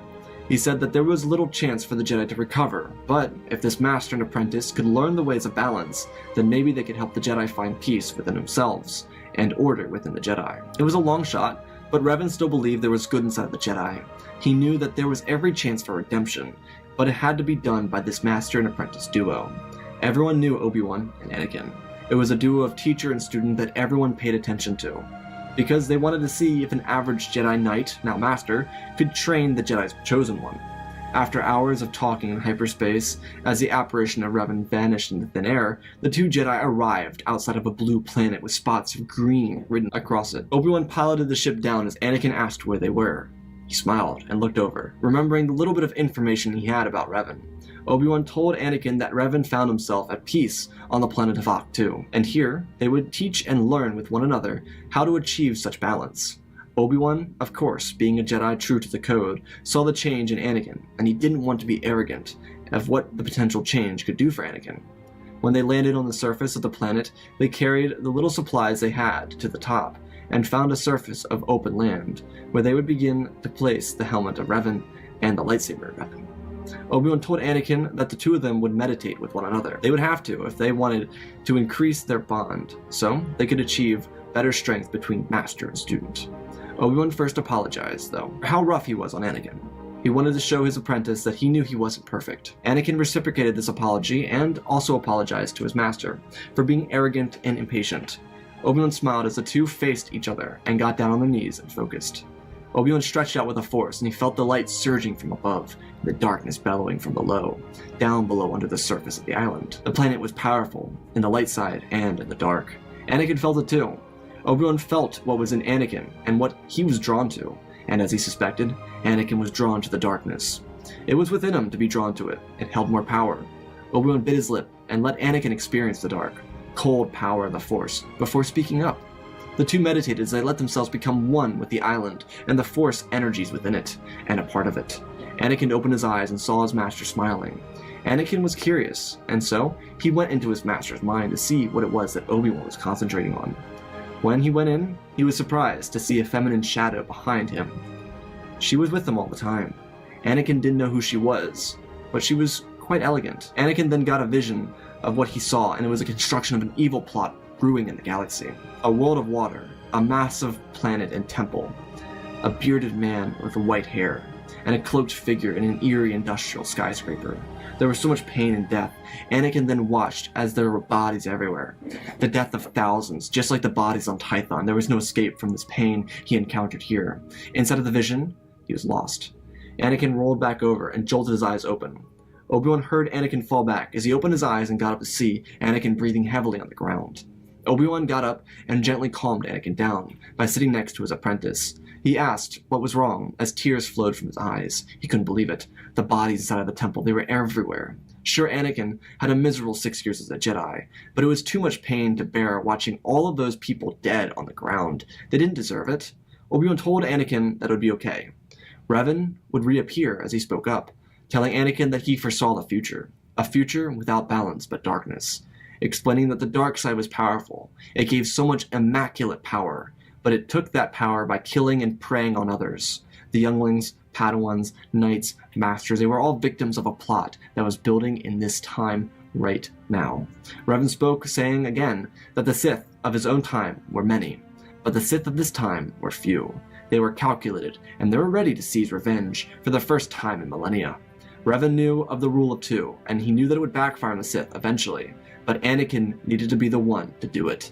Revan told the two of them that there was a cave below the island. They were not to enter it until they were ready. One needed absolute balance to enter that cave, and while Revan was setting this up to see if Anakin would disobey him, he said it to let the two Jedi know that there were answers somewhere on the planet to the future.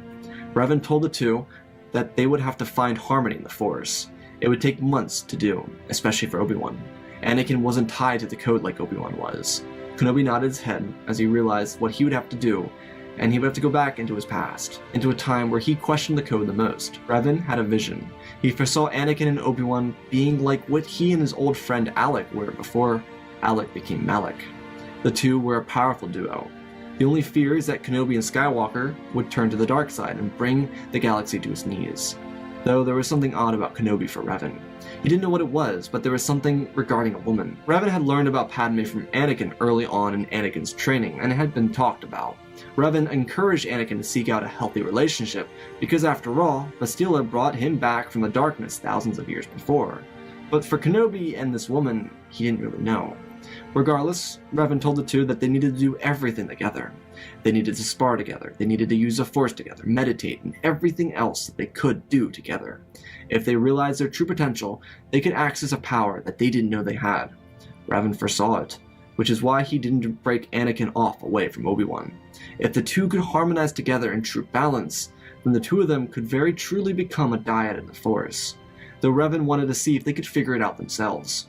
Revan had an ancient knowledge of the Force, and all of this knowledge had been long forgotten, especially because of the Jedi after the fall of Tython. Regardless, the next 4 months of training would be extravagant. It had been 2 weeks since they last saw Revan. He left the two of them to themselves. Obi-Wan and Anakin grew exponentially together. They relied off of one another, and because of their reliance on one another, they were allowed to access new powers from within the Force. The two were unstoppable together. While Anakin was the chosen one, their power grew together. Anakin also learned patience as he decided to trust his master's teachings.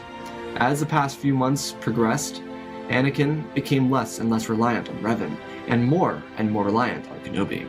Obi-Wan opened up to Anakin, and Anakin opened up to Obi-Wan. They both talked about their feelings with one another, Obi-Wan's love for Satine and Anakin's admiration for Padme. The two of them respected each other, and they also grew as one. They became a dyad in the Force. Their power radiated off of one another, and Anakin came into his own as a 16-year-old Chosen One, and Obi-Wan came into his own as a teacher of the Chosen One. He was able to guide a student to a new level. While the Jedi Council had no clue where Kenobi took his student, it was apparent that the two of them were out in the galaxy growing. The Force was all set. Light and dark dissipated as the two of them realized that they could restore true balance in the universe. While neither the Jedi or Sith could match the power of these two, Anakin and Obi-Wan became humbled as they respected each other and used each other to propel themselves forward. Balance on Ahch-To was guided by the Force, as they saw the ways of the ancient Jedi as rudimentary. Obi-Wan saw the code as something that was restrictive, and really became aware of what could have happened had the two of them stuck to the code rather than the Force.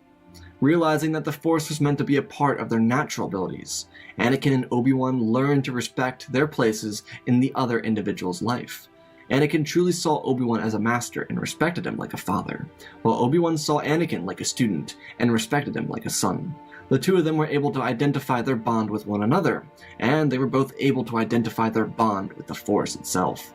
Obi-Wan, on the other hand, learned the ways of Form 6 and taught Anakin how to use it as well. The two of them cemented themselves as users of the Force, not Jedi, not Sith, but balanced in the Force. Their balance helped them capitalize off of rare Force abilities. Many of these abilities were taught to Anakin by Revan and Obi-Wan, but Anakin could only use them.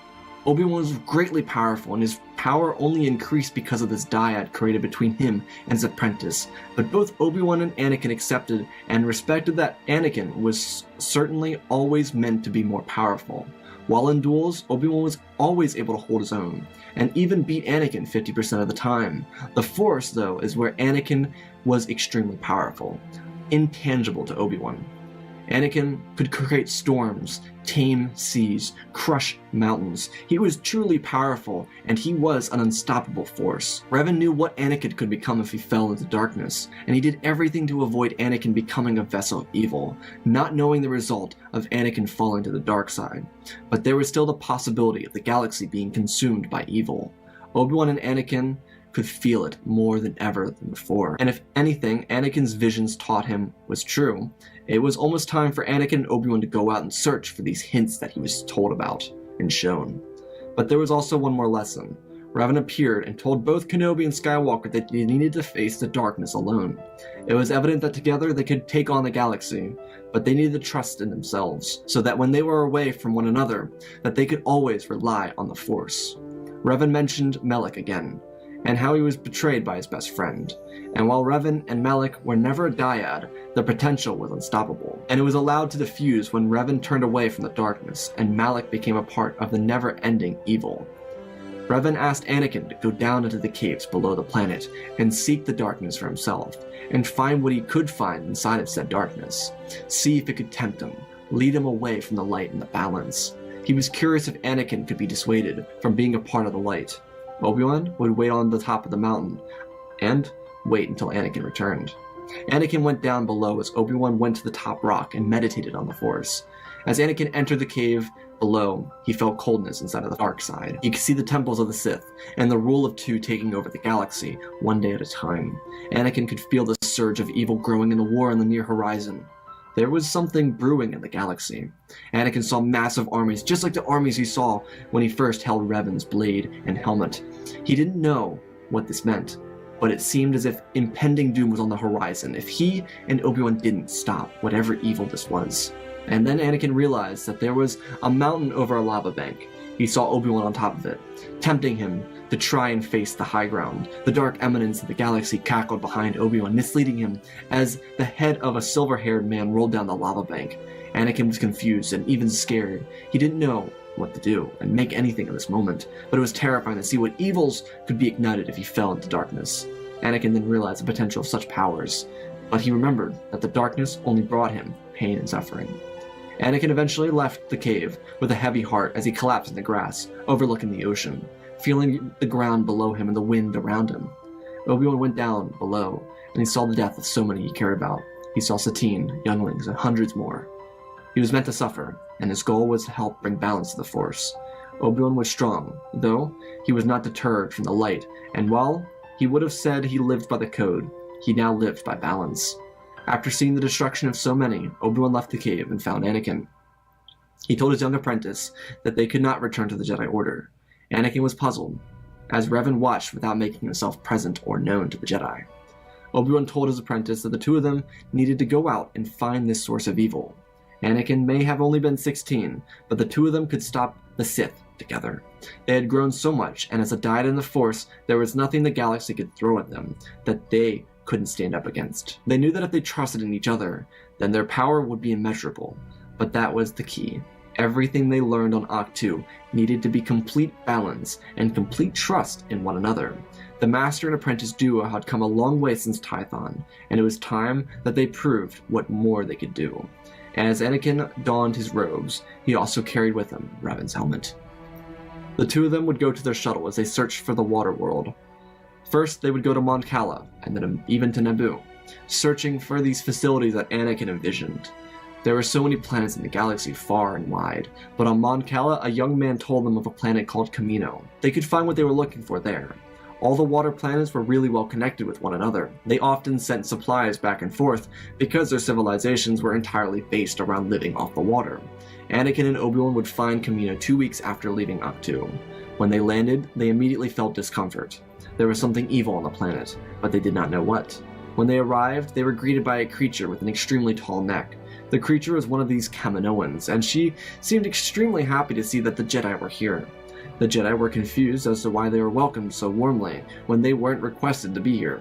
The Kaminoan expressed that the Jedi ordered a grand army. Though there was a problem, someone was on the planet at the wrong time. He was talking to the Prime Minister when the greeter accidentally brought the two Jedi into the Prime Minister's room. The man was known as Lord Tyrannus, but when he removed his hood to see the two Jedi, it was obvious to Obi-Wan who it was. Tyrannus was Dooku, as he turned around and addressed Obi-Wan as Master Kenobi. The two Jedi steadied themselves as Dooku made a proposition, but Anakin spoke up, interrupting the Count of Sereno, as he told Dooku that they were here to stop whatever operation was brewing here, or else. The Dooku laughed off this threat as he stood up and ignited his Crimson Blade. Anakin and Obi-Wan saw this as a threat and immediately ignited theirs. Anakin holding a blue and amethyst blade, Obi-Wan prepared himself as the three prepared to interlock in a duel. Obi-Wan didn't say anything to Anakin. They were both on the same wavelength, as they steadied themselves into the Form's 6 stances. Dooku was surprised. Obi-Wan was taught Form 4 by Qui-Gon, and didn't expect Obi-Wan nor his apprentice to take up the masterful form of Form 6. The three moved around as they each tested one another with light blows from their lightsabers, as they moved around delicately. Anakin moved into an attack position as he pressed forward. Obi-Wan at the same time did to Dooku. Dooku bounced back as he deflected the first strike and then ducked under the second. Dooku was used to being on offense, but as soon as he was put on the defense, he didn't know how to respond. He was stuck, and he had no way of escaping the situation, if he didn't escape. But he was an older man, not quite as loose as he would have been as a younger man. Dooku slipped under a blade from Obi-Wan as Anakin threw his blade forward, and it caught Dooku by surprise, cutting through the Count's stomach as he fell back. Anakin caught him as he lowered him to the floor. Anakin sheathed his blades as Obi-Wan ran over to help him too. Skywalker asked Dooku what he was doing here. Dooku laid back as he coughed heavily. He looked into the bright overhead lights and then back down to Obi-Wan and then to Anakin's eyes as he concentrated on the breathing. Anakin again asked what Dooku was doing here, as Obi-Wan said that they could save him if he told them. Dooku pondered for a moment, as his mind ran back and forth, his thoughts becoming fragile as he thought of what could happen if he told the two what he was planning. Dooku let the words slip out of his mouth. It was a clone army, requested by the Sith Lord, in order to send the galaxy into war, and then force the execution of the Jedi. It was complex, but that was the simplicity of it. Dooku sighed as Anakin and Obi-Wan placed their hands over the wound and used the first lesson Revan taught Anakin as they healed the aging Count. His breathing steadied as he looked down to see that the lightsaber wound was gone. He was okay. There was nothing wrong with him anymore, just an old scar. Anakin told Dooku that he would order the end of the clone army, and then tell them where the Sith was. Dooku didn't want to just betray his master, but Anakin made Dooku aware that if he didn't, there would be consequences to pay for, not stopping the galaxy from falling into the pits of chaos and war. The Republic was clearly corrupt, and the galaxy was already churning. Dooku growled as Obi-Wan stood up, telling Anakin he had an idea. Anakin looked at his master as the two of them ran down the corridors to the landing platform adjacent to where Anakin and Obi-Wan landed. The platform had a solar sailor on it. If they entered the ship, there was a possibility they could find out where the Sith were, and they could kill it. When they entered, they were greeted by a droid. It was attached to the ship. It was a personal pilot. Anakin started asking the pilot to take them to the Sith. Obi-Wan immediately started looking for ship logs to see where the ship had been. Anakin demanded that the droid take them to the Sith, or something. He used as many terms as he could: Sith Lair, Sith Temple, Sith Master, Sith Lord. The droid paused and then asked if he meant Lord Sidious. Anakin nodded his head, as the droid turned around and tapped onto the control system and took the ship into the air. Dooku ran out and watched his solar sailor flipped away and depart the system. Anakin and Obi-Wan watched as the ship went into hyperspace. They got on the ground of the main cockpit and meditated. Anakin was taught of a form of the Force that Revan's wife used: battle meditation. The two became entranced in the power of the Force, as they used the power of battle meditation as Anakin surrounded the two with the power to overcome any adversity they may face in their endeavors together. Revan then came to them. He had one final request, that they take their lessons and teach them to others. Anakin understood, and so did Obi-Wan. Revan requested that they use his legacy not for power, but to teach others how to use the Force with true balance. To accept the Force as a guide rather than a tool. Anakin and Obi-Wan nodded. Within hours, they landed inside of a complex. It was hollow, stale in the air, and it was drained with evil. Anakin and Obi-Wan looked around as they tried to find the Sith. They saw relics, statues, and even an altar. They waited patiently. The Sith Lord was not here. It was the middle of the day on Coruscant, and while they didn't know it, he was the Chancellor, and he was currently leading the Republic into downfall. Obi-Wan and Anakin looked at each other. They knew what was to come next. They kneeled down next to the altar, and they focused on the Force, draining the altar and every other Sith artifact from its evil power, and using that power for their complete and utter balance. The day turned to night as a coldness entered the room. Sidious stood before the two. He assumed they were Jedi as he looked down at them. He recognized Skywalker after noticing how his hair had grown out. Sidious was very confused as he stared at the two, both of them opening their eyes to face the Sith Lord. He knew something was wrong here. He knew something was off in the Force. It wasn't light, but it was powerful. Sidious then realized what it was as Anakin leapt from his knees and ignited both of his blades. Kenobi did the same in a synchronized fashion, the two of them standing adjacent to Sidious as the Sith Lord realized he was facing down the most powerful duo the Force could create. The Sith Lord would not run from a challenge as he ignited both blades and admired the perfect blade that Anakin had. Sidious then noticed something. The hilt belonged to Revan. Sidious knew of this hilt because the Sith had been obsessed with finding it since Revan's death, thousands of years before. It's why the Sith attacked Tython, and why they've been searching the galaxy for years to find it. Every Jedi ever killed by a Sith in the last thousands of years, they were all looking for Revan's hilt. They were going to bleed Revan's crystal and summon the ghost of Darth Revan. Sure, it was a long shot, but as Sidious steadied himself into his stance, he realized the Jedi found it first. Still not able to comprehend the power of the ultimate balance. 5 lightsabers illuminated the room as Sidious tried to take on an easier target in Kenobi. He would find it to be a surprise when Kenobi kept up to the speed of Sidious.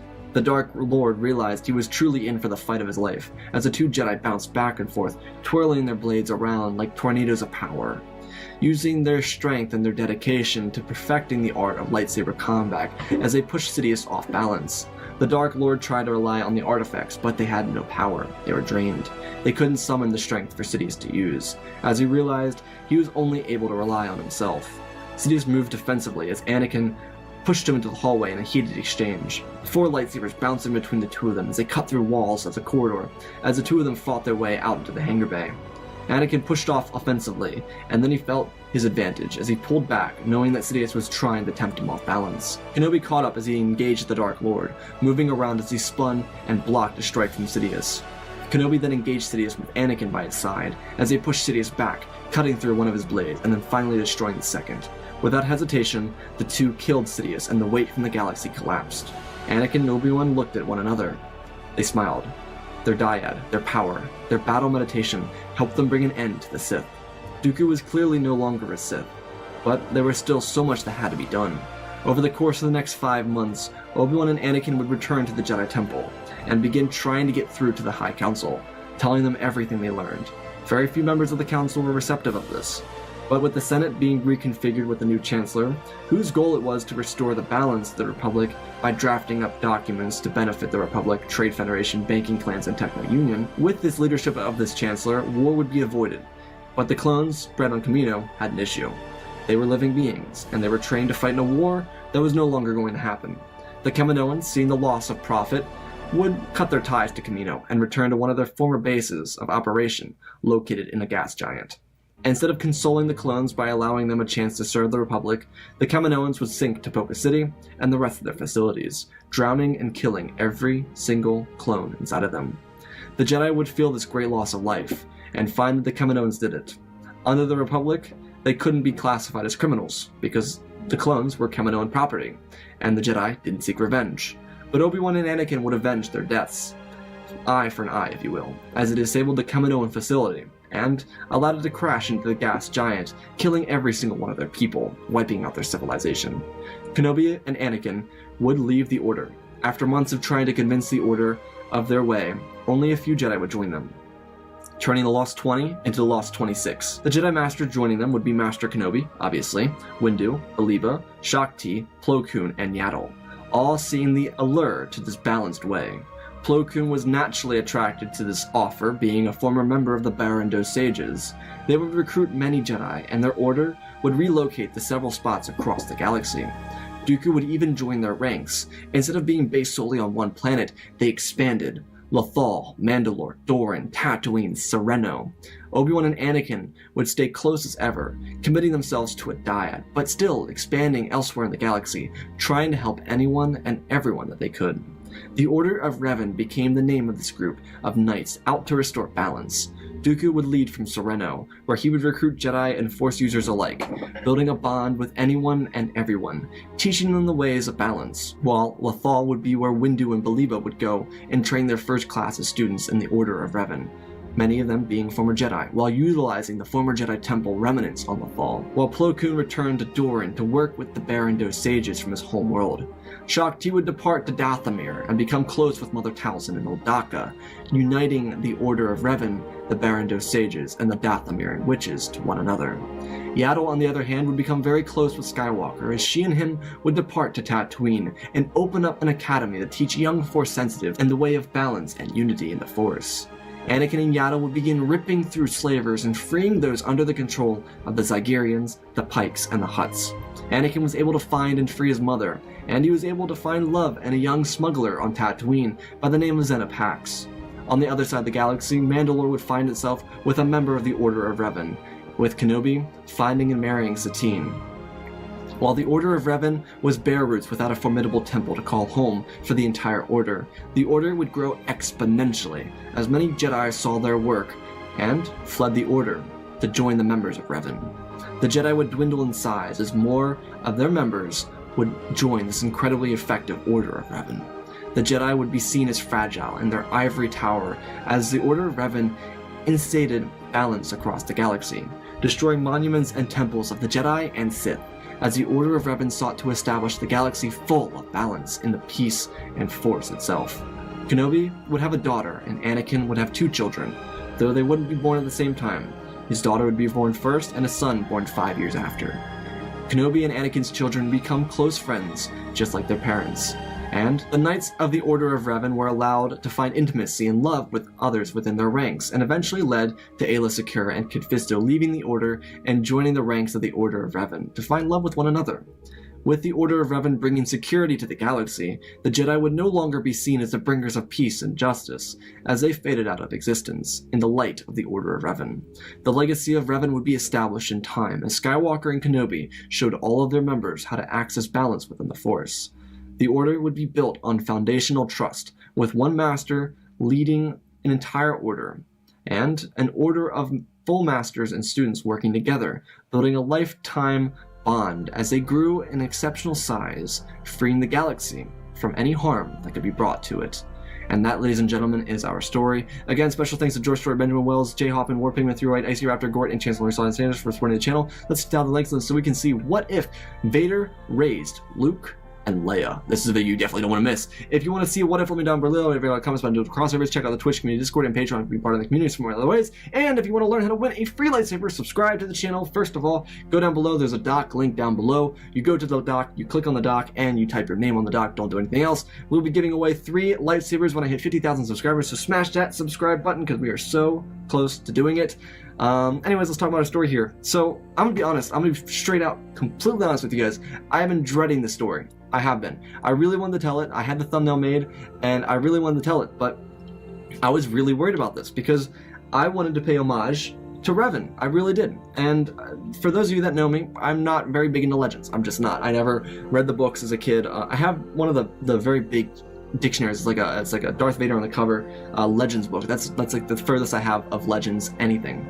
And I haven't really ever gotten into Legends. I just didn't. So I was worried because I wanted to pay proper homage to Revan, and I also wanted to tell a story right, because you can't have ex machinas. Ex machinas are not fun, and they just take away from the story. So I wanted to figure out how to naturally bring this into the story. So I built a tomb. You know, I think Revan was buried on Tython anyways. I can't remember at the moment, but I believe he was.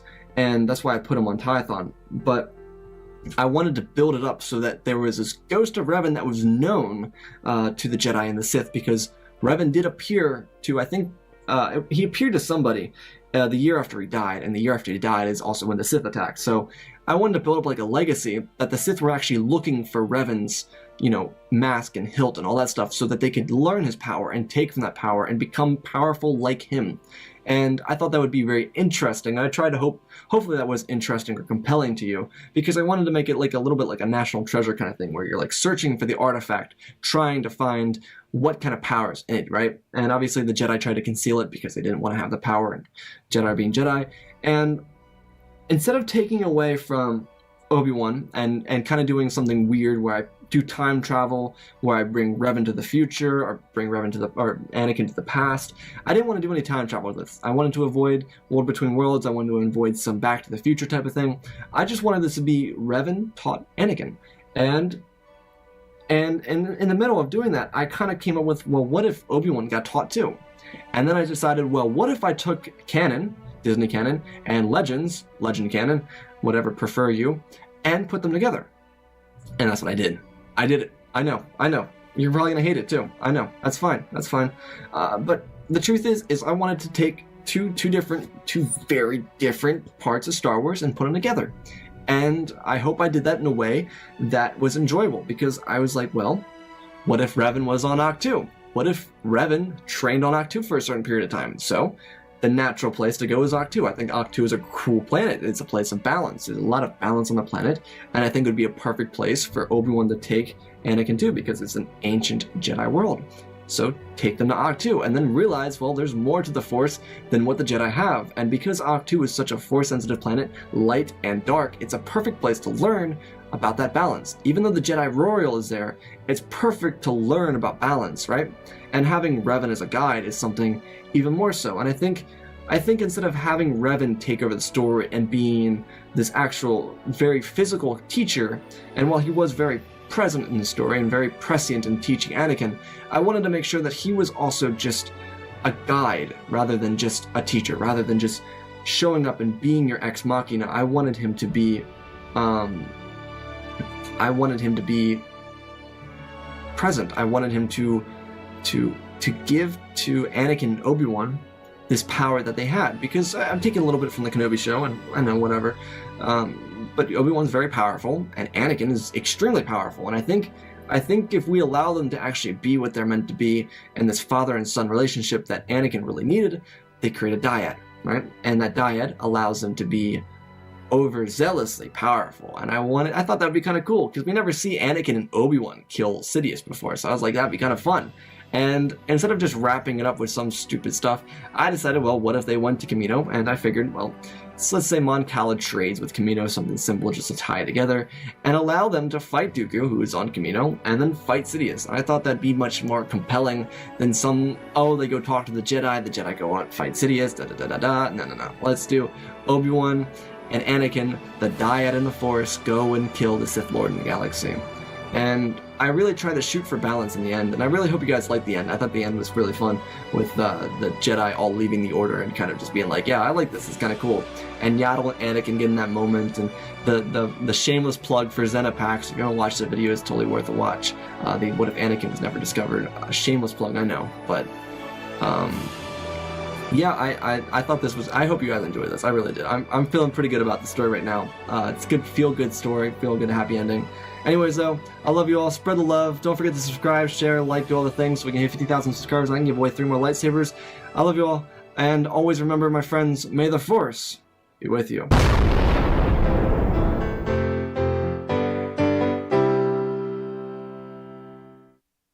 The Dark Lords of the Sith were, without a doubt, the greatest threats the galaxy ever faced. Their shadowy legacy stretched back thousands of years. Many fearsome Dark Lords rose and fell over the centuries, spreading death and despair across known space. But how did this legacy begin?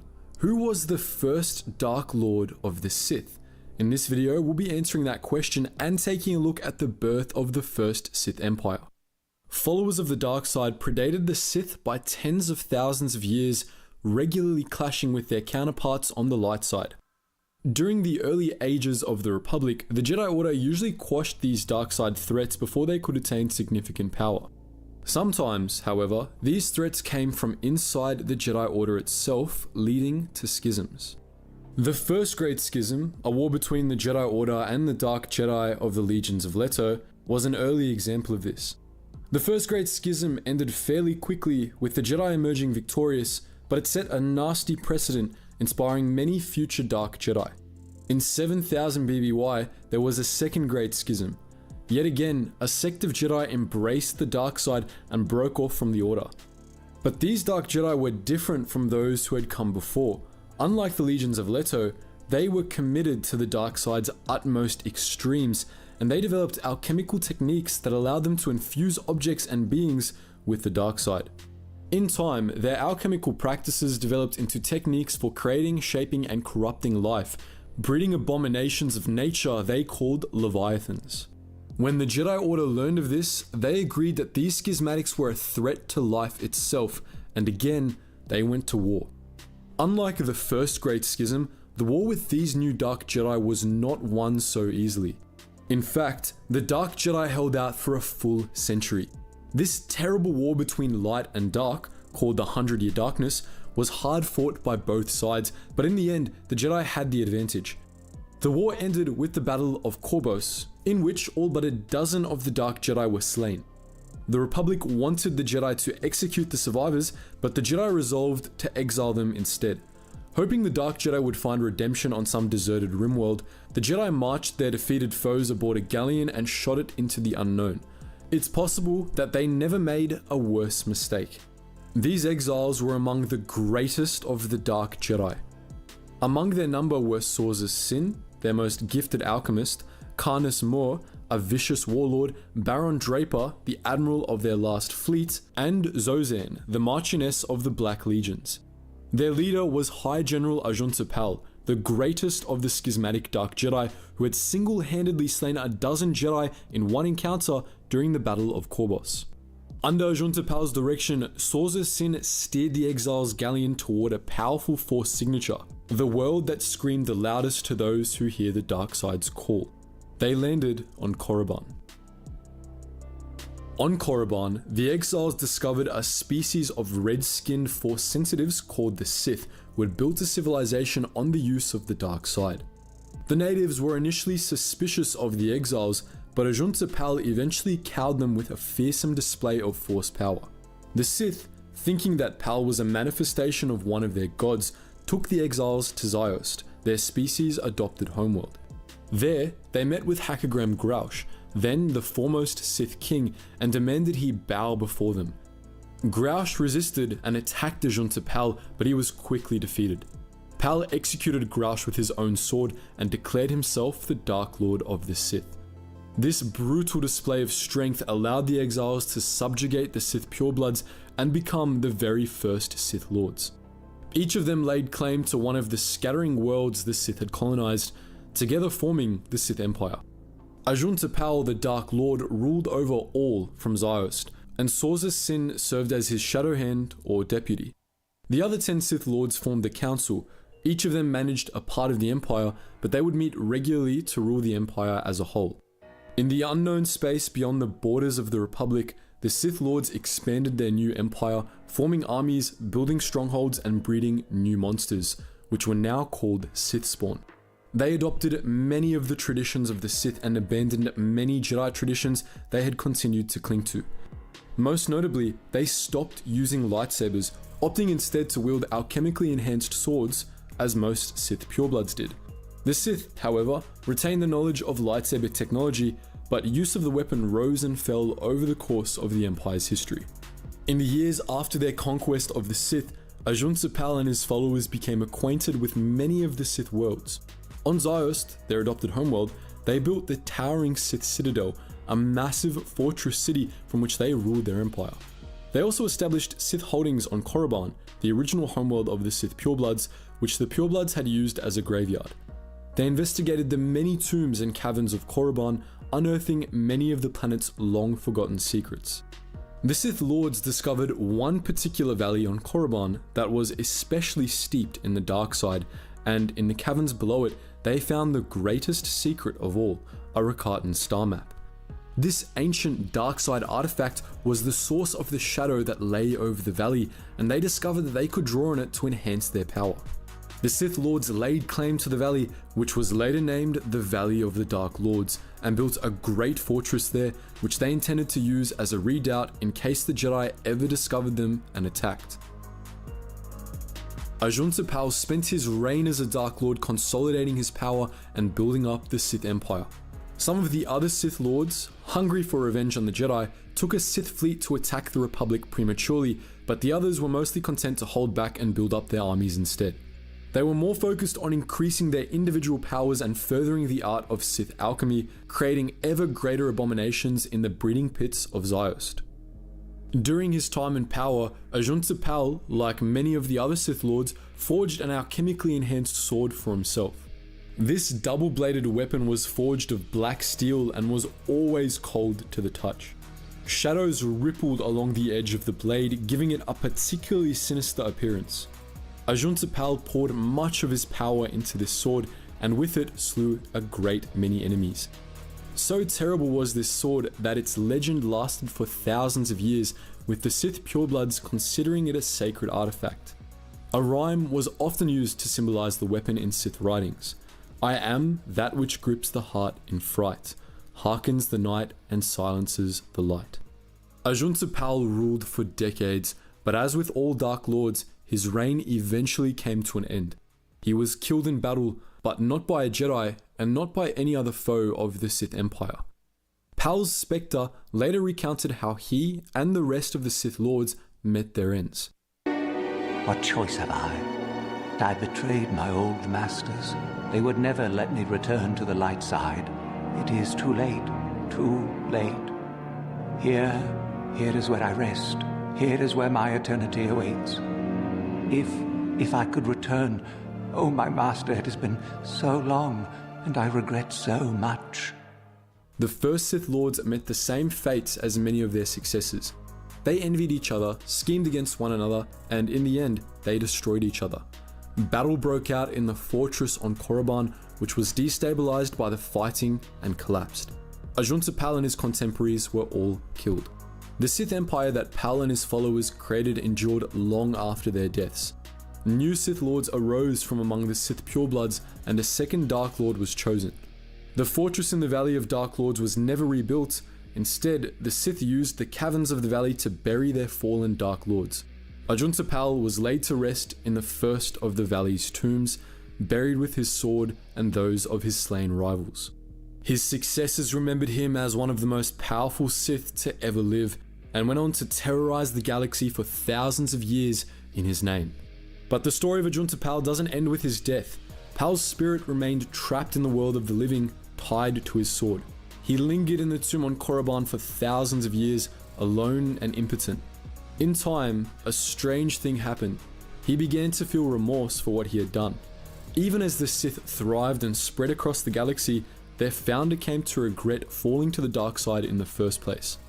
Pal's torment only ended when the redeemed Revan arrived 3,000 years after his death, seeking the Dark Lord's sword. The spectre of Ajunta Pal appeared to Revan, requesting that he take the sword and leave. Revan did so, but before parting with the Dark Lord's spirit, he suggested the possibility of redemption. Pal, at first, didn't believe he could be redeemed, but at Revan's urging, he abandoned the dark side and surrendered himself to the will of the Force. Finally at peace, the spirit of Ajunta Pal returned to the light and merged with the Force, freed from his torment at last. When Star Wars fans think of Sith Lords, we usually think of black-robed figures with red lightsabers, imposing beings that exuded pure evil. We think of Darth Vader and Darth Sidious, or perhaps some of the more ancient Sith like Darth Revan and Darth Vitiate. But what if we were to tell you that you've been sleeping on one of the most powerful Sith Lords of all time? Exar Kun may not have looked much like a stereotypical Sith. He didn't even carry a red lightsaber, like he was some normie Jedi or something. But don't let that deceive you. Exar Kun nearly destroyed both the Republic and the Jedi Order. the Jedi homeworld burned on his command, and the Supreme Chancellor himself died at his hand. This man was one of the most powerful figures in galactic history, and in this video, we'll be telling his story. Exar Kun, because of you, the Sith will never die. You have earned the right to bear the mark of the Dark Lord of the Sith. So spoke the spectre of Marka Ragnos in a vision shared by Exar Kun and Ulic Qel-Droma. Just moments before, those two fallen Jedi had been enemies, engaged in a fearsome lightsaber duel. But by the time the vision cleared, they had become allies. Kun was the new Dark Lord of the Sith, and Ulic would be his apprentice. Together, they swore to bring down the Republic, the Jedi Order, and all others who stood in their way. But we're getting a bit ahead of ourselves. Our story didn't begin there. Instead, it began on remote Dantooine 4,000 years before the Battle of Yavin. Long ago, there was a small Jedi enclave on that world, home to many masters, including the renowned Vodo Siosk Bas. In 4000 BBY, Bas was busy training a trio of apprentices, the Cathar mates Credo and Silvar, and the human Exar Kun. All three were gifted Jedi with an aptitude for lightsaber combat and a fierce hunger for knowledge. Some would say their desire to learn was too fierce, especially for Exar Kun, who frequently borrowed his master's collection of holocrons to learn about the Dark Lords of the Sith. In those days, the Jedi Order still knew little about the Sith. The last Sith Lord they knew was Freedon Nad, who had conquered Onderon 4 centuries prior. But by 4000 BBY, Nad was long dead, and the dark side hadn't reared its ugly head since his passing. Exar Kun felt that the Sith were going to return, however, and he didn't believe the Jedi were prepared for that eventuality. He hated the Sith, and whenever he could, he attempted to learn their secrets to discover how best to stop them. For this, he was often rebuked by Master Bas, who repeatedly cautioned him that such curiosity could lead him to embrace the dark side himself. He was prone to overlook his apprentice's curiosity, however, as Kun was a very promising student. He was extremely strong in the Force, and his skills with the lightsaber were almost unmatched. In one training duel, Kun was even able to best his master through the use of Jar Kai techniques, bringing 2 lightsabers to bear against Bas's combat staff.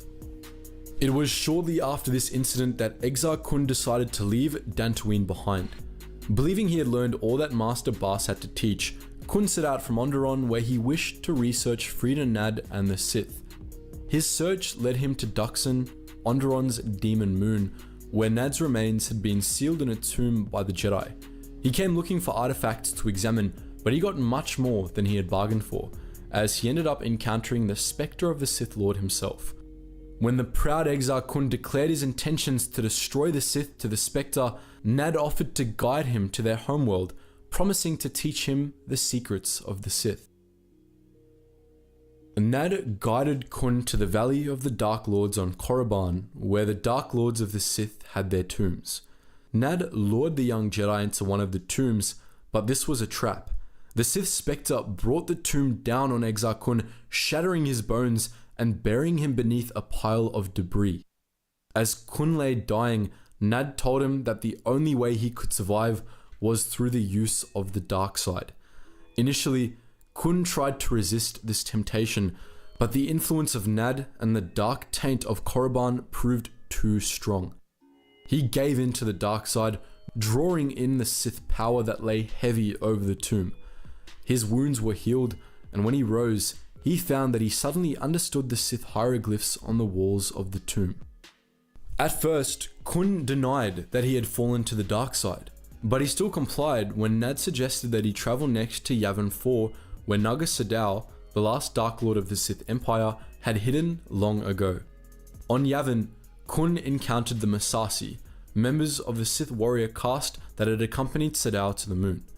The Massassi captured Kun and brought him to one of their temples, where they planned to sacrifice him to a massive Sith rim. As Exar Kun faced certain death, the voice of Freedon Nad spoke to him once more, urging him to call upon the power of the dark side. At last, Kun gave in.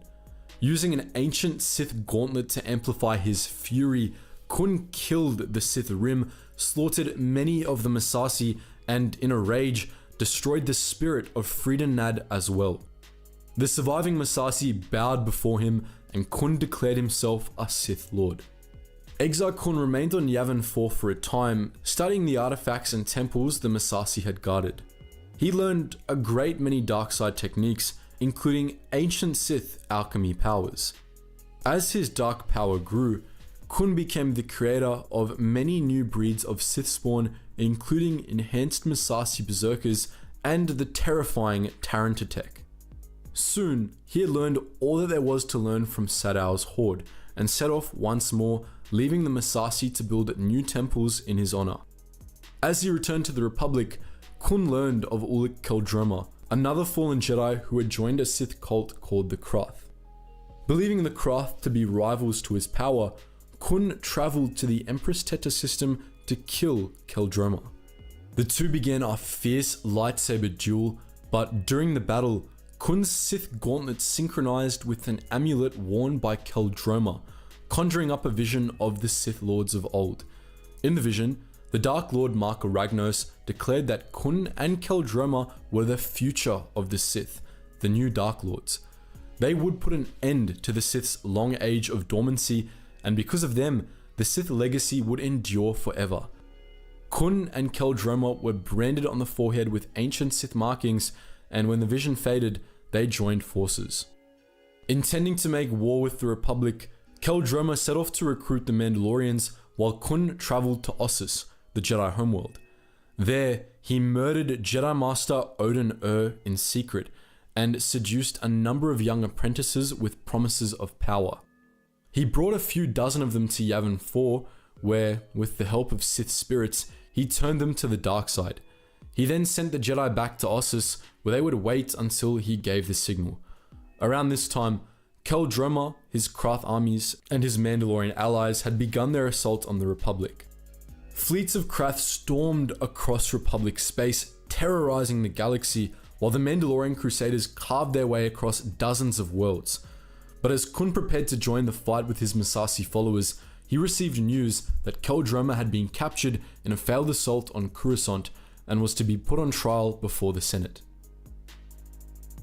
In Exar Kun's position, most Sith would have either left Qel-Droma to die or launched their own assault on Coruscant. But Exar Kun was not most Sith. Instead, he took Mandalore the Indomitable and a few Massassi to Coruscant and strolled right through the front doors of the Senate building like an absolute Chad. With a thought, he telekinetically paralyzed everyone in the room and then leaped up onto the Chancellor's podium. Digging his fingers into the back of the Chancellor's skull, Kun used him as a puppet, forcing him to echo a fiery speech that, thanks to the televised nature of the trial, was broadcast to the entire galaxy. To quote the man himself, "The Sith Empire will rise again, and we are the spark. The flames will wash over the crumbling Republic and consume all your works, re-establishing the glorious days of a lost golden age, far greater than any of us can know. You can choose either to be a part of this great rebirth, or you can stand in our way." We did all this to show how useless and ineffective the Republic is. We don't want your cooperation. The Republic is not even part of the plan. Following this, Kun killed the Chancellor, and he and Qel-Droma went to leave the Senate the same way they came in, dragging their massive balls behind them. They found their path blocked, however, by Vodo Siosk Bas. Kun's old master tried one last time to redeem his former apprentice, but Kun rebuffed the offer and attacked. A ferocious rematch of their duel on Dantooine began, and at first, it seemed the two were evenly matched. But then Kun revealed some modifications that he had made to his lightsaber. He had added a second blade to it. Wielding history's first double-bladed lightsaber, Kun butchered his former master and then left Coruscant with his allies. As a quick side note, Exar Kun wasn't just the first being to use a saber staff in universe. His use of a double blade in the Tales of the Jedi comics actually predated the first appearance of Darth Maul by 2 years as well. After leaving Coruscant, Exar Kun issued a command to the fallen Jedi he had recruited. All over the galaxy, they rose up and murdered their masters, from Ossus to Dantooine, throwing the Jedi Order into chaos. Hundreds of Jedi died in a single day, crippling the Republic military. With both the Republic and the Jedi Order close to the breaking point, Kun and his followers pressed their offensive. On Kun's orders, Krath leader Alima Kito caused the 10 stars of the Kron cluster to supernova, creating a massive explosion that cleansed Ossus of life. The destruction of the Jedi homeworld was Exar Kun's greatest victory, but it was also his last victory. Following the razing of Ossus, the Republic Navy began a counterattack against Sith forces, wiping out their fleets one by one. Ulic Qel-Droma repented and returned to the Jedi, and most of Kun's Dark Jedi followers were killed. Kun was left only with his Massassi, who he recalled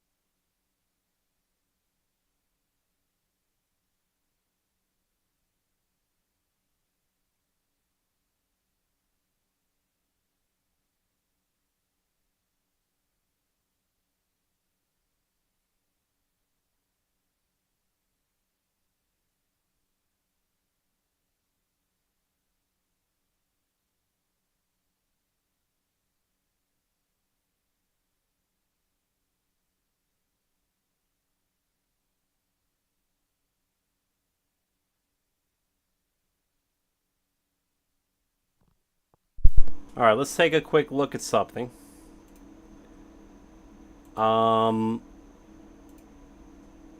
Before we get ready. I do want to see something real quick. So let's go to this real quick. And what I want to see is... Well, I just want to see something with just the table and the table itself. So...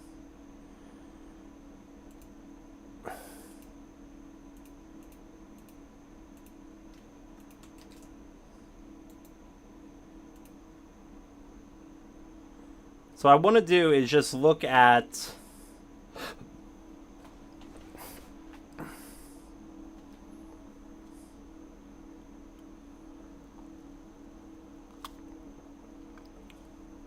the Democrat performance difference between Biden and the congressional races in Baltimore. So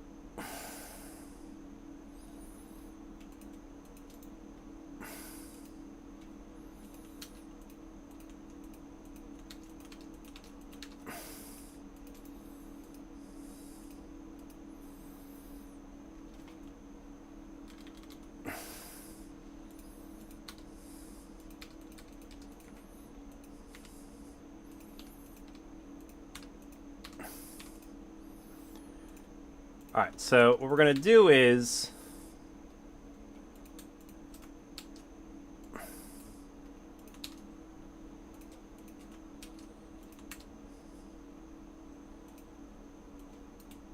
We're just going to create an offset formula here, okay? And what we want to know is, well, what's going on, okay? I just want to know what, like what's going on, okay? So I'm going to put offset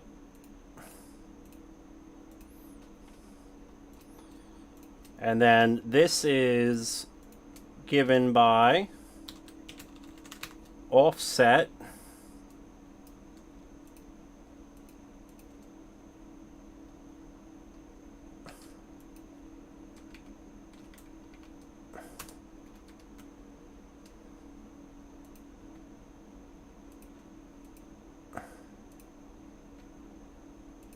columns, okay?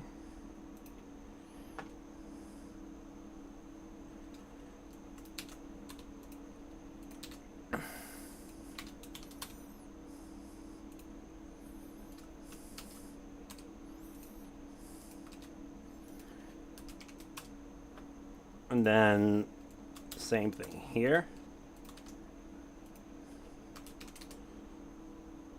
All right, let's drag this to the bottom.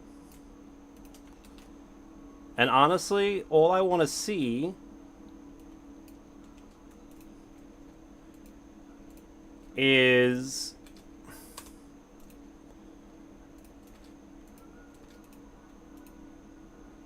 just how Biden is performing against his own party in the House races, okay?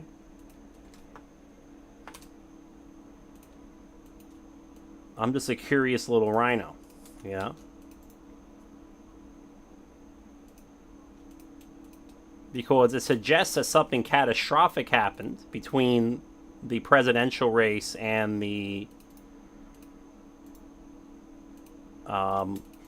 congressional races from that GH alpha manifold. And I'm just curious, what exactly happened, aren't you? Okay, so we're going to get Biden percent. And then we're going to get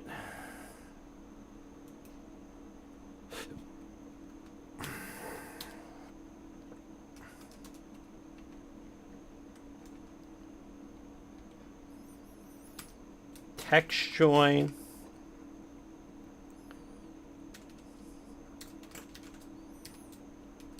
Biden early, and then we're going to get Democrat Congressman early. And then, that's really all I want to see. Okay.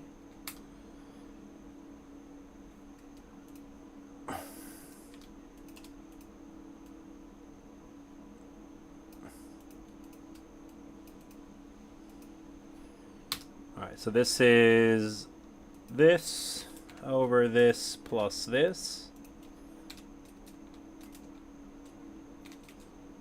And this is equal to this over this plus this.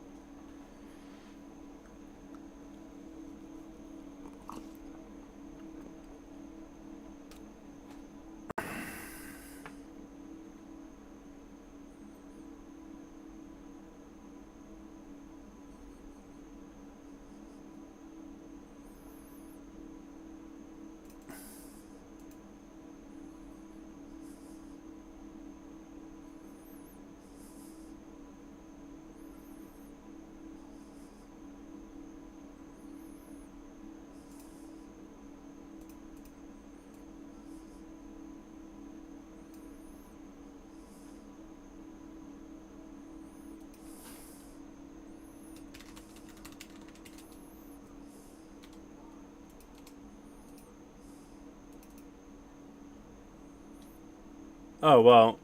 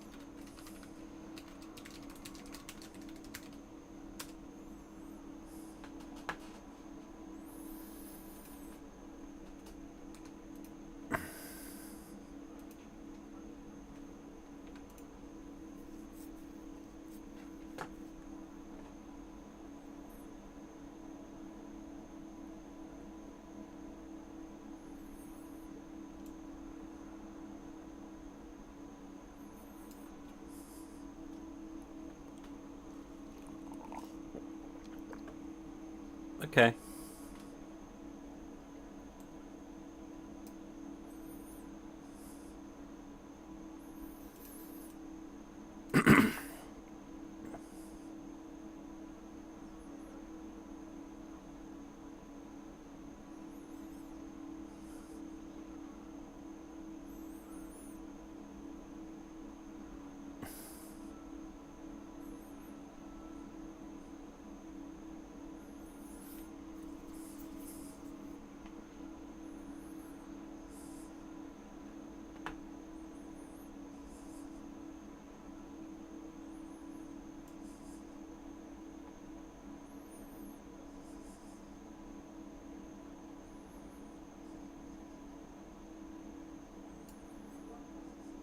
District 7231.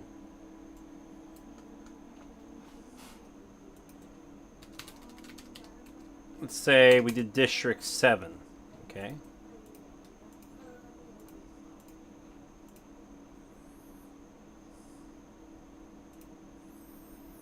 What I want to write then is if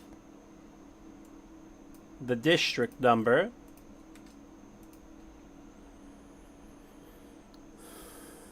equals AA4, then blah blah. Okay, otherwise I want to write NA.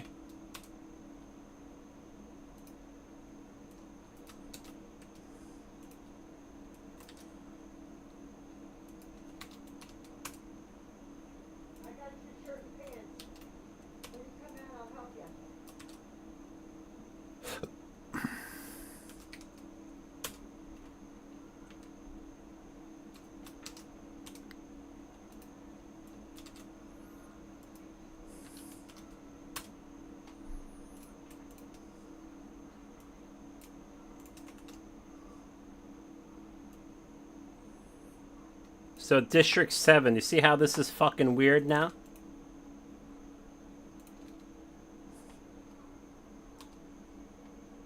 So District 1 is ill-behaved. District 2 is fine. District 3 is fine. There is no 4 or 5, so there's only 7. Okay. District 7 is very ill-behaved.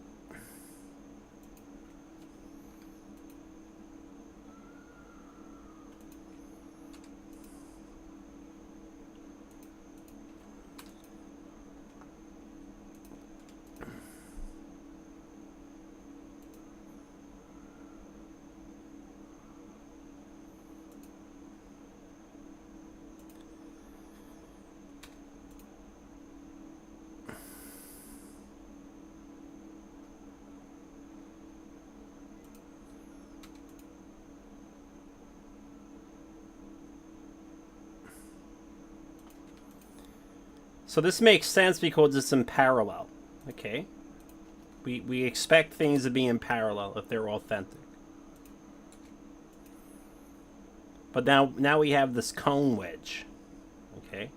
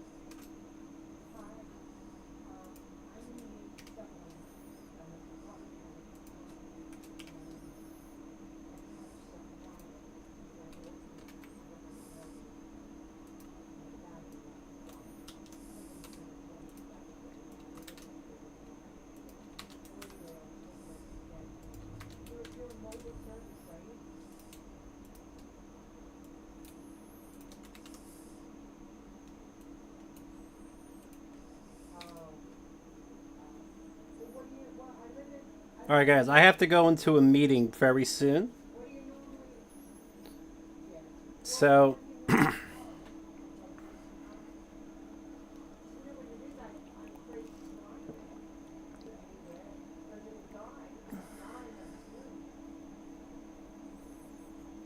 let's take a final look.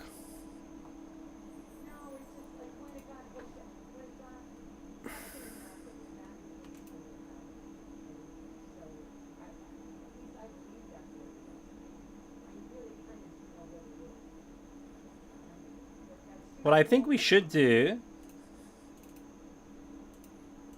is do this. Yeah, that's easier for people to see. So Trump is, the better a Republican congressman does, the worse Trump does.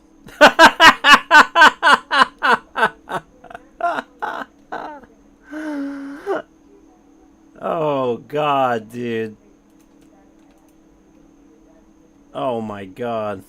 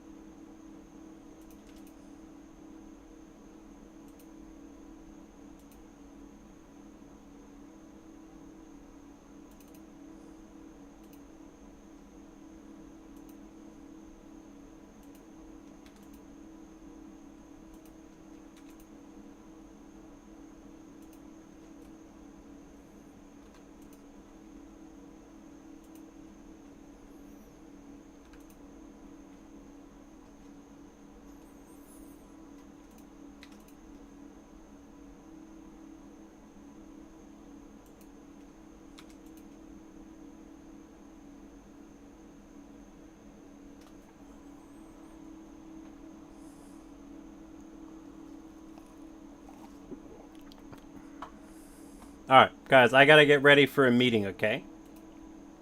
So, I gotta stop the stream.